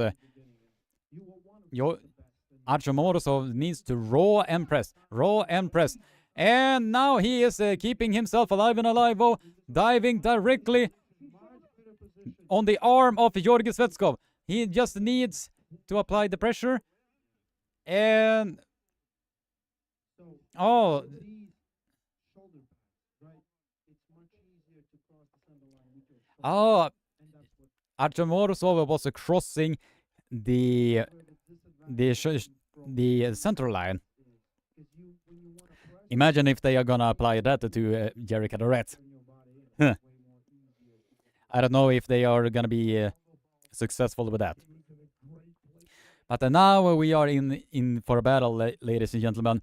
It seems that Artem Morozov, if he can just stay out of the center line, he has a path to victory. now he has to be so see what he does now. I feel like he's okay. Yeah, Now Georgi Svetskov has taken the hand and wrist of Artem Morozov, and now Artem Morozov is diving down on that arm. Ah, this is a bummer. your winner, Georgi Svetov. Hey, here's a great story for you, ladies and gentlemen. A guy gets his dream Abs- match. Absolutely phenomenal match by all of these guys. Championship comes up just slightly. But that was a bummer. When will my next opportunity come? Ah, it seems that the Terminator And this man, Georgi was terminated. standing job of taking advantage. A complete clinic Man, when it comes to the it was a bummer that the match ended in the fashion that it did here at East versus West. situation. At least in my opinion, I want to see a good arm wrestling match. But when it ends in this type of fashion, it feels so anticlimactic. And that is, at least as I'm thinking of arranging super matches in theory, I will try to loosen up the rules as little as possible, so it does not end in the fashion that it did happen here at East versus West. But it's still mega impressive by Morozov to give Georgi Svetskov a great fight as he did. Absolutely phenomenal stuff. Absolutely phenomenal. And now, and you were clearly, as most people's eyes, as an underdog, and you won it in a spectacular fashion. How does it feel? Feels great. The best feeling in the world, man. Kevin, right now. Best feeling in the world because I am in heaven. With that match, with it, Quoting Georgi Svetskov himself. is that still on your mind? Of course, you see, everybody was thinking that I would be like a warm-up for Jerry. I would be an easy win. Everybody saw that I gave him a nightmare. Everybody was thinking that now I will. It's like Artyom is the favorite in this match, but I show that I'm very strong, I'm very powerful. But I want to tell you something. This belt tonight, one day will be mine. Ah, Georgi Svetskov, what a man. Georgi Svetskov said, one day those belts will be mine. Awesome stuff. All right, here we go. We are closing in on the final match. Let's take a look. Minus 10 kilo showed on Morozov's press. Oh yeah, definitely. If he had those extra 10 kilos, then he probably would have applied a lot more pressure on that bicep of Georgi Svetskov. But still, it was very intelligent of Georgi Svetskov to make sure that Artem Morozov were not able to get into his power zone at all. Although he did found the lane that he could be working against Georgi Svetskov, because from the round one, you could see that Georgi Svetskov's arm went all the way there. Almost to all the way to the pin pad. But at the end of the day, Georgi Svetskov proved that he was the smarter arm wrestler, the stronger arm wrestler of the day, and the better arm wrestler of the day.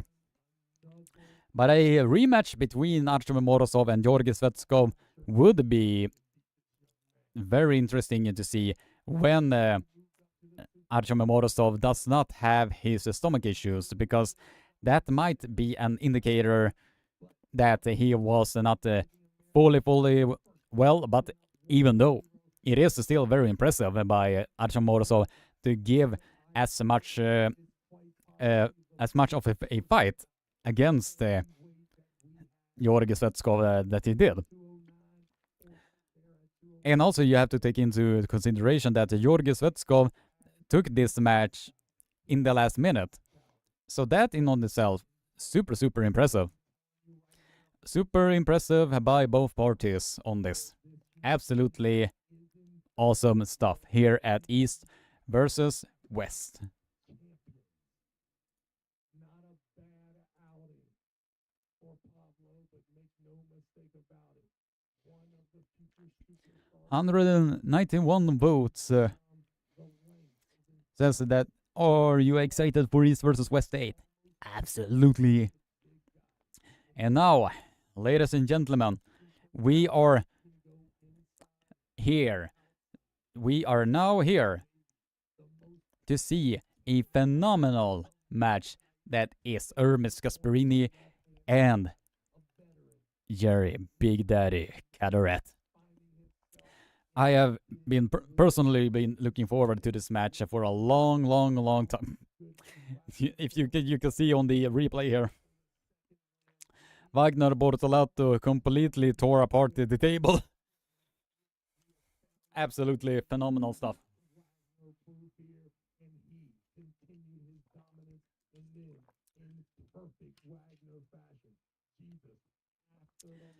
Georgi is an absolutely phenomenal arm wrestler.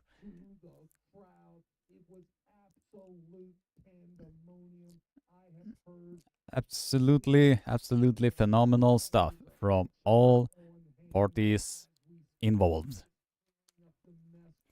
Now I am just waiting for East, the main event match. I just want to see the match itself. From the trash talk that they have been doing, the amounts of times this match have been cancelled.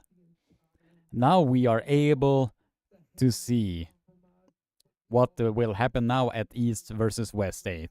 So much drama, so much chaos, so much tenacity and ferocity that are being thrown into this match. Now, everything will come together. Everything will be absolutely ferocious, absolutely chaotic, absolutely amazing. I am so looking forward to what will happen at this final match, ladies and gentlemen. And at the same time, this is the quickest East versus West that I have been seeing thus far. Now we will see, will it be a short break? Ah, they are gonna go for the commercial break. Gotcha. Right, who is here now? For all of the viewers that are still in the chat, absolutely phenomenal stuff did happen at East versus West. Mega impressive stuff from all of the matches here. From what I have been seeing, I have gotten like 3-4 matches wrong so far at this mega card that is East versus West. But now, ladies and gentlemen, we are just one match away. We are one match away. And now, we are gonna be seeing the amazing match that are East versus West. That is Ermes Gasparini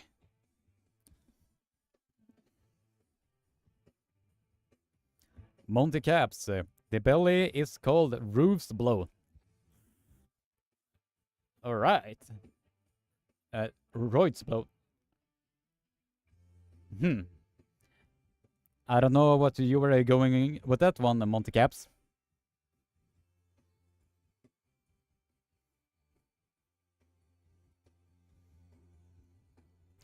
Alright, we are 10 concurrent viewers and 66 like. 666, the number of the bee.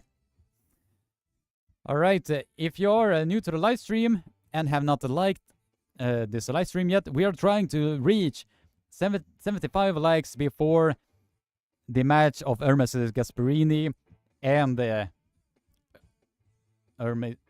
Jerry Cadorette. So, if you are nice enough, if you haven't liked this live stream already, be sure to smack that like button, subscribe, and ring the bell to get notified. Of future videos, live streams, and all of that good stuff. Now we are more and more viewers are deciding to drop in here, so I am very grateful for each and every one of you that is in this live stream as we speak. Even though that I am vastly outgunned against the live commentator giants that is Pradeep, Uncle John, Ryan Bowen, and Pradeep. So I am super thankful for each and every one of you that has been a part of this live stream. It is mega appreciated. Really appreciate all of the amazing stuff that all of you guys are have been doing here so far. Absolutely amazing.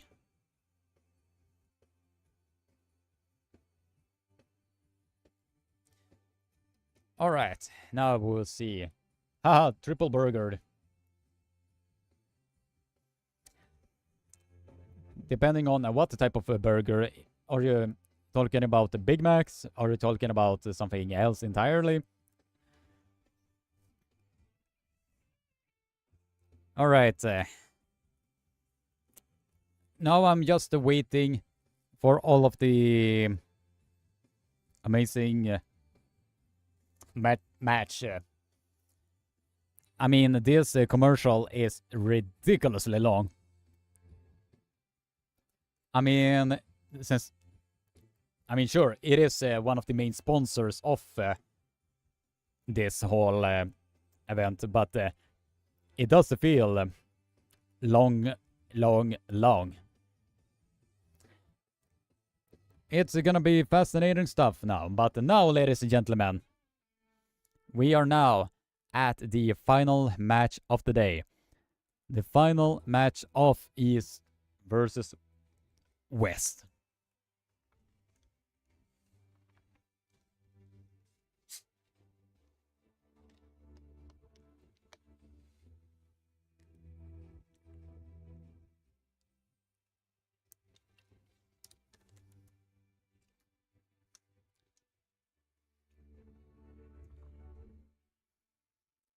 But now we are here. We have now arrived to the final match of the evening. Are you excited as I am? I am definitely excited for this match. Mega Mac Impressive Triple Burger. Macpressive. Make some noise! Make some noise in the chat, or those who are remaining in the chat. But now, finally, ladies and gentlemen, we are finally arrived. We have finally arrived to the match that all of us have been looking forward to. Jerry Cadorette versus Ermes Gasparini. This match have been talked about for a long time. It has been cancelled like almost 3 times in a fucking row. Now we are finally here. The main excitement that all of us are feeling. Now they are calling in Ermes Gasparini. He looks ready. He looks angry. He looks ferocious. Ermes Gasparini coming now in. As ready as any one of all of us can be. Coming in at a whopping 133 kilograms, 54 centimeters in bicep, and 49 centimeters in the forearms. Gotta be honest with you, I feel like I wanted to be, but at the same time, I can hold. I really do not want to miss this one. If I'm Adam Leon, if I'm being honest, even though I'm rooting for Jerry, Ermes will be way too strong. This will be a quick 3-0 for Ermes. If that were to happen, that might be... If that happens, a 3-0 either way, I'm gonna be disappointed. But if it is a battle, then it's gonna be pretty worth it. But if it gets too one-sided, that will be so anticlimactic. If you know what I mean, guys. Coming in at a whopping 147 kilograms, biceps 53.3 centimeters, and forearms 49.5 centimeters. Now, here we go. Here we go, ladies and gentlemen. Are you guys ready in this chat? We are 12 concurrent viewers and 67 likes. Are you ready? If you haven't liked this live stream yet, be sure to leave a big like, subscribe, and ring the bell for notification. Let's get the chat rolling now, guys. Come on, let's get this chat rolling. Who do you got? Who do you believe it's gonna take the super heavyweight title of East versus West? And be sure to also write the scores and predictions. What is your thoughts that is going to be happening at East versus West? Feel free to spam the chat as much as you like, so we can get as much traction on the chat as humanly possible. Hermes said pushy, he is. Now that is gonna be into pushy. Don't push to me. Don't be so pushy.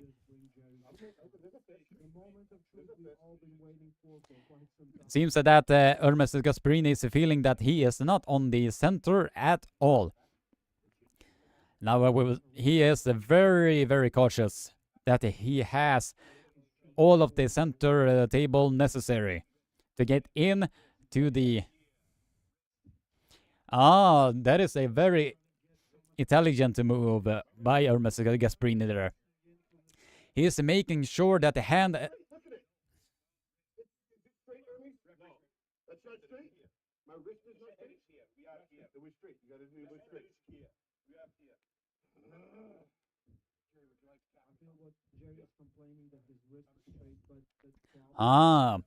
It seems that Ermes is trying to prevent that Jerry Cadorette is as far into his body as humanly possible. That's dead center, right? That is center. We can't go to my side of the table. We're on the corner. From the top's view, it seems that they are at the center of the table, but it looks like that Jerry Cadorette is loading too much. And that was dominant!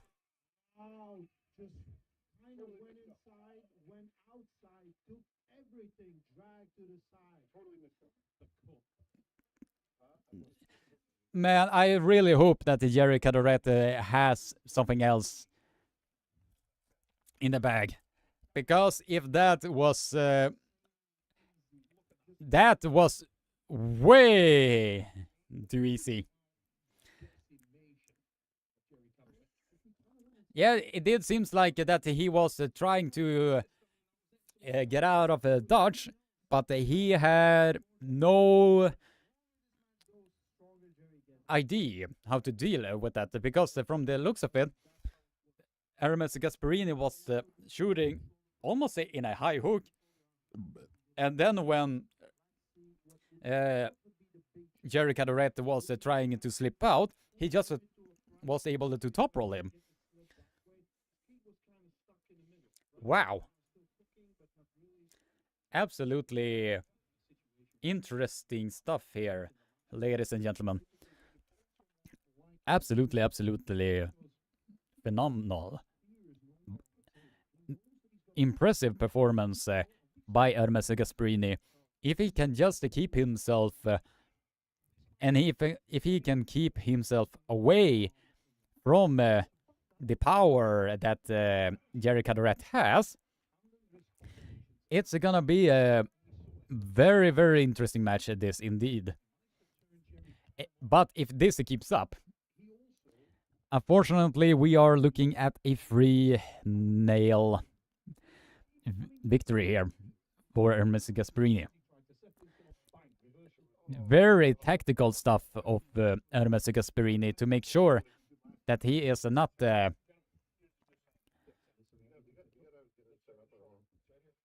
very, very intelligent move by Ermes Gasparini to make sure that Jerry lose more of this as humanly possible.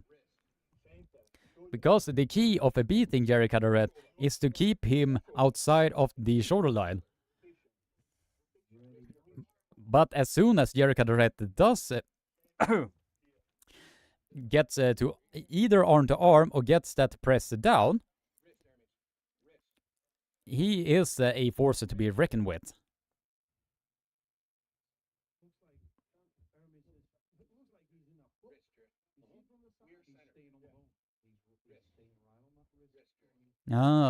Very intelligent move by Ermes Gasparini, trying to keep this bone to bone, making sure that his palm here stays in contact with Jerry's on palm. So from there, he can apply a lot more pressure on through the thumb and keeping Jerry Cadorette like this, palm up. If he can do that efficiently and do that on the remaining 2 rounds, he might have the technique and hand and wrist strength necessary to do really bad damage to Jerry Cadorette here.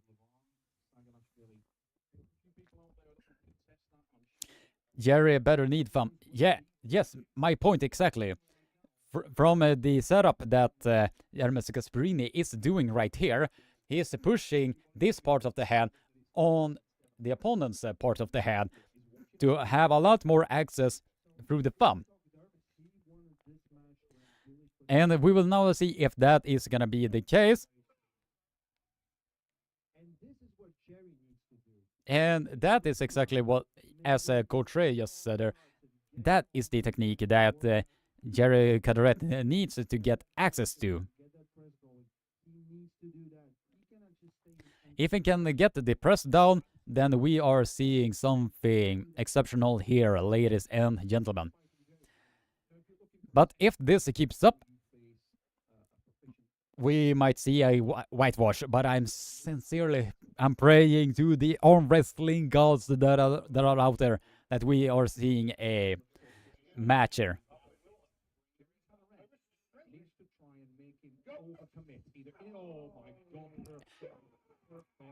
Absolutely phenomenal. That face of Jerry Cadorette. There was no application of strength. That was easy. There's no power getting in there. Jerry cannot get rubber on the road because of the technical proficiency. Very intelligent pulling by Ermes Gasparini to do this. Very, very smart here. Because when Jerry Cadorette is shooting forward, he then pushes the head on top of Jerry Cadorette. And that is what he needs to do. Because if I am knowing Ermes Gasparini, he does not want to be stuck on the shoulder press that Jerry Cadorette is bringing to this match. fight that we hope this would be. What I would say is, arm wrestling fans around the world, get your freeze frame button ready on that video and watch this thing. You know, hit your phone when you watch this match. This is technical proficiency for the gladiator. As Neil Pickup is pointing that out, although this is a very, very bit of a bummer, it ended in this fashion. I will say that the efficiency that Ermes Gasparini is bringing to this, if you're a arm wrestling fan, you will see those small details, and you will appreciate exactly what you are seeing in front of you. Although I was sincerely hoping that we would see a career-ending dogfight. But at the end of the day, if this is what it needs to happen, then it needs to be happen. Because I think that a match that will be impressive to see is Devon and Ermes, because the pay-per-views for that match will skyrocket a lot. Since the rising fame that Ermes Gasparini is bringing to this.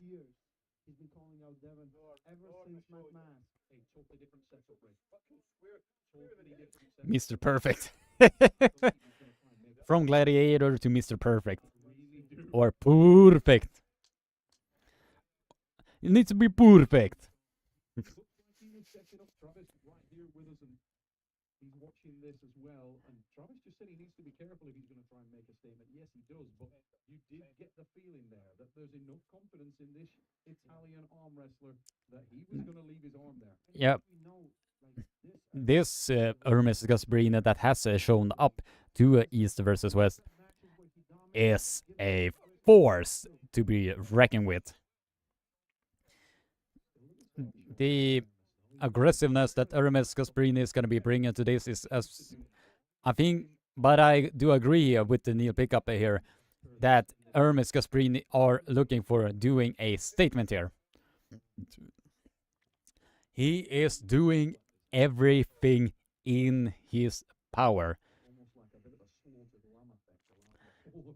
to make this as quick as possible, and I don't blame Ermes Gasparini at all that he is trying to get this match as quickly as possible. And if he can, but he needs also to be careful that he is not doing so much being too cocky in this fashion, because you don't want to get the cocky against Jerry Cadorette in this fashion. But it is super, super impressive by Ermes Gasparini to do this against Jerry Cadorette. To do this, it is very, very awesome to see.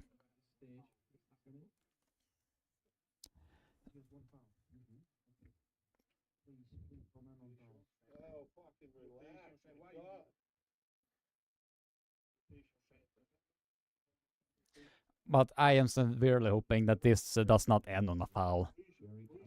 Please do not end this on a foul. And that is Ermes Gasparini made an absolute statement here at East versus West. Absolutely phenomenal stuff. Wow.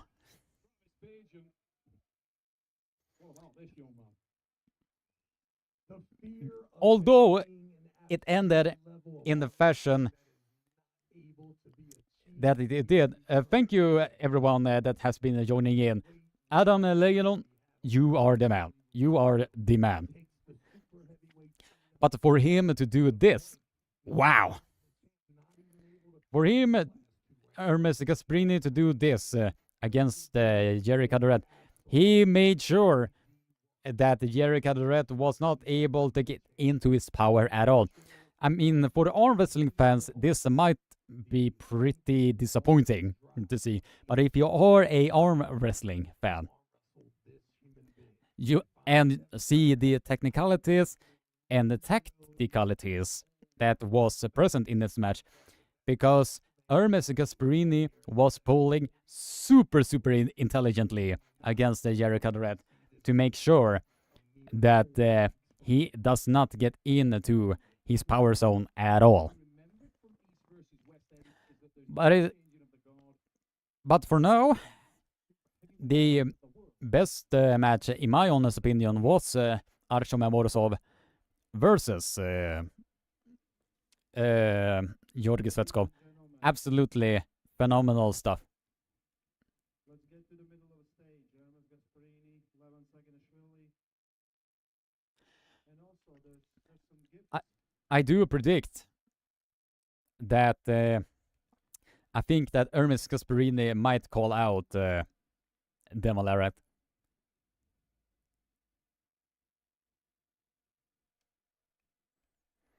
Absolutely phenomenal stuff. Right arm super heavyweight champion, Ermes Gasparini. Presented awards by the man he faced not so far ago, Levan Saginashvili. Ermes Gasparini is the new champion, winning in a dominant fashion. He has a whole array of gifts. Absolutely phenomenal stuff. Receiving the helmet, the shield, and potentially the sword. You are the gladiator, right? You are the gladiator. And the belt. Absolutely good stuff. One more time for the gladiator. Super impressive. World champion, East versus West super heavyweights. How does it feel winning this title? Very happy because I prepared this match. I coach because I played not much time.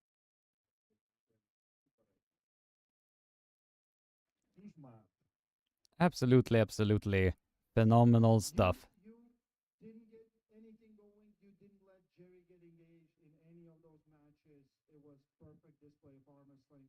Did you did intentionally because there's a potential for a match in 4 weeks? What do you mean? Sorry. His turn. They won, yes.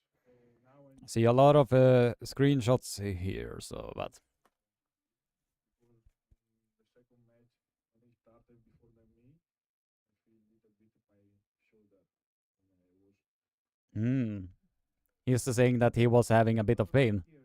Let's get Levin in between. So, how do you look at this performance? What do you think about Ermes? Do you think he's better since last time you faced?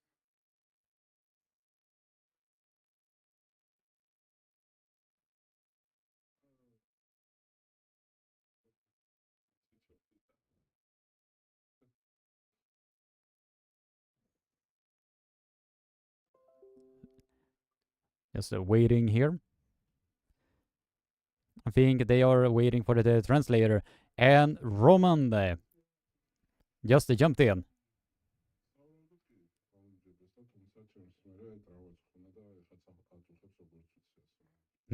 Something interesting here. Just waiting to see what they are saying. Absolutely. He believes that Ermes upgraded, got better shape since he pulled Levan last time, but evidently Ermes' shoulder pain is somewhat still there. That's what Levan thinks, this shoulder pain.